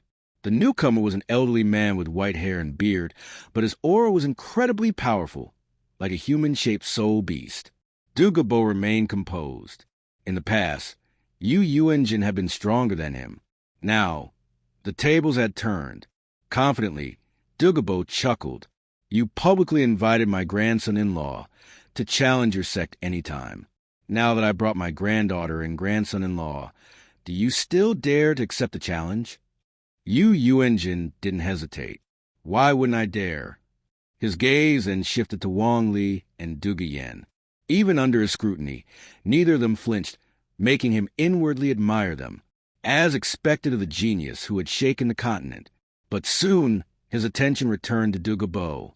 The more he observed, the more something felt off. He couldn't sense any soul power from Dugu Bo. Yet the longer he tried, the more boundless Dugu Bo's presence seemed. He spoke with uncertainty. Your strength? Dugu Bo replied calmly. I've made a bit of progress. Nothing worth mentioning.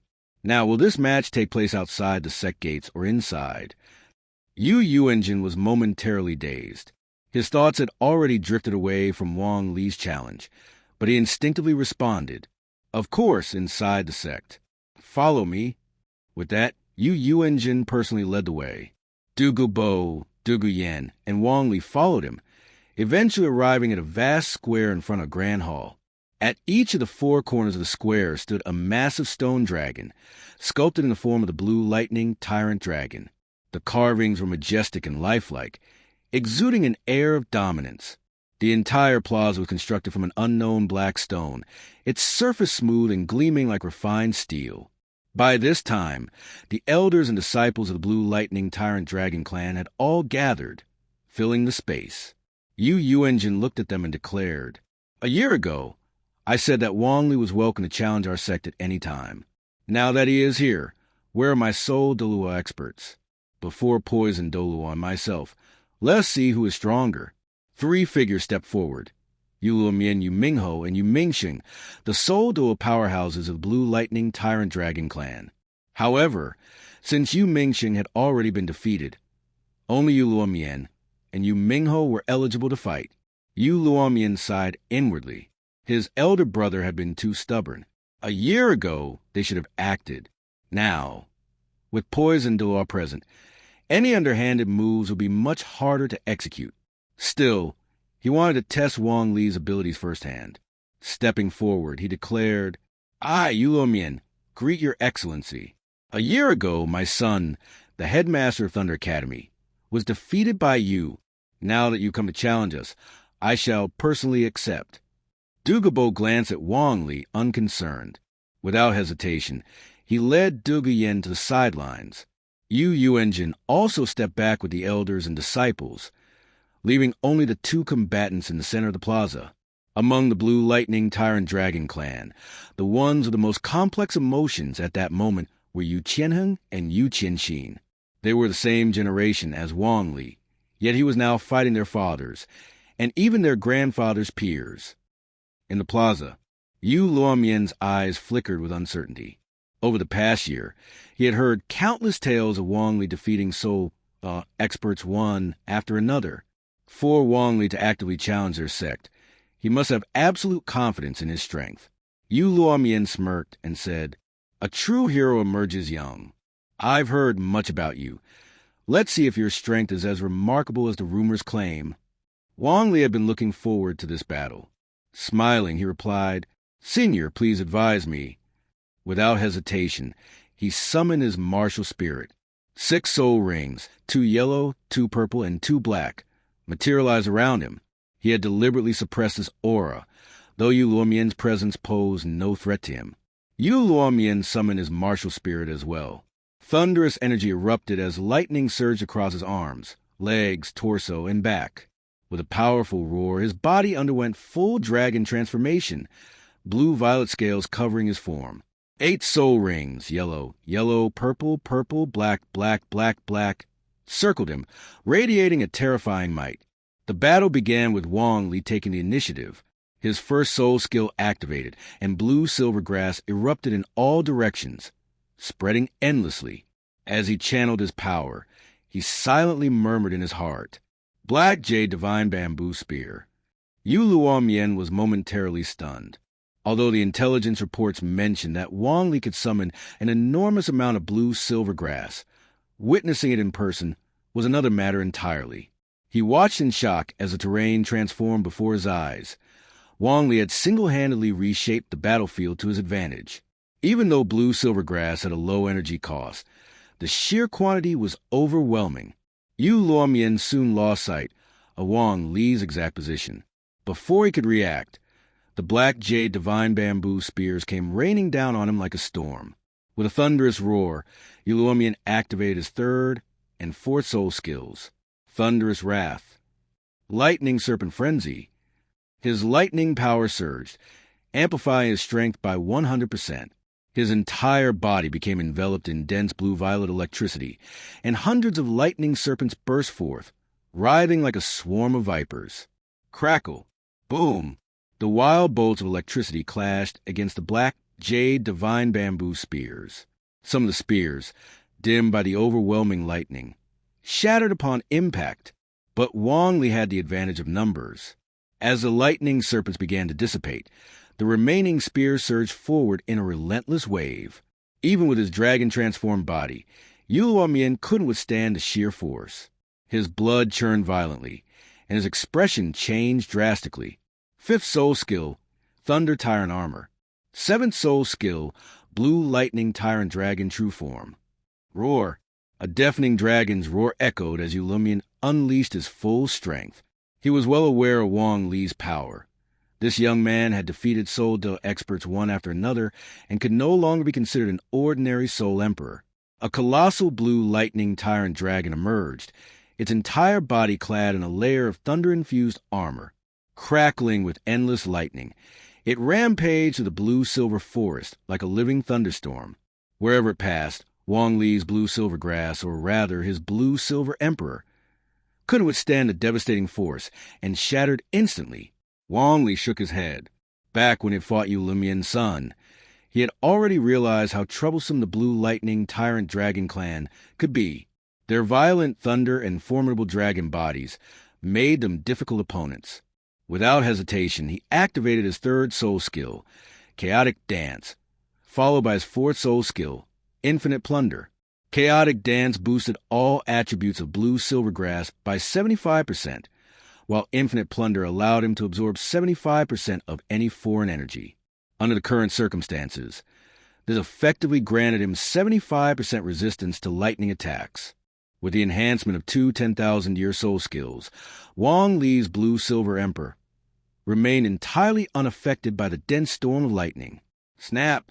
A blue-silver vine shot through the lightning storm, striking Luomien with such force that he was sent flying. Luomien was utterly dumbfounded. His lightning, his dragon body, how could they fail to block a mere blue-silver grass attack? Before he could react, countless blue-silver vines had already surrounded him.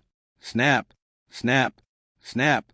Speed, strength, durability, armor penetration, lightning resistance.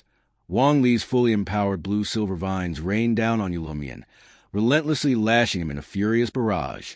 The attacks were so overwhelming that he was forcibly knocked out of his martial soul true body state. If he couldn't withstand the strikes even in martial soul true body, how could he possibly endure without it? Moments later, the blue-silver vines withdrew. The thunderstorm had dissipated. Luomien's dragon body lay battered and broken. He collapsed onto the ground, his entire body racked with unbearable pain, as though he had been torn apart. Eyes dull, he stared blankly at the sky as Wong Lee approached and used a healing ability to mend his injuries. Luomien roared in frustration. Why? Why? You're just a soul emperor, yet your soul skills possess such terrifying power. How could you possibly harm me? In consideration of the experience points Luomien had just provided, Wong Lee responded with a mix of truth and deception. My third soul ring is 2,000 years old. My fourth soul ring is 7,000 years old. Take a guess. How old are my fifth and sixth soul rings? Strength comes at a cost. Those who wish to stand above others must endure suffering beyond imagination. But I doubt anyone else could replicate my path. Luomien's eyes widened in shock. His gaze fixated on Wong Lee's fifth and sixth soul rings, the two soul rings Wong Lee hadn't even activated yet. Just how old were they? Meanwhile, the entire Blue Lightning Tyrant Dragon clan erupted in an uproar. Luomien, their second-in-command, had been utterly defeated by Wong Lee without much resistance. How could they possibly accept such a result? Dugu Bo smirked, tempted to pat Engine on the shoulder and say, My grandson-in-law just beat your younger brother. But considering that an irrational old dragon might act impulsively, he held back. Instead, he simply chuckled and said, Looks like the match is decided. Engine remained completely unfazed and replied indifferently, Then, using sound compression, he transmitted a voice message directly to Dugu Bo. Dugu Bo, you've broken through to that realm, haven't you? You become a super Douluo, haven't you? Dugu Bo wasn't surprised and responded in the same manner. That's right, rank 96. Engine's eyes burned with passion. This was the realm he had pursued his entire life. After a brief moment of contemplation, he spoke, Would you be willing to guide me? Name your terms. If it's within my power, I'll agree to anything. Dugu Bo initially wanted to refuse. What he sought, Engine could never provide. However, upon glancing at Wong Lee, he suddenly changed his mind. With a slight smile, he said, In that case, why don't you personally spar with my grandson-in-law? Engine didn't hesitate for even a second. Agreed. Your grandson-in-law is truly exceptional. Even I can't predict how far he'll go in the future. Without another word, Yu Engine flashed into the arena, first ensuring Yen was taken away for treatment. Then, turning to Wong Lee, he spoke with great solemnity. With Yen defeated, there is no longer a soul Douluo in my blue lightning tyrant dragon clan capable of facing you. So now, I offer you a choice. Fight me for a few exchanges. You may accept or decline. Wong Lee had no reason to refuse. A battle with a titled Douluo would provide invaluable experience, far beyond anything he could imagine. A wide grin spread across his face as he clasped his hands together and declared loudly, I accept. Please guide me. Yu Engine gazed at Wong Lee, a young man even younger than his own grandson, yet possessing soul power so formidable that even he had to take notice. A thought crossed his mind. He hasn't just absorbed spirit rings beyond his years. He must also have soul bones, and not just one. That would explain his terrifying cultivation speed and overwhelming base attributes. Truly, he is blessed with unparalleled talent, something that inspires both admiration and envy. Without hesitation, Yu Engine activated his martial soul. Like Wong Lee, he bore the blue lightning tyrant dragon, but his transformation was absolute. His head, torso, claws, legs, and even wings fully assumed draconic form. 9 soul rings, 2 yellow, 2 purple, and 5 black, coiled and rotated around him. Roar! A thunderous roar shook the heavens and earth. Though he had just one more soul ring than Yen, his power had increased more than tenfold. Wong Lee swiftly retreated, putting distance between them. He had once endured beatings under Dugu Bo's hands, but taking hits was entirely different from engaging in real combat. Ink Jade Divine Bamboo Spear. A torrent of Ink Jade Divine Bamboo Spears shot forth. However, with a single flap of his wings, Yu Engine soared high into the sky. He didn't even need to activate a soul skill. His body crackled with lightning, flickering unpredictably. The sheer force of the electricity shattered every spear before they could even come close. A titled Douluo was on an entirely different level compared to those beneath that rank. Then Yu Engine unleashed a soul skill. First soul skill, Thunder Dragon Claw. Powered by his immense rank 95 soul force, his right arm instantly gathered a torrent of lightning. With just a flick of his hand, a massive dragon claw, spanning dozens of meters, shot forth. Countless blue silver grass in its path disintegrated into ashes, leaving a vast, barren expanse. Wong Lee was momentarily startled. Yu Engine, a rank 95 titled Douluo, with 9 soul rings and 3 soul bones. The terrifying enhancements from those alone explain his overwhelming power. The gap between us is enormous. My 10,000-year soul skills won't be enough to bridge it. Maybe if I use my 100,000-year soul skill, my 6th soul skill, I could injure him. If I activate my 7th soul skill first, and then use the 6th, I might even seriously wound him. But this is just a sparring match. There's no need to go that far. I'm here to gain experience, not to fight to the death. With that decision made, Wong Lee continued using only his 1st, 3rd, and 4th soul skills, along with his Ink Jade Divine Bamboo Spear and agile footwork, to engage in a battle of attrition with Yu Engine. Yu Engine tore through the blue-silver grass at an alarming speed, cycling from his 1st to his 6th soul skill. His sheer destructive force made clearing the battlefield seem as effortless as cutting grass. Yet Wong Lee wasn't slow either. He rapidly replenished the vegetation by drawing vast amounts of soul power from his soul core, continually impeding Yu Engine's advance. For the first time since condensing his soul core, Wong Lee found himself at a disadvantage in a soul power contest. A true titled Douluo's burst power and recovery speed were indeed formidable. As his soul power dwindled past the halfway mark, Wong Lee glanced at the 10,000 experience points he had gained. Seeing that his goal was met, he chose to concede. There was no point in dragging the battle out any further. Hearing Wong Lee admit defeat, Yu Engine let out a sigh of relief. Too troublesome. Even after exhausting his soul skills up to the 6th, he still hadn't been able to break through the blue-silver forest. If this dragged on, he would have no choice but to activate his 7th soul skill, his martial soul avatar. But doing so in this situation would have been a disgrace. With a voice like rolling thunder, Yu Engine declared, "Impressive. Poison Douluo has truly nurtured an outstanding successor. Once you break through rank 70 and obtain your martial soul avatar, your strength will soar even further. At that point, you will stand shoulder to shoulder with titled Douluo. Wong Lee's lips curled into a subtle smile. He already possessed his martial soul avatar. If he activated it, along with his domain to accelerate recovery, he might not be able to kill Yu Engine. But at the same time, Yu Engine would have no chance of killing him either. Upon seeing the 10,000 experience points he had gained, Wong Lee couldn't help but voice his thoughts. Many thanks, Your Excellency. This battle has been incredibly enlightening for me. The next time I have the opportunity, I will certainly return for another match. Yu Engine's mind went blank for a moment, then exploded with a single thought. He needed to get Wong Lee out of here as soon as possible. If that kid came back a few more times, his dignity as a senior might not survive. But Wong Lee was serious.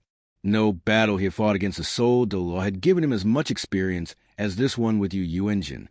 At that moment, as Wong Lee withdrew his soul power, the blue-silver grass covering the plaza rapidly shrank away, revealing a battlefield riddled with craters and scars from the fierce combat. Yu Engine descended to ground, with the members of the Blue Lightning Tyrant Dragon clan quickly gathered around him. Yu Luomian, still fuming, spoke up indignantly. Big brother, why didn't you use your martial soul avatar? With absolute strength, you could have taught that brat a lesson. Yu Engine frowned and gave Yu Luomian a sharp look. Second brother, do you still care about my dignity? About the reputation of our Blue Lightning Tyrant Dragon clan? Don't ever say something like that again. Meanwhile, on the other side, Dugu Bo and Dugu Yen approached to check on Wong Lee's condition. Wong Lee reassured them, I'm fine. I just exhausted a lot of soul power. There's still a significant gap between me and a titled Douluo. Dugu Bo nodded and said in a calm tone, as long as you understand that, if Yu Engine had intended to kill you, he would have used his martial soul avatar and his ninth soul skill. That level of power is beyond your imagination. At that moment, Yu Engine turned toward Dugu Bo and said, I've done what you asked. Dugu Bo nodded in acknowledgement, then transmitted a message directly into Yu Engine's mind. At our level, it's no longer just about accumulating soul power. It was only through a fortunate opportunity that I was able to gain deeper insights. You need to think carefully. What is it that makes your martial soul truly powerful? Only by understanding that can you find your own path to breaking through. Yu Engine's eyes widened as a vague realization began to take shape in his mind. However, the exact path to his breakthrough still remained elusive. Even so, he solemnly said, Thank you. I owe you a favor. If I break through, I will be sure to repay you generously. Dugu Bo accepted his gratitude without hesitation. To some, the insight he had shared was priceless. To others, it was worthless. But a favor from the Blue Lightning Tyrant Dragon clan and the Thunder Douluo was certainly valuable. With everything settled, Dugu Bo, Dugu Yen, and Wong Lee took their leave. Yu Engine made no move to stop them. On the journey back, as they traveled, Wong Lee's eyes suddenly burned with determination. Grandfather, you were right. When a titled Douluo uses their martial soul avatar alongside their ninth soul skill, the power is truly terrifying. But in truth, I also have a martial soul avatar. I've been keeping it hidden, fearing it would draw too much envy. Perhaps it's time I find the right moment to officially declare myself a soul sage. With my martial soul avatar, I am confident I can stand against a titled Douluo. Hearing this, Dugu Bo looked at Wong Lee with a complex expression, his voice carrying a trace of disbelief. Even without using your martial soul avatar, you already possess the strength of a soul Douluo. If you do activate it, you should be able to fight against any titled Douluo below rank 95. Truly absurd. If I had to watch you grow up before my very eyes, I wouldn't believe such a genius could exist on this continent. The events that transpired at the Blue Lightning Tyrant Dragon clan had not yet spread widely. However, as one of the upper three sects, the 7 Treasure Glazed Tile sect had still caught wind of some details. Thus, a day later, when Dugu Bo arrived with his entourage, Ning Fengji was already waiting outside the sect's gates alongside Sword Douluo Chinexine and Bone Douluo Gurong. Upon seeing Dugu Bo, Dugu Yen, and Wong Lee, Ning Fengji's eyes lit up. With a warm and courteous smile, he greeted them. Your Eminence, the Jade Foster Douluo, your presence shines brighter than ever. It is truly a cause for celebration. Upon learning that you will be bringing your granddaughter and her husband, I prepared a banquet. Let's chat over drinks. Beside Ning Fengji, Chen Xian's eyes flickered with a sharp glint the moment he saw Dugu Bo. He was well aware that Dugu Bo had now reached the same level of strength as himself. A surge of battle intent stirred in his heart. Chen Xian had been at rank 96 for many years, and now, upon encountering another rank 96 titled Douluo, he couldn't help but feel a sense of excitement. Gu Rong, however, felt somewhat awkward. In the past, he had never taken Dugu Bo seriously, regarding him only as a minor threat due to his formidable poison. But now, the situation had shifted. What was once a dismissive attitude had turned into an unreachable gap. Hearing Ning Fengji's words, Dugu Bo simply nodded in agreement. After all, one does not slap a smiling face. In that case, we'll gladly impose upon your hospitality. Before long, they were led into a grand hall. The interior was lavishly decorated, its golden splendor gleaming with radiant brilliance. The dazzling glow of glazed tiles reflected the sect's immense wealth. Truly, the 7-treasure glazed tile sect was as prosperous as a nation. Ning Fengji's gaze swept over Wang Li and Dugu Yen, a flicker of envy flashing in his eyes before he let out a bitter chuckle. Your Eminence, I must admit, I envy you. You have nurtured 2 outstanding juniors. Rong, Oscar, your friends have come to see you. As his words fell, Ning Rong and Oscar stepped forward, having meticulously groomed themselves for the occasion. Among the two, Ning Rong took the lead as they approached. They first greeted Dugu Bo with proper etiquette. Your Eminence, Jade Foster Douluo. Then they turned to Wong Lee, their gazes complicated. Sensing the atmosphere, Ning Fengji quickly took charge, smiling as he said, Now that everyone is here, let's all take our seats. The seating arrangement was carefully planned. Ning Fengji sat in the center to maintain control of the situation. Chen Xian and Gu Rong sat beside Dugu Bo, while Ning Rong and Oscar took their places next to Wong Li and Dugu Yen. Once everyone was seated, Chen Xian wasted no time, his sharp gaze locking onto Dugu Bo as he asked directly, When did you break through? Now that he had reached this realm himself, Dugu Bo finally understood just how powerful Chen Xian had been all along. With a serious expression, he responded, It has been a while. After reaching this level, I finally understand, compared before, the difference is like heaven and earth. Chen Xian nodded in agreement, then extended an invitation. When you have time, we should spar and exchange insights. Dugu Bo considered the offer and nodded. It wasn't a bad idea. Perhaps he could gain something valuable from the exchange. Of course.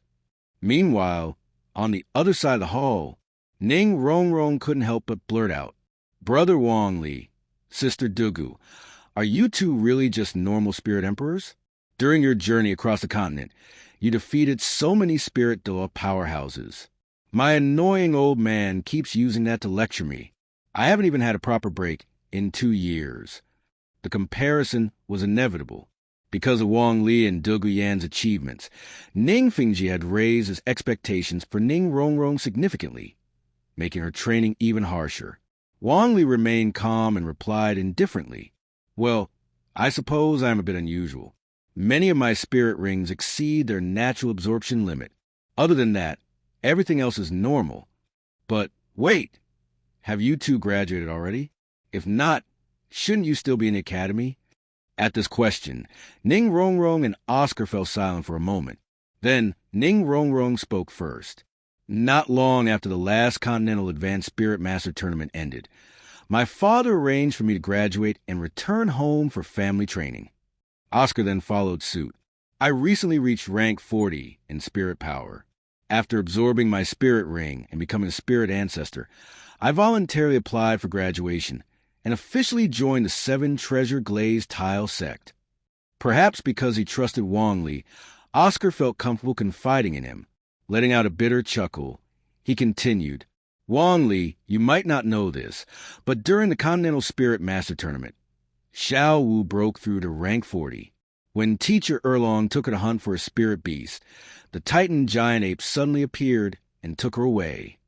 The first time we ever encountered each other, the Titan giant ape had already taken Xiao Wu once.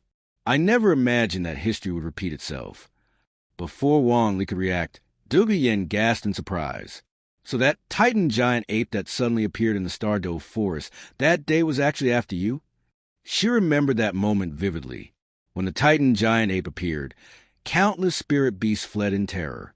By sheer luck, the spirit beast Wong Lee needed for his fourth spirit ring had been among those desperately escaping. Recalling the dangerous scene, Ning Rongrong and Oscar couldn't help but shudder at the memory. Oscar continued. After Xiao Wu was taken, Tang San fell into a deep depression for a long time.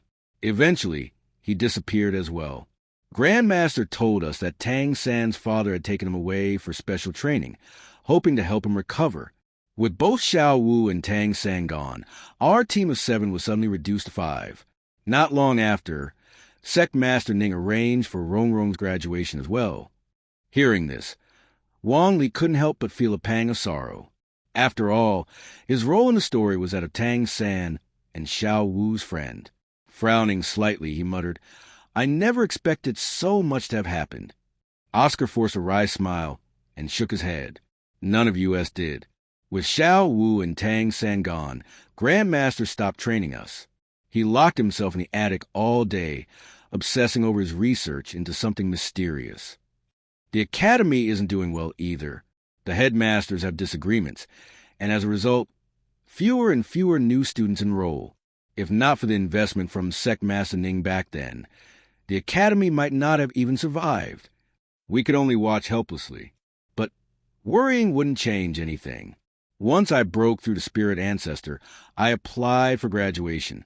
I didn't want to continue using the academy's resources, so I came to the 7-treasure glazed tile sect to continue my training.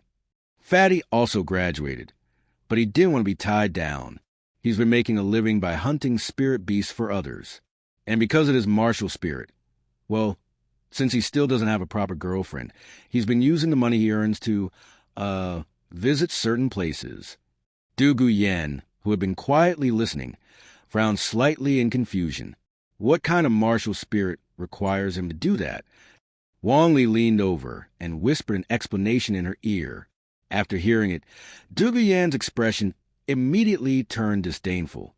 She scoffed and muttered, "How vulgar." Ning Rongrong and Oscar also looked a bit embarrassed. When they first learned about Ma Hongjuan's evil fire phoenix martial spirit, their initial reaction had been the same. However, over time, they had accepted him as a companion and stopped commenting on it. Even so, the awkwardness in the air was undeniable. Sensing the tension, Wong Lee stepped in to ease the atmosphere. Life is unpredictable. If Xiao Wu managed to escape from the Titan giant ape once, maybe she can do it again. I just hope she's safe. As for Tang San, I remember he came from a village like me, but it turns out he has quite the background. You really can't judge a book by its cover. Ning Rongrong and Oscar both nodded. Wong Lee had voiced their exact thoughts. They saw Xiao Wu as companion and hoped she was unharmed. With a shared topic of interest, the conversation became livelier. As they ate and drank, the atmosphere grew increasingly warm and amicable. Ning, Fengji wore a satisfied smile. Compared to Yu Yuanjin, he was a true master strategist. Still, he couldn't help but marvel at how much had changed in just a few years. Dugu Bo, Dugu Yen, and Wang Li had all undergone dramatic transformations, making it impossible to ignore them. He had to take them seriously and put effort into maintaining a good relationship. Where had things gone so differently from what he expected? As the day passed, Dugu Bo eventually rose to take his leave, bringing Dugu Yen and Wang Li with him. Ning Fengji, along with Sword Douluo, Bone Douluo, Ning Rongrong, and Oscar, personally escorted them to the sect's gates. Once they were gone, Ning Fengji's expression grew serious. It's truly unbelievable. A mere spirit emperor capable of defeating multiple spirit Douluo. According to the information we received, yesterday, Dugu Bo, Dugu Yen, and Wong Lee visited the Blue Lightning Tyrant Dragon clan. But what exactly happened there is still unknown. If the spirit Douluo of the Blue Lightning Tyrant Dragon Clan had defeated Wong Lee, why would they be keeping things so quiet? It's obvious Wong Lee must have beaten them. Even the so-called strongest assault-type beast martial spirit in the world couldn't stop his rise. Chen Xian and Gu Rong both nodded in agreement. The strength of the Blue Lightning Tyrant Dragon martial spirit had been proven in countless battles. Defeating ordinary spirit masters, despite a rank gap, was one thing. But defeating Blue Lightning Tyrant Dragon spirit masters at a higher rank? That was another matter entirely. After a brief silence, Ning Fengji turned to look at Ning Rongrong, then at Oscar. His tone was gentle but firm. Oscar, we have all witnessed your talent firsthand. A food-type spirit master with innate full spirit power. Perhaps you're the only one of your kind in the entire continent. However, in our hearts, Rongrong's ideal partner is a powerful combat spirit master like Wong Lee. Otherwise, if two support-type spirit masters were together, who would protect whom in times of danger? But since you have chosen to join the Seven Treasure Glazed Tile Sect, rest assured, we will spare no effort in cultivating you. In the future, we will entrust you with great responsibilities. As his words fell, Ning Rongrong bit her lip tightly, while Oscar's face turned pale. Oscar couldn't imagine watching Ning Rongrong marry someone else, seeing her share a wedding night with another man. How utterly devastating that would be for him. At this moment, he felt just how useless his sausage martial soul was. Even with innate full soul power, the fact remained, he had no combat ability. Ning Fengji was being quite straightforward. He laid everything out clearly instead of giving Oscar false hope or empty promises. In the end, Oscar bowed deeply and said, Master Ning, I truly love Rongrong. Please, give me a chance. The sausage martial soul may not be suited for battle, but even the blue-silver grass martial soul was once considered worthless. If I can find a way, even my sausage martial soul will one day possess combat strength. Though Ning Fengji didn't have much faith in Oscar, a food-type soul master with innate full soul power was still highly valuable. He nodded and said, Uncle Jian, Uncle Gu, from now on, Oscar will train under your guidance. Oscar, this is the opportunity I'm giving you. It's up to you whether you can seize it or not. Chen Xian and Gu Rong exchanged looks. They weren't particularly impressed with Oscar's delicate, almost pretty boy appearance, but since Ning Fengji had personally arranged this, they both nodded and agreed. Oscar, feeling as if a massive red crisis symbol loomed over his head, expressed his gratitude to Ning Fengji profusely. Meanwhile, outside the Seven Treasure Glazed Tile clan, Dugu Bo, Dugu Yen, and Wong Lee were making their way down the mountain. Dugu Bo sighed, Ning Fengji is truly a cunning old fox. He welcomed us with a smile the whole time. I never even got a chance to propose a challenge against their top experts. Wong Lee had initially wanted to challenge not just ordinary soul Douluo, but even one of the sword or bone Douluo. However, that opportunity had slipped away. Still, gathering so much intelligence about Shrek Academy and the Shrek Seven Devils made the trip worthwhile. Shrek Academy was struggling, and the Seven Devils had scattered. Wong Lee shook his head and chuckled. Well, if we couldn't fight, then we couldn't fight. But I've already gained a lot of insights from this trip. I'm confident that with just one period of closed-door training, I'll make a huge breakthrough. Aside from me, Yen Yen also needs to advance. She's already at rank 69. She must go into seclusion to break through the rank 70 threshold as soon as possible. In fact, we've already located the perfect soul beast for her seventh ring. Everything is ready, only the breakthrough remains. The Storm Abyss Dragon from the Tempest Strait. It's a true dragon species. Its body is as hard as steel, its wings grant unparalleled mobility, and it's at least 70,000 years old. Hearing this, Dugu Bo became visibly excited. His granddaughter was about to hunt a real dragon for her seventh soul ring. Without hesitation, he said, Forget returning to Heaven-Do City. Let's head straight for the ice and fire Yin Yang Well. Wong Lee and Dugu Yen both nodded in agreement. Without further ado, Dugu Bo changed course, while Wong Lee carried Dugu Yen as they flew alongside him. Glancing back at the two, Dugu Bo couldn't help but smirk and say, Wong Lee, Your luck is truly ridiculous. You even managed to stumble upon a 100,000-year-old soul bone while traveling. Now, you have the ability to fly at the soul sage level. Unbelievable. Since Wang Li had gained flight capabilities, he no longer needed Dugu Bo to carry him. Smiling, he replied, "It really was luck. The soul bone belonged to a blue-silver emperor soul beast, just like my martial soul. That's why I was able to sense it and retrieve it. Now, with flight capabilities, I'll be even more useful when we hunt the storm abyss dragon." Soon, they arrived at the ice and fire yin yang well. After a full year away, the place remained unchanged. Breaking through from rank 69 to rank 70 was a major hurdle, which was why Dugu Yen had been stuck at this bottleneck. Now that they had returned to the ice and fire yin yang well, a place rich with energy, she had the perfect environment to advance. The extreme heat and cold energies, which others considered poisonous, were instead a source of high-quality soul power for her. At this point, they no longer posed any threat to her body. So, on the second day after their return, Dugu Yen entered seclusion, focusing on breaking through.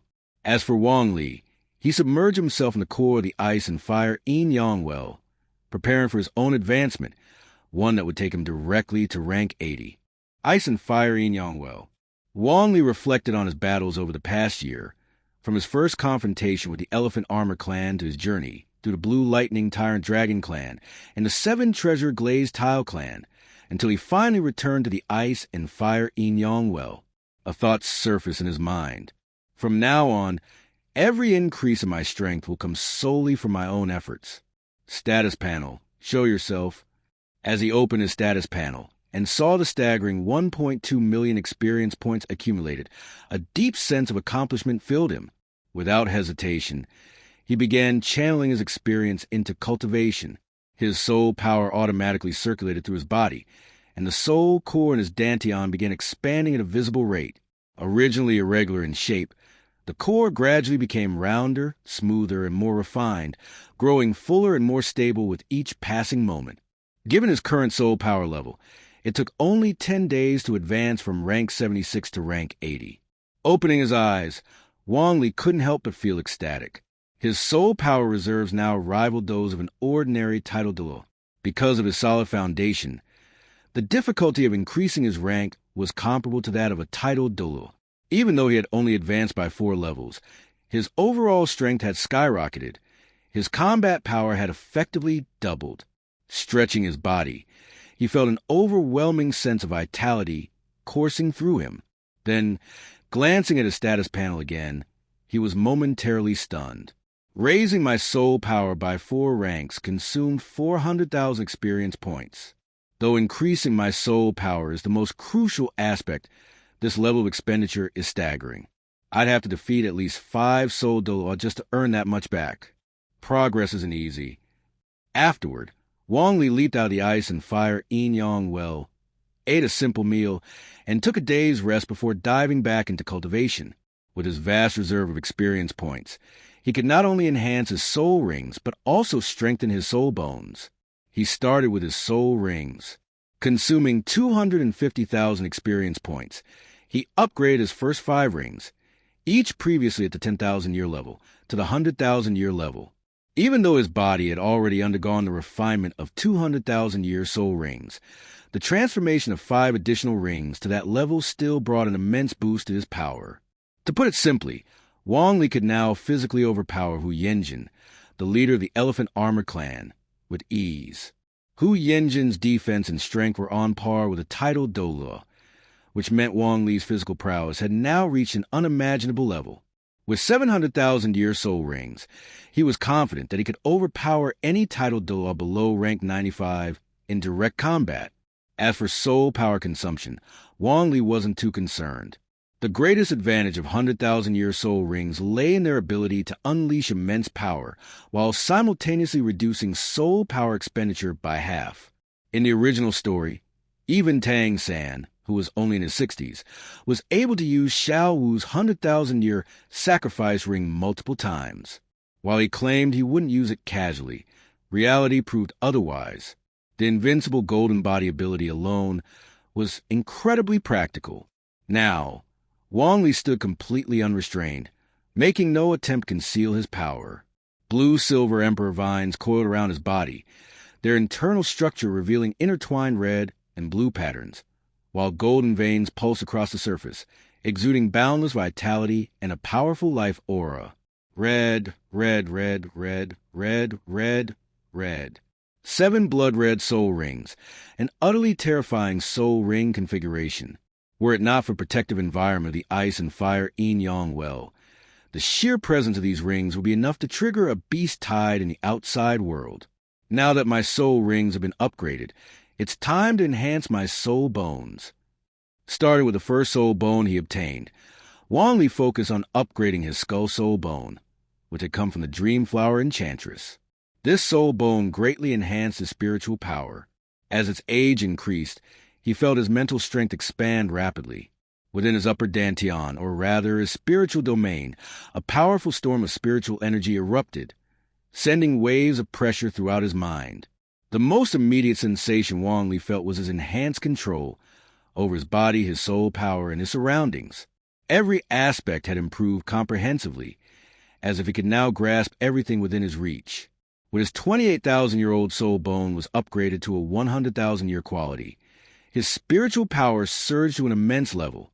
Yet, rather than being scattered, it became incredibly refined and concentrated. At this point, my spiritual power should surpass that of most ordinary titled Douluo. Moreover, my dream mirage ability seems to have evolved. It has now formed a space that exists between illusion and reality, allowing me to drag my opponent's soul into it, severing their connection to their physical body. This makes manipulating their soul much easier. Wong Lee couldn't help but sigh inwardly. It's a good thing I'm a righteous person. If this ability fell into hand of someone with even the slightest evil intent, they would essentially wield absolute power, fame, status, wealth, women. Everything would be within reach. No matter how complex a human heart, it would be defenseless against memory reading, memory fabrication, and memory erasure. With the ability to read a person like a book and rewrite their thoughts at will, what secrets could possibly remain? Shaking off these thoughts, Wong Lee turned his attention to enhancing his left and right arm bones, the everlasting green left arm bone and the blue silver king right arm bone. Even though they were just arm bones, their enhancements to his body were still immense. However, given that his physique had already undergone the tempering of 7 100,000-year soul rings, the overall boost wasn't as pronounced. Still, with his recently enhanced spiritual power, Wong Lee could clearly perceive a continuous increase in strength coursing through both his left and right arms. Once the left and right arm bones reached 100,000-year quality, his physique underwent yet another significant transformation. The everlasting green soul bone sealing ability has greatly improved. It can now directly seal energy itself. Even if an enemy launches a soul skill, I can seal on the spot. Not bad. This could serve as a useful support ability in battle. Wong Lee then examined the abilities granted by his left and right arm bones. The blue-silver king soul bone allows me to leave a spiritual imprint on my clones, significantly improving their adaptability. If this ability keeps evolving, I wonder, could I one day anchor my soul into my clones, using them as vessels for my consciousness? If I could extend this connection to the blue-silver grass spread across the entire continent, then even if my physical body were destroyed, I could instantly revive through the blue-silver grass anywhere on the land. Even though my real body already has resurrection capabilities, it requires my corpse to remain intact. But if my body were completely obliterated, this ability would still allow me to resurrect through the blue-silver grass. If that happens, who in this world could possibly destroy me? Wong Lee's eyes gleamed with excitement. This was the pinnacle of immortality. However, he quickly calmed himself, stretching lazily. At this moment, all 7 of his soul rings and all 4 of his soul bones had reached the 100,000-year level. His combat strength had skyrocketed. He could utterly crush his previous self, and defeating any title Douluo below rank 95 would be a mere formality. It's time to leave. It's been so long. I wonder if Sister Yen has made her breakthrough. First, I'll help her obtain her 7th soul ring, and then I'll head to the Great Snow Mountain in the extreme north to find that white-haired elder and claim my 8th soul ring. With that thought in mind, Wong Lee activated his soul power and began rising toward the surface of the spring. Though he still had over 400,000 experience points, he planned to reserve them for advancing his cultivation realm. After leaving the Eye of Ice and Fire and walking out of the valley, Wong Lee saw both Dugu Bo and Dugu Yen waiting outside. Upon seeing Wong Lee emerge, Dugu Yen showed a joyful expression and immediately shared her news.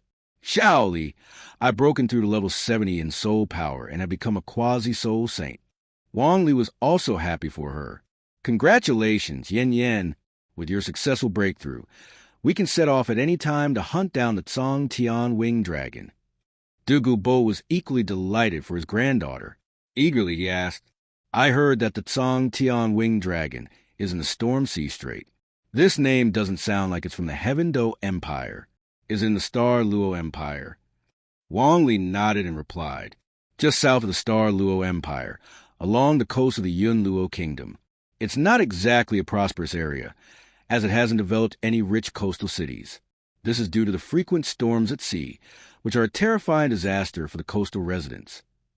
The next day, with their destination and goal confirmed, they set off early the following morning.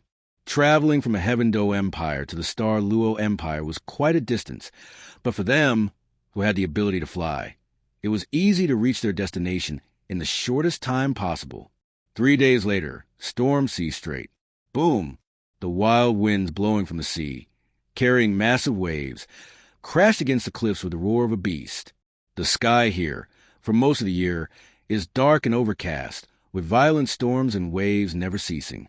Due to the natural forces of heaven and earth, there are few gentle sandy beaches along the coast. Instead, the landscape is dominated by cliffs so steep they seem to reach the sky.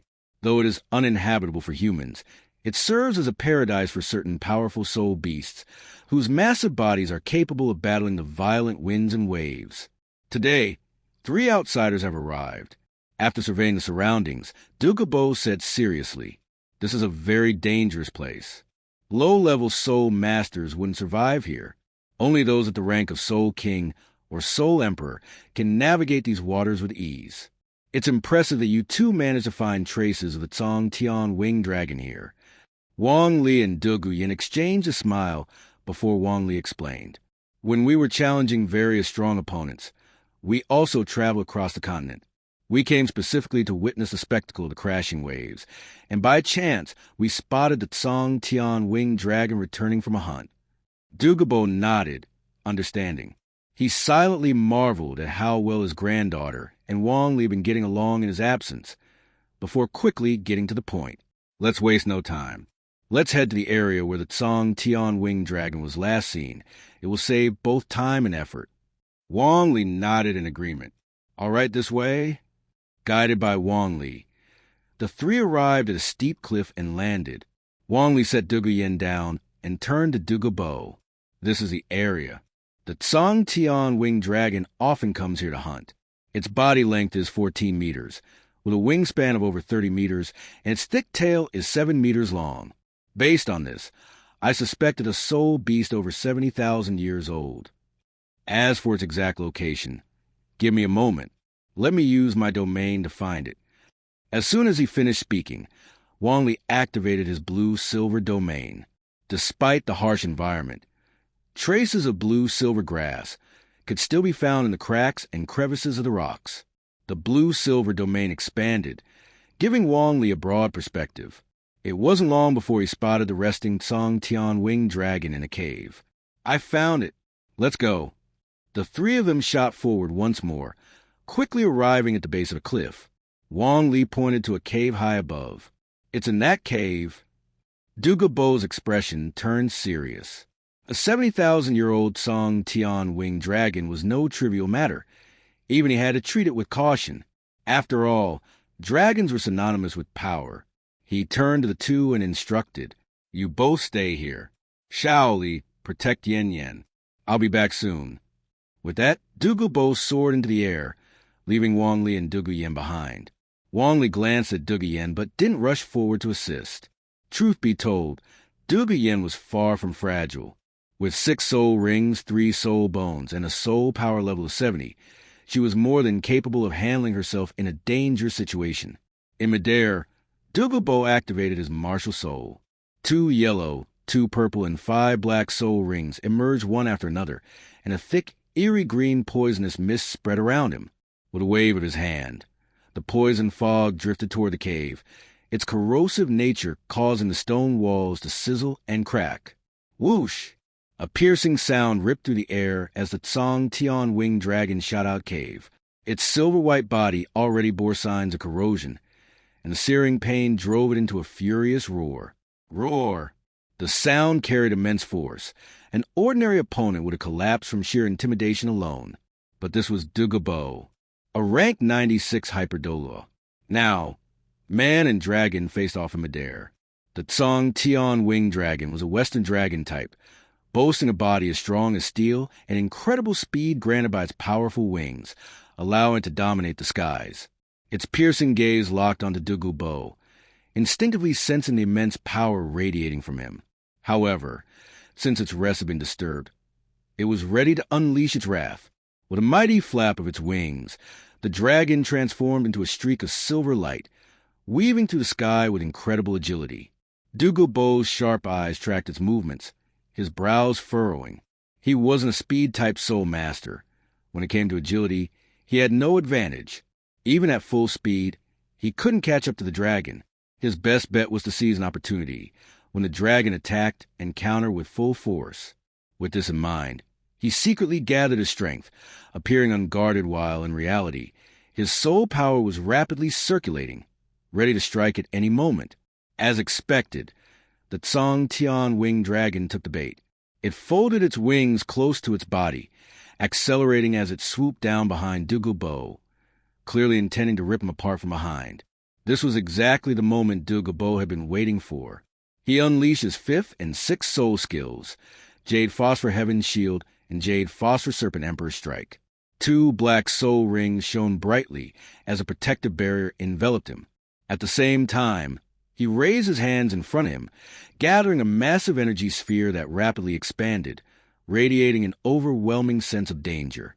In the blink of an eye, Dugu Bo spun around and hurled the energy sphere forward. By the time the Tsang Tian winged dragon realized the danger, it was already too late to dodge.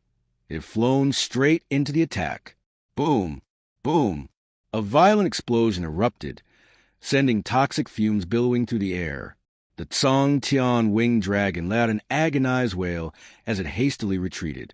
Its once pristine silver-white scales were now covered in wounds, the poisonous corrosion eating away at its body. Yet Dugu Bo still wasn't satisfied. As expected, its steel-like body isn't so easily broken. Even my full-power 6th soul skill couldn't seriously wound it in one strike. Then, a cold smirk formed on his lips. But you've already inhaled my poison. Let's see how long you can last. The Tsang Tian winged dragon roared in pain.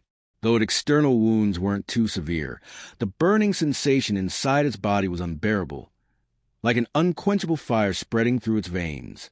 However, the intense pain only fueled the dragon's ferocity. Its eyes turned blood red as it launched another barrage of violent attacks against Dugu Bo, like a relentless storm.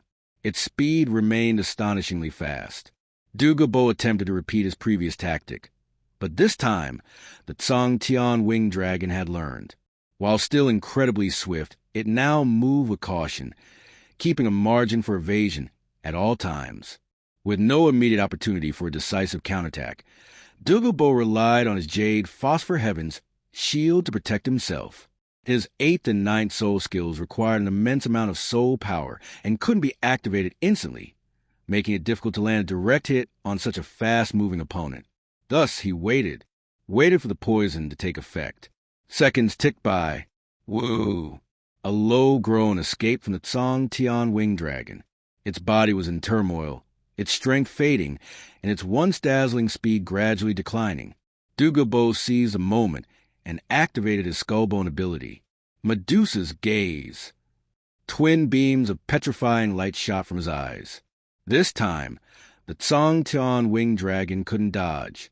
The attack struck it directly. First, its wing began to turn to stone, then the effect rapidly spread to other parts of its body. Roar! The dragon let out another agonized roar. It fought with all its might to resist the petrification, but half of its body had already turned to solid stone. Finally, its massive form plummeted from the sky. Dugu Bo descended after it, quickly signaling Wong Lee and Dugu Yen to come over. Without hesitation, he called out urgently, Yen, finish it off." Dugu Yen didn't hesitate.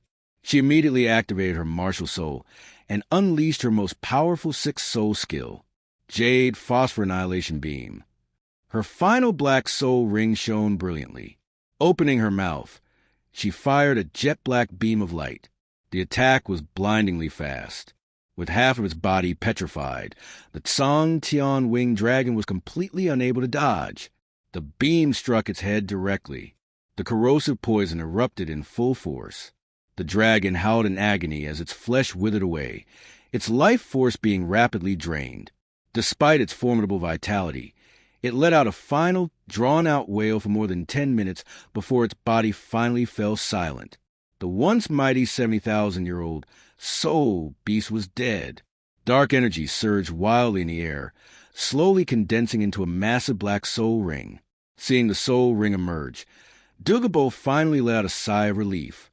With a touch of admiration in his voice, he remarked, "The Tsang Tian winged dragon may not have any particularly mysterious abilities, but its steel-like body and extreme speed made it powerful enough. If I had faced it before, I would have been forced to use all my trump cards just to take it down."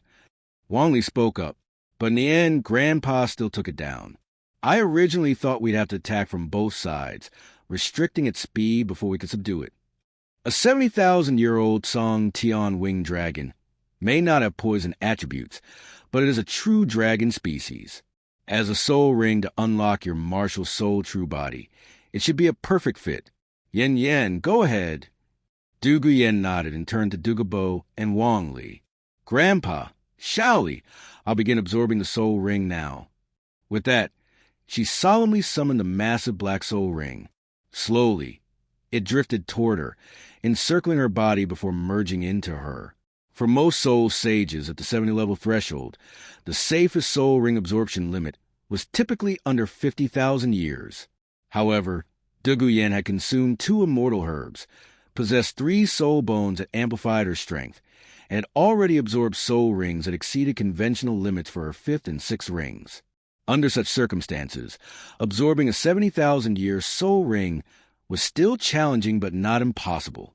During the process, pain flickered across Dugu Yen's face. Her body trembled, her breathing grew rapid, and she clenched her fists tightly. But eventually, the tension faded, and she calmed down. Nearly 5 hours passed before she finally opened her eyes. A glimmer of excitement flashed through them. The power of the Tsang Tian winged dragon's soul ring was truly domineering. Seeing the worried expressions on Dugu Bo and Wong Lee's faces, she reassured them. "Grandpa, Shaoli, I'm fine. And my martial soul true body. The boost it provides is absolutely terrifying. A 70% increase in all attributes and soul skill amplification by 70%. The best part? There are no major side effects. However, I can only activate it once every 24 hours. If I try to use it a second time within the same day, its effectiveness will drop significantly, and my body will fall into a weakened state. This soul ring was extremely difficult to absorb, but it suits me perfectly. And more importantly," Dugu Yen frowned slightly, deep in thought. "When I refine the soul ring and awaken my martial soul's true potential, I also gain new ability. It feels like a domain, the Jade Phosphor Domain." As soon as she finished speaking, a faint glow spread around her, forming an invisible field that enveloped the space half a meter around her. This is a Jade Phosphor Domain. It has 3 effects: corrosion, assimilation, and devour. Right now, I can only use the first one, which erodes the soul power and bodies of enemies within the domain. The second effect will allow me to gradually convert foreign energy into my own highly toxic poison. The third effect will let me absorb and refine the poison I've assimilated, using it to enhance my own strength. Dugu Bo was speechless for a moment before bursting into laughter. A domain! Only the most elite martial souls can develop one. With this, Our jade foster serpent lineage would surpass even the top 3 sects' inherited martial souls. Wong Lee simply smiled. This was within his expectations. In the original timeline, the crystal blood dragon ginseng and yearning heartbroken red were primarily used to revive Xiao Wu. But now, with Dugu Yen absorbing their medicinal properties instead of letting them go to waste, it was natural that she would undergo an extraordinary transformation. Just then, Dugu Yen walked toward the fallen Song Tian winged dragon's corpse. Her brows furrowed slightly as she turned back to Dugu Bo and Wong Lee. "Grandpa, Xiaoli, there's something inside the dragon's body pulling at my soul power. I think it's a soul bone located along its spine." Both Dugu Bo and Wong Lee were overjoyed. A soul bone.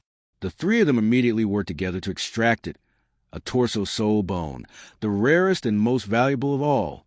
Since Dugu Yen had absorbed the dragon's soul ring, this soul bone was undoubtedly the perfect match for her. Another 7 to 8 hours passed. When Dugu Yen opened her eyes again, she was so overwhelmed with excitement that she could barely speak. After a long moment, her brilliant eyes still sparkled as she explained. "The torso soul bone's ability is called Dragon Bone State. It allows me to transform my skeletal structure into actual dragon bones, dramatically increasing my physical endurance, explosive power, attack strength, and defense. But the most important part, it increases the number of times I can activate martial soul true body per day, from once to 3 times. Only if I try to force a 4th activation within 24 hours will I start experiencing severe side effects. And my soul power has already reached level 74. Dugu Bo widened his eyes, took a deep breath, and spoke slowly. No wonder the torso soul bone is considered the most precious. The dragon bone state alone is already an incredible ability, but the fact that it allows multiple uses of the martial soul true body without side effects, this is a divine skill.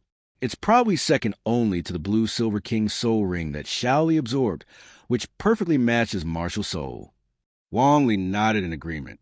The reason he suffered no side effects after absorbing his soul ring was that it came from a soul beast identical to his own martial soul. The only drawback was an increase in physical and mental exhaustion. By normal standards, the combination of Dugu Yen's soul ring and soul bone was already exceptional.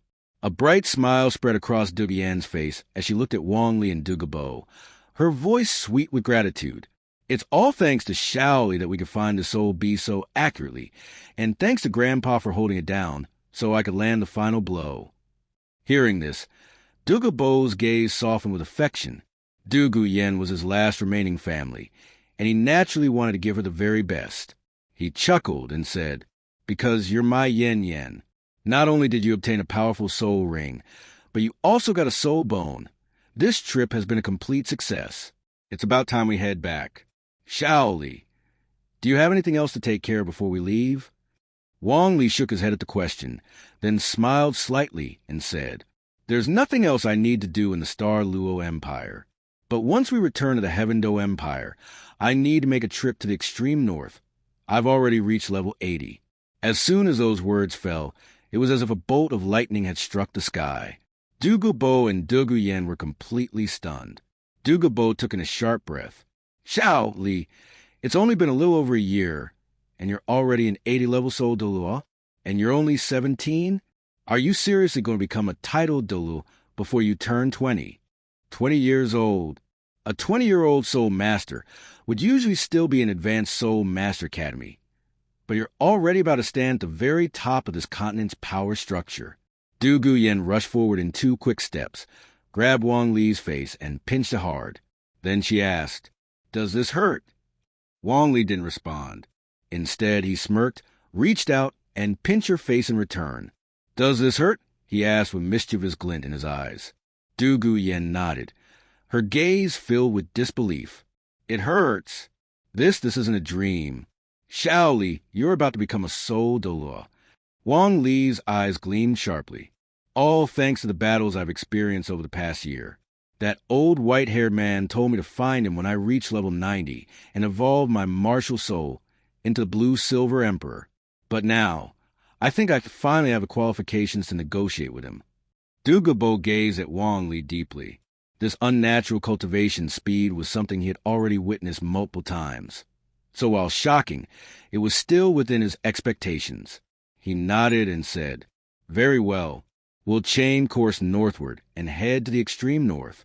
The glacial plateau in the extreme north is a place untouched by human civilization. It is rumored to be a soul beast sanctuary, home to powerful creatures unknown to the outside world. That white-haired elder you mentioned, he might be one of them.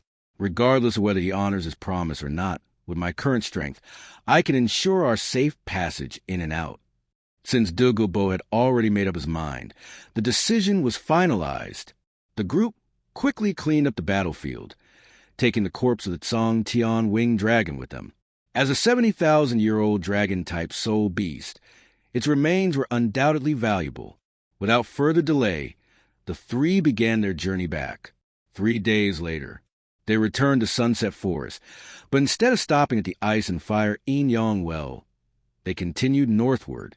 Not long after, they arrive at the frozen forest, a vast expanse perpetually covered in snow and ice, teeming with ice-attributed soul beasts. This was one of the last human-inhabited regions in the northernmost parts of the continent. But as they passed through the frozen forest, the temperature plummeted further. The climate grew increasingly harsh.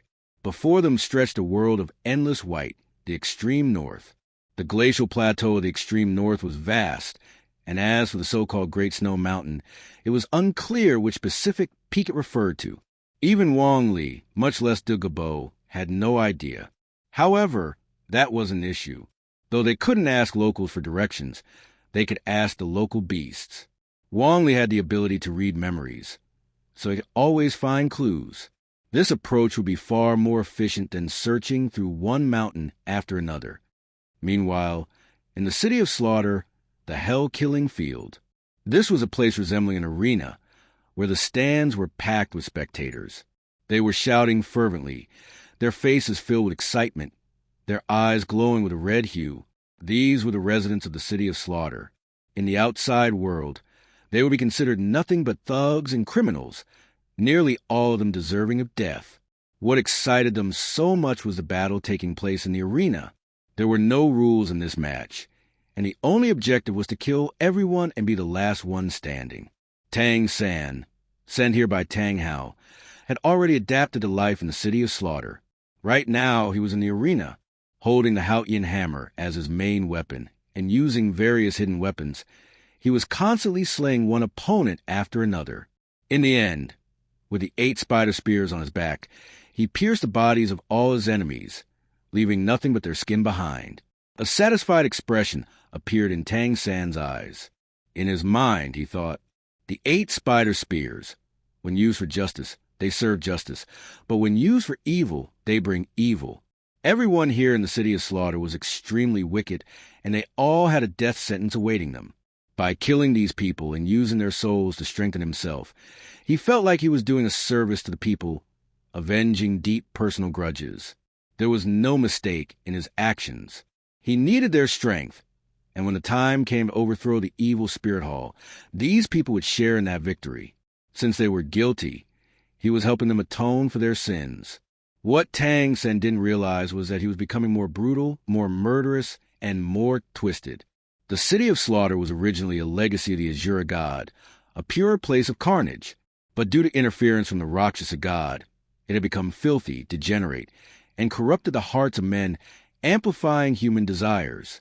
At this moment, Tang San lacked a head soul bone and hadn't taken the Wang Chuan elixir, so his spiritual power was only mediocre. He didn't even have the blue-silver domain to help keep his mind clear. In the City of Slaughter, he was inevitably affected by the environment, and the evil within his heart was magnified endlessly. Once, he only devoured soul beasts to cultivate, but now he had crossed a line and begun devouring humans for strength. The desires of the human heart were like rolling stones on a mountain. Once they began to fall, they could only head toward the abyss. At this point, Tang San even found pleasure in it, not feeling like there was anything wrong with him. In the City of Slaughter, he felt an unparalleled sense of freedom, and his soul power grew exponentially, proof that this was a right path. Meanwhile, Hu Yuan, who had arrived earlier, was watching Tang San closely. This Tang San, he's the enemy of my teacher, Tang Hao's son. Truly wicked, but undoubtedly powerful, she thought. The Hell Road is perilous and unpredictable. Perhaps I can have him explore the way for me. After I escape safely, I'll offer him up to my teacher. She relished in the thought of the pleasure yet to come, knowing that Tang San would be the one to bring it. The extreme north, in front of the snow-covered mountain, Wong Lee observed the surroundings and remarked, "This should be the place." Based on the memories of that ice jade scorpion, there's an elderly white-haired man living atop this mountain. Plucking a single strand of his beard transforms it into a ginseng root, capable of rapidly healing any 10,000-year soul beast, no matter how severe its injuries. Dugu Bo's interest was piqued. So, we're dealing with a 100,000-year-old ginseng-type soul beast. That explains why he once tried to steal the crystal blood dragon ginseng. Perhaps he was searching for his own kind. But then, why'd he so easily hand over the crystal blood dragon ginseng to us? Wong Lee replied, "Let's go ask him. We'll find out soon enough." With that, the group ventured further into the snow-capped mountain. Despite the extreme cold and harsh climate, they, as high-level soul masters, were able to use their soul power to resist the frigid temperatures. Before long, they neared the mountain peak, where a small snow-covered house stood. Just as they approached, the owner of the house emerged. It was the very same white-haired elder from before. At the sight of Wang Li, Dugu Bo, and Dugu Yen, the elder's eyes widened in surprise. He then focused on Wang Li, momentarily stunned, before speaking. "The Blue-Silver Emperor? You've already attained the Blue-Silver Emperor's form? Have you really reached rank 90 so soon?"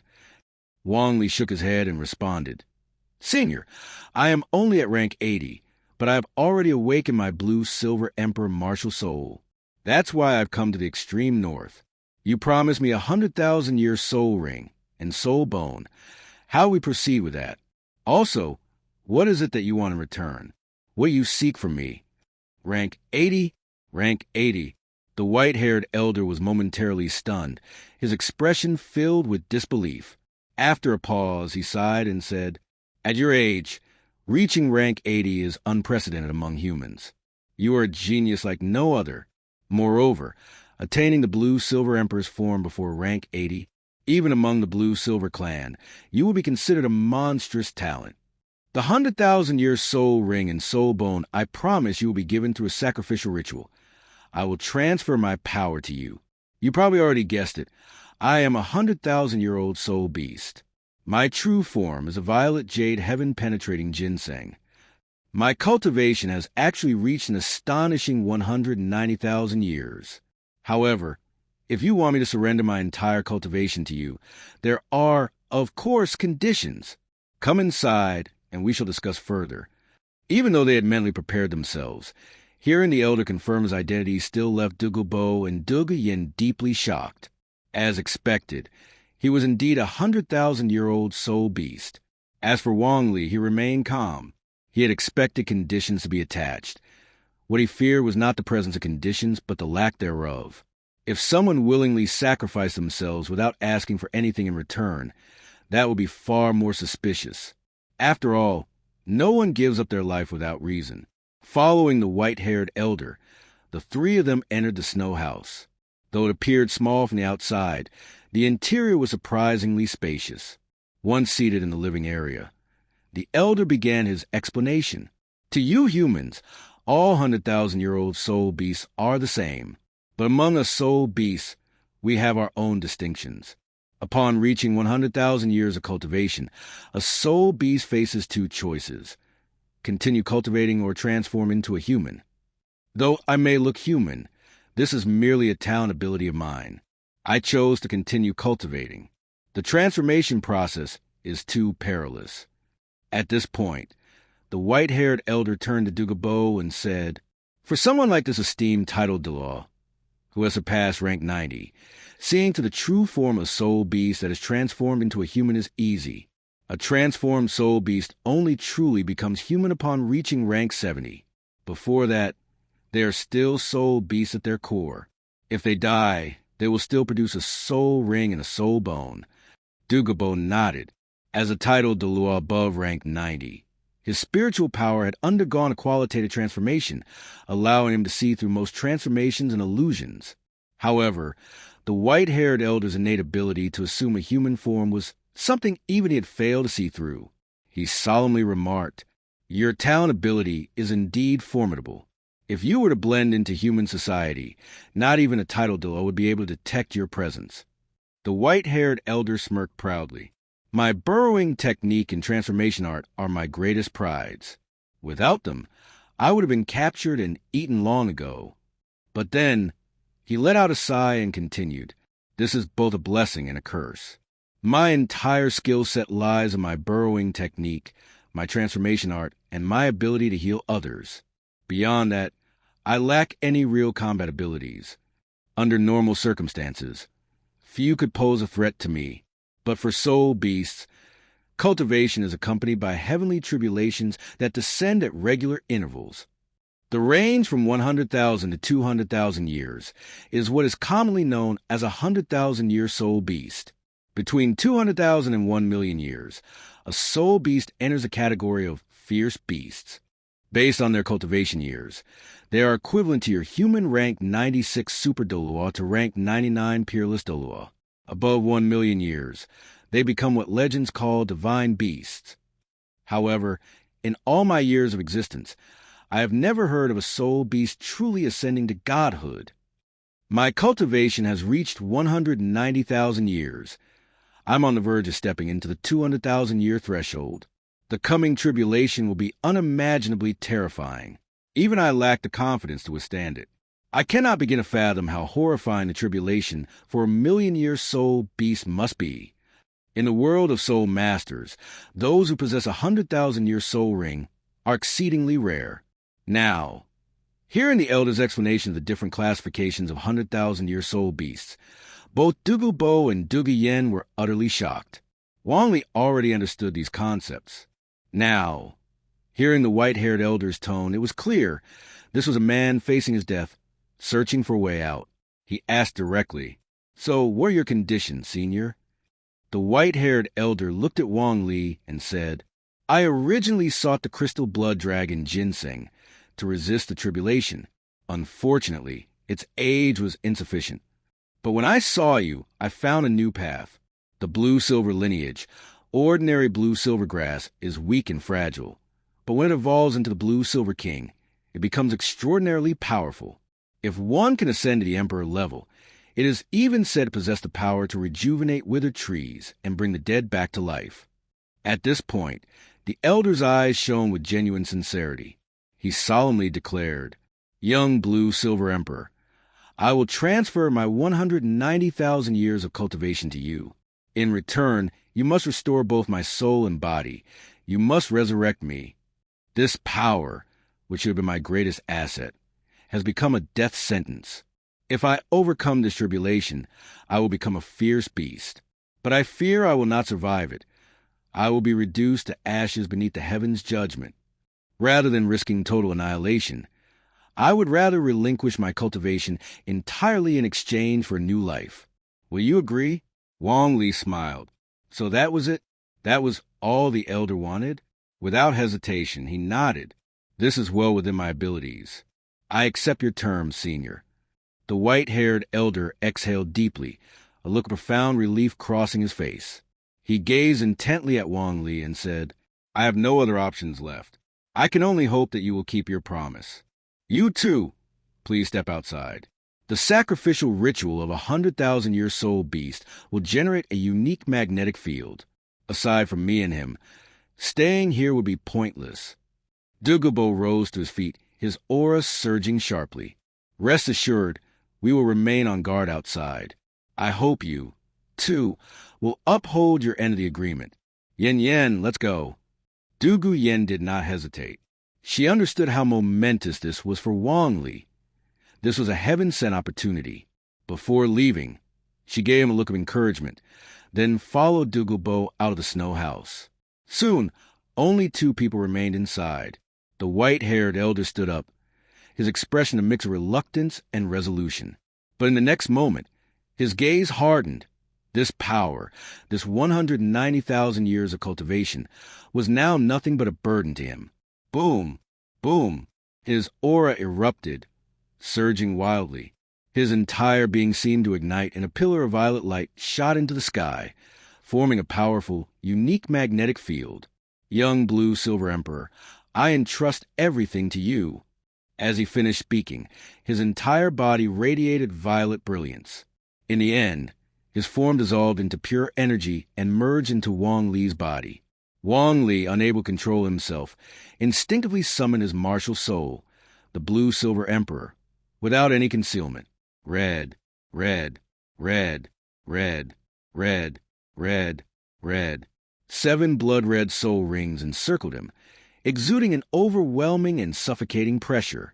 At that moment, the white-haired elder could only stare in disbelief. He had originally thought he would need to suppress his power to prevent Wong Lee from being overwhelmed by his 190,000 years of cultivation. Now, however, he realized such caution was utterly unnecessary. Wong Lee's body was now unbelievably resilient, akin to that of a humanoid soul beast. Within his dantian, his solidified soul power surged like an endless ocean. Compared to the white-haired elder, he was only slightly lacking. Unbelievable. Absolutely unbelievable. But this was undoubtedly a good thing. Following the appearance of his 7 existing soul rings, another one emerged, a blood-red 8 soul ring. It spun rapidly, chasing after the previous 7 like a comet in orbit. At the same time, a surge of heat spread through his chest and spine, a sensation unmistakably similar to absorbing a soul bone. Wong Lee focused entirely on absorbing the immense energy pouring into him. The white-haired elder, or rather, Ziyu Tong Tianshan, had entrusted his vast life essence to Wong Lee's martial soul, which greedily devoured it. A radiant white glow enveloped Wong Lee's body before forming a cocoon of light. Gradually, the cocoon's color shifted from white to deep violet, radiating boundless vitality. A powerful pulse of life energy spread outward as Wong Lee's martial soul underwent yet another evolution. The fusion of Ziyu Tong Tianshan's near-fierce beast-level life essence and Wong Lee's own Blue Silver Emperor life force had triggered an unprecedented transformation. Outside the snow house, a towering violet pillar of light shot into the heavens, illuminating the extreme north. Dugu Bo and Dugu Yen, watching from a distance, were stunned by the spectacle. Dugu Bo let out a long breath before speaking in awe. So this is the sacrifice of a 100,000-year soul beast. What a magnificent sight. With an 8 soul ring of this level, combined with Little Lee's already monstrous talent, he might truly become one of the continent's strongest experts before the age of 20, a titled Douluo. Dugu Yen's eyes shone with anticipation. Little Lee was already capable of fighting Soul Douluo with just 7 soul rings. Now that his 8, there's no doubt he can go toe-to-toe with a titled Douluo. Dugu Bo pondered for a moment before nodding in agreement. Wong Lee as a soul saint could battle Soul Douluo. Wong Lee as a Soul Douluo could battle titled Douluo. Then once Wong Lee became a titled Douluo, wouldn't he be unstoppable across the entire continent? Such terrifying talent was simply unbelievable. Meanwhile, deep within the extreme north, the overwhelming surge of energy did not go unnoticed. The 3 heavenly kings of the extreme north, Snow Empress, Ice Sky Snow Maiden, and Ice Empress, along with the Ice Jade Emperor Scorpion and the Titan Snow Demon King, all sensed the commotion. Each of them was shocked by the sheer scale of this phenomenon and immediately rushed over to investigate. One day and one night later, inside the snow house, the cocoon of violet light shattered. Wong Lee's eyes snapped open, clear and vibrant blue, shining like polished gemstones.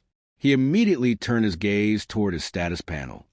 Host, Wong Lee, Martial Soul, Blue Silver Emperor LV8, Evolving, Soul Power, Level 82, 46% plus, Trait, Everlasting Vitality LV8. As the unparalleled Emperor of the Blue Silver lineage, the Blue Silver Emperor possesses near-immortal life force. Even if completely annihilated, its life essence can reignite and return. Passive, Indomitable LV8. Willpower transcends a physical body, allowing interference with reality itself. Even in death, as long as remnants of the soul or body exist, revival is possible, each time returning even stronger. Domain: Blue-Silver Domain LV5, 5 abilities: Detection, Camouflage, Dominion, Myriad Forest, Ocean's Embrace. Soul Rings: First Soul Ring, equipped. Second Soul Ring, equipped. Third Soul Ring, equipped. Fourth Soul Ring, equipped. Fifth Soul Ring, equipped. Sixth Soul Ring, equipped. Seventh Soul Ring, equipped. Eighth Soul Ring, equipped. A transformation had taken place. Wong Lee was no longer simply strong. He had stepped onto an entirely new level. Wong Lee's satisfaction was evident as he observed his equipment stats. His levels were nearly maxed out, and he was now on the verge of becoming invincible. He couldn't help but marvel at how far he had come. He then opened the evolving interface. LV8, LV9 Life Essence, 54/1280. Emperor's Essence, also known as Blue-Silver Affinity, 100%. He realized that with LV8 Blue-Silver Emperor, he was already approaching the beast-level range. At LV9, his Blue-Silver Emperor would ascend beyond 700,000 years, reaching the pinnacle of top-tier beast-like power. Wong Lee closed that window and moved on to examine his 8th Soul Ring. First Soul Skill: Heavenly Transformation, Boundless Life Force, surpassing Blue-Silver Grass's limits, solidifying a towering battle form to the power of life creation. Second Soul Skill: Heavenly Metamorphosis, Boundless Life Force, surpassing Blue-Silver Grass's limits, creating anything tangible to the power of transformation.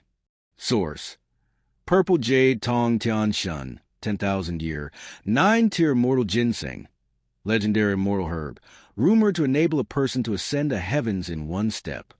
Age: 199,917 plus. Wong Lee's face gleamed with ecstasy. The fusion of the purple jade Tong Tian Shun's essence with his blue-silver emperor martial soul had birthed the two skills he had always dreamed of. Now, he could transform into a colossal battle form. He pondered just how large he could become, maybe 30 meters, 50 meters, or even 100 meters tall. However, with time and a boost to his soul ring's age, perhaps he could eventually wield a 1,000-meter, even 10,000-meter battle form. The potential was staggering. He then extended his right hand, revealing a seed. This was the seed of the purple jade Tong Tian Shun, but it had died, stripped of all power and essence. Wong Lee spoke solemnly. "Senior, with these two soul skills, I must bring you back." It was clear he wouldn't return the soul rings or soul bones, but he had his own way to revive the purple jade Tong Tian Shun. Rather than simply restoring it, Wong Lee intended to give a new life, a rebirth, much like how Ain had once been reborn. At that moment, an astonishing presence emanated from outside the snow hut, drawing Wong Lee's attention. To avoid any disturbances later, he decided to first resolve the immediate issue. After securing the seed, Wong Lee turned and stepped outside. Beyond the hut, aside from Dugu Bo and Dugu Yen, he saw 3 additional figures.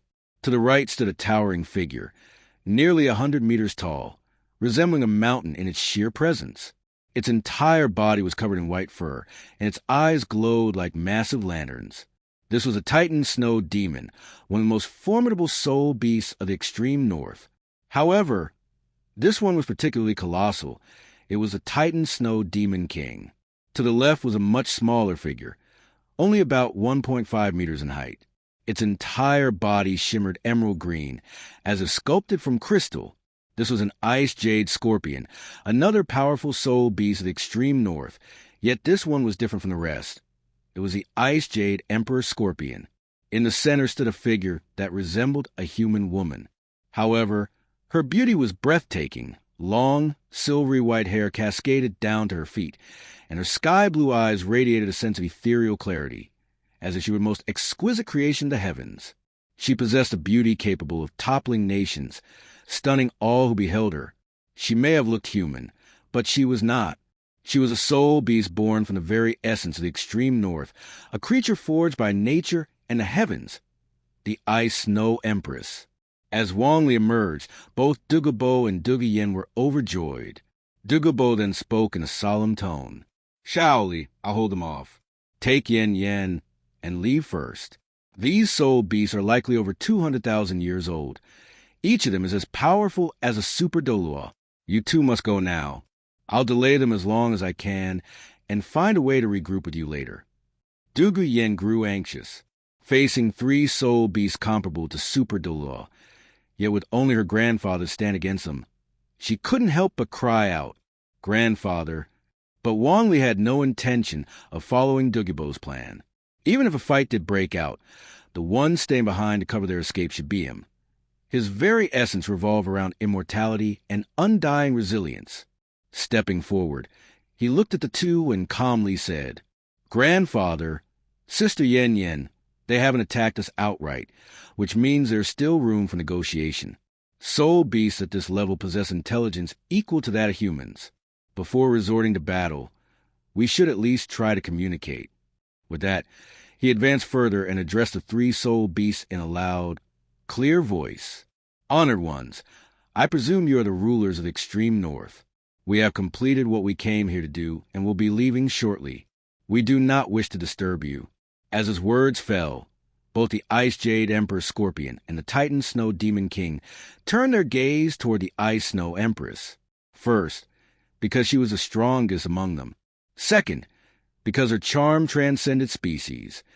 Both the Ice Jade Emperor Scorpion and the Titan Snow Demon King had once pursued her. While the Ice Jade Emperor Scorpion had fared slightly better, the Titan Snow Demon King had suffered grievously for his pursuit. He had been beaten so severely that, apart from his head, every bone in his body had been shattered. It had taken him 1,000 years to fully recover. Now, the Ice Snow Empress fixed her gaze on Wong Lee. Her sky-blue, crystalline eyes were devoid of emotion as she spoke with cold indifference. "The purple jade celestial ginseng that once resided in this snowy mountain, why did it suddenly sacrifice itself to you?" Hearing this, Wong Lee paused briefly in thought before answering honestly. "I made a deal with the elder. He gave me the cultivation he had accumulated over 190,000 years, and in return, I helped him attain a second life, allowing him to evade the impending beast tribulation." The moment he spoke, the Ice Snow Empress, the Ice Jade Emperor Scorpion, and the Titan Snow Demon King were all visibly shocked. As ancient soul beasts, they understood all too well the terror of the beast tribulation. However, as they were not plant-type soul beasts, they had no knowledge of the Blue Silver Emperor's unique ability to restore life from the brink of death. The Titan Snow Demon King, with over 200,000 years of cultivation, the Ice Jade Emperor Scorpion, with more than 300,000 years, and the Ice Snow Empress, who had surpassed 600,000 years. All of them were deeply concerned about their own upcoming tribulations. The Ice Snow Empress's voice grew noticeably urgent as she asked once more, "The purple jade celestial ginseng, has he truly been revived?" Wong Lee shook his head and said bluntly, "Your sudden arrival has made it impossible for me to focus on saving him. Once I leave the extreme north, I will bring him back to life." The Ice Snow Empress immediately understood and took a step back. She then commanded, "Ice Jade Emperor Scorpion, Titan Snow Demon King, step back. Human, go ahead and heal him. We will not interfere." As soon as she spoke, both the Ice Jade Emperor Scorpion and the Titan Snow Demon King retreated as well. They, too, were curious to see whether the purple jade celestial ginseng could truly be revived. Seeing how cooperative they were, Wong Lee quickly grasped the situation. He had no objections to demonstrating his abilities in front of these 3 powerful soul beasts. If things went well, he might even gain 3 formidable allies. Without hesitation, he summoned his martial soul and retrieved the seed. Slender blue-silver vines extended, gently touching the seed surface. Silently, Wong Lee chanted in his heart, "Ultimate rebirth. The wildfires burn endlessly, yet the spring wind breathes life anew." His second soul ring lit up, and with his immense soul power, he instantly transformed it into a vast surge of life energy. A steady stream of azure energy flowed through the blue-silver vines and into the seed. What had once been a lifeless husk trembled slightly. Moments later, it stirred with newfound vitality. It sprouted. It grew.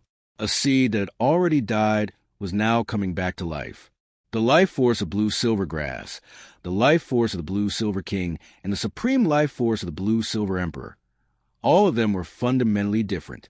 Among all his soul abilities, his second soul skill had received the greatest enhancement after his martial soul's evolution, as it was rooted in the manipulation of his own life energy. The seed's growth was visible to the naked eye. In mere moments, it surpassed the levels of a 10-year soul beast, then a 100-year soul beast, then a 1,000-year soul beast, until it finally reached the realm of a 10,000-year soul beast. Now, a vibrant purple ginseng plant stood before them. It glowed with a crystalline, jade-like translucence, exuding an enticing fragrance that could make anyone salivate. Wong Lee knew the most critical step had arrived. Soul return. A terrifying force erupted from the purple ginseng, as if it were searching for something that rightfully belonged to it. Inside Wong Lee's body, more precisely, within his torso soul bone, an entity stirred. The soul of the purple jade celestial ginseng, which had fallen into a deep slumber after losing its soul ring, soul bone, and all its power, was now being pulled by this force. A glowing purple orb shot out of Wong Lee's body and merged seamlessly into the ginseng plant. The next instant, brilliant purple light erupted, engulfing everything.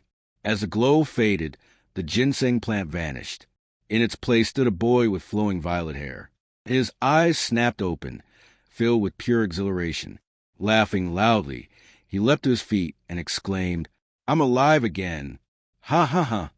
Of course, the purple jade celestial ginseng had not truly transformed into a human. This was simply one of his innate abilities. One part burrowing escape, the other part transformation, his most effective means of concealment.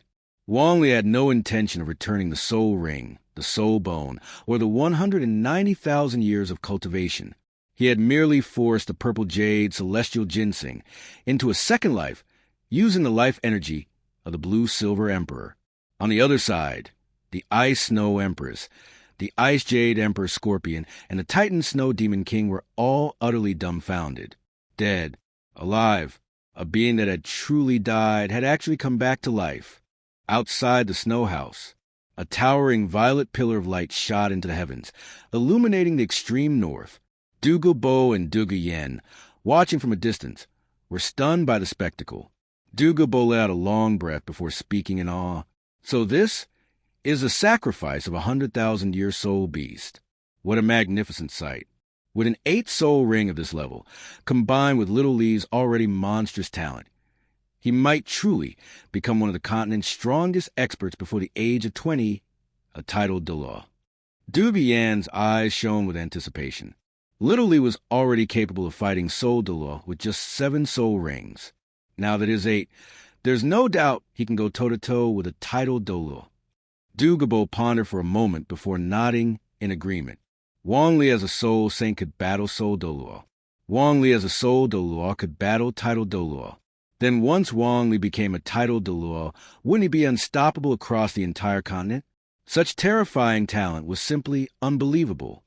Meanwhile, deep within the extreme north, the overwhelming surge of energy did not go unnoticed.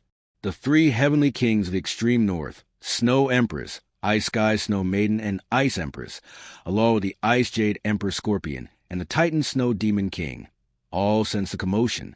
Each of them was shocked by the sheer scale of this phenomenon and immediately rushed over to investigate. One day and one night later, inside the snow house, the cocoon of violet light shattered. Wong Lee's eyes snapped open, clear and vibrant blue, shining like polished gemstones. He immediately turned his gaze toward his status panel. Host, Wong Lee. Martial Soul, Blue Silver Emperor LV8, Evolving, Soul Power, Level 82, 46% plus. Trait, Everlasting Vitality LV8.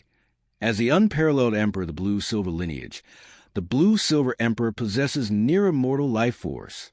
Even if completely annihilated, its life essence can reignite and return. Passive, Indomitable LV8. Willpower transcends a physical body, allowing interference with reality itself. Even in death, as long as remnants of the soul or body exist, revival is possible, each time returning even stronger. Domain, Blue Silver Domain LV5, 5 abilities. Detection, camouflage, dominion, myriad forest, ocean's embrace. Soul rings. First soul ring, equipped. Second soul ring, equipped. Third soul ring, equipped. Fourth soul ring, equipped. Fifth soul ring, equipped. Sixth soul ring, equipped. Seventh soul ring, equipped. Eighth soul ring, equipped. A transformation had taken place. Wong Lee was no longer simply strong. He had stepped onto an entirely new level. Wong Lee's satisfaction was evident as he observed his equipment stats.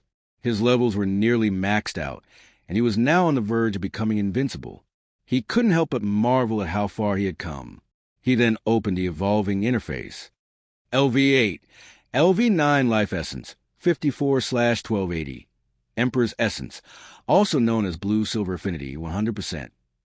He realized that with LV8 Blue-Silver Emperor, he was already approaching the beast-level range. At LV9, his Blue-Silver Emperor would ascend beyond 700,000 years, reaching the pinnacle of top-tier beast-like power. Wong Lee closed that window and moved on to examine his 8th soul ring. First soul skill, Heavenly Transformation, Boundless Life Force, surpassing Blue-Silver Grass's limits, solidifying a towering battle form to the power of life creation. Second soul skill, Heavenly Metamorphosis, Boundless Life Force, surpassing Blue-Silver Grass's limits, creating anything tangible to the power of transformation. Source: Purple Jade Tong Tian Shun, 10,000 year, 9-tier mortal ginseng, legendary mortal herb, rumored to enable a person to ascend the heavens in one step. Age: 199,917 plus. Wong Lee's face gleamed with ecstasy. The fusion of the purple jade Tong Tian Shun's essence with his blue-silver emperor martial soul had birthed the two skills he had always dreamed of. Now, he could transform into a colossal battle form. He pondered just how large he could become, maybe 30 meters, 50 meters, or even 100 meters tall. However, with time and a boost to his soul ring's age, perhaps he could eventually wield a 1,000-meter, even 10,000-meter battle form. The potential was staggering. He then extended his right hand, revealing a seed. This was the seed of the purple jade Tong Tian Shun, but it had died, stripped of all power and essence. Wong Lee spoke solemnly. "Senior, with these two soul skills, I must bring you back." It was clear he wouldn't return the soul rings or soul bones, but he had his own way to revive the purple jade Tong Tian Shun. Rather than simply restoring it, Wong Lee intended to give it new life, a rebirth, much like how Ain had once been reborn. Hello, everyone. As we wrap up this video, I want to share a quick note. I have a Patreon account. If you'd like to support me and enjoy on-demand audiobooks, you can become a Patreon member. Alternatively, you can check out my Google Drive link, which has 500-plus novel audiobooks available through my Ko-fi or Patreon shop. I appreciate your support.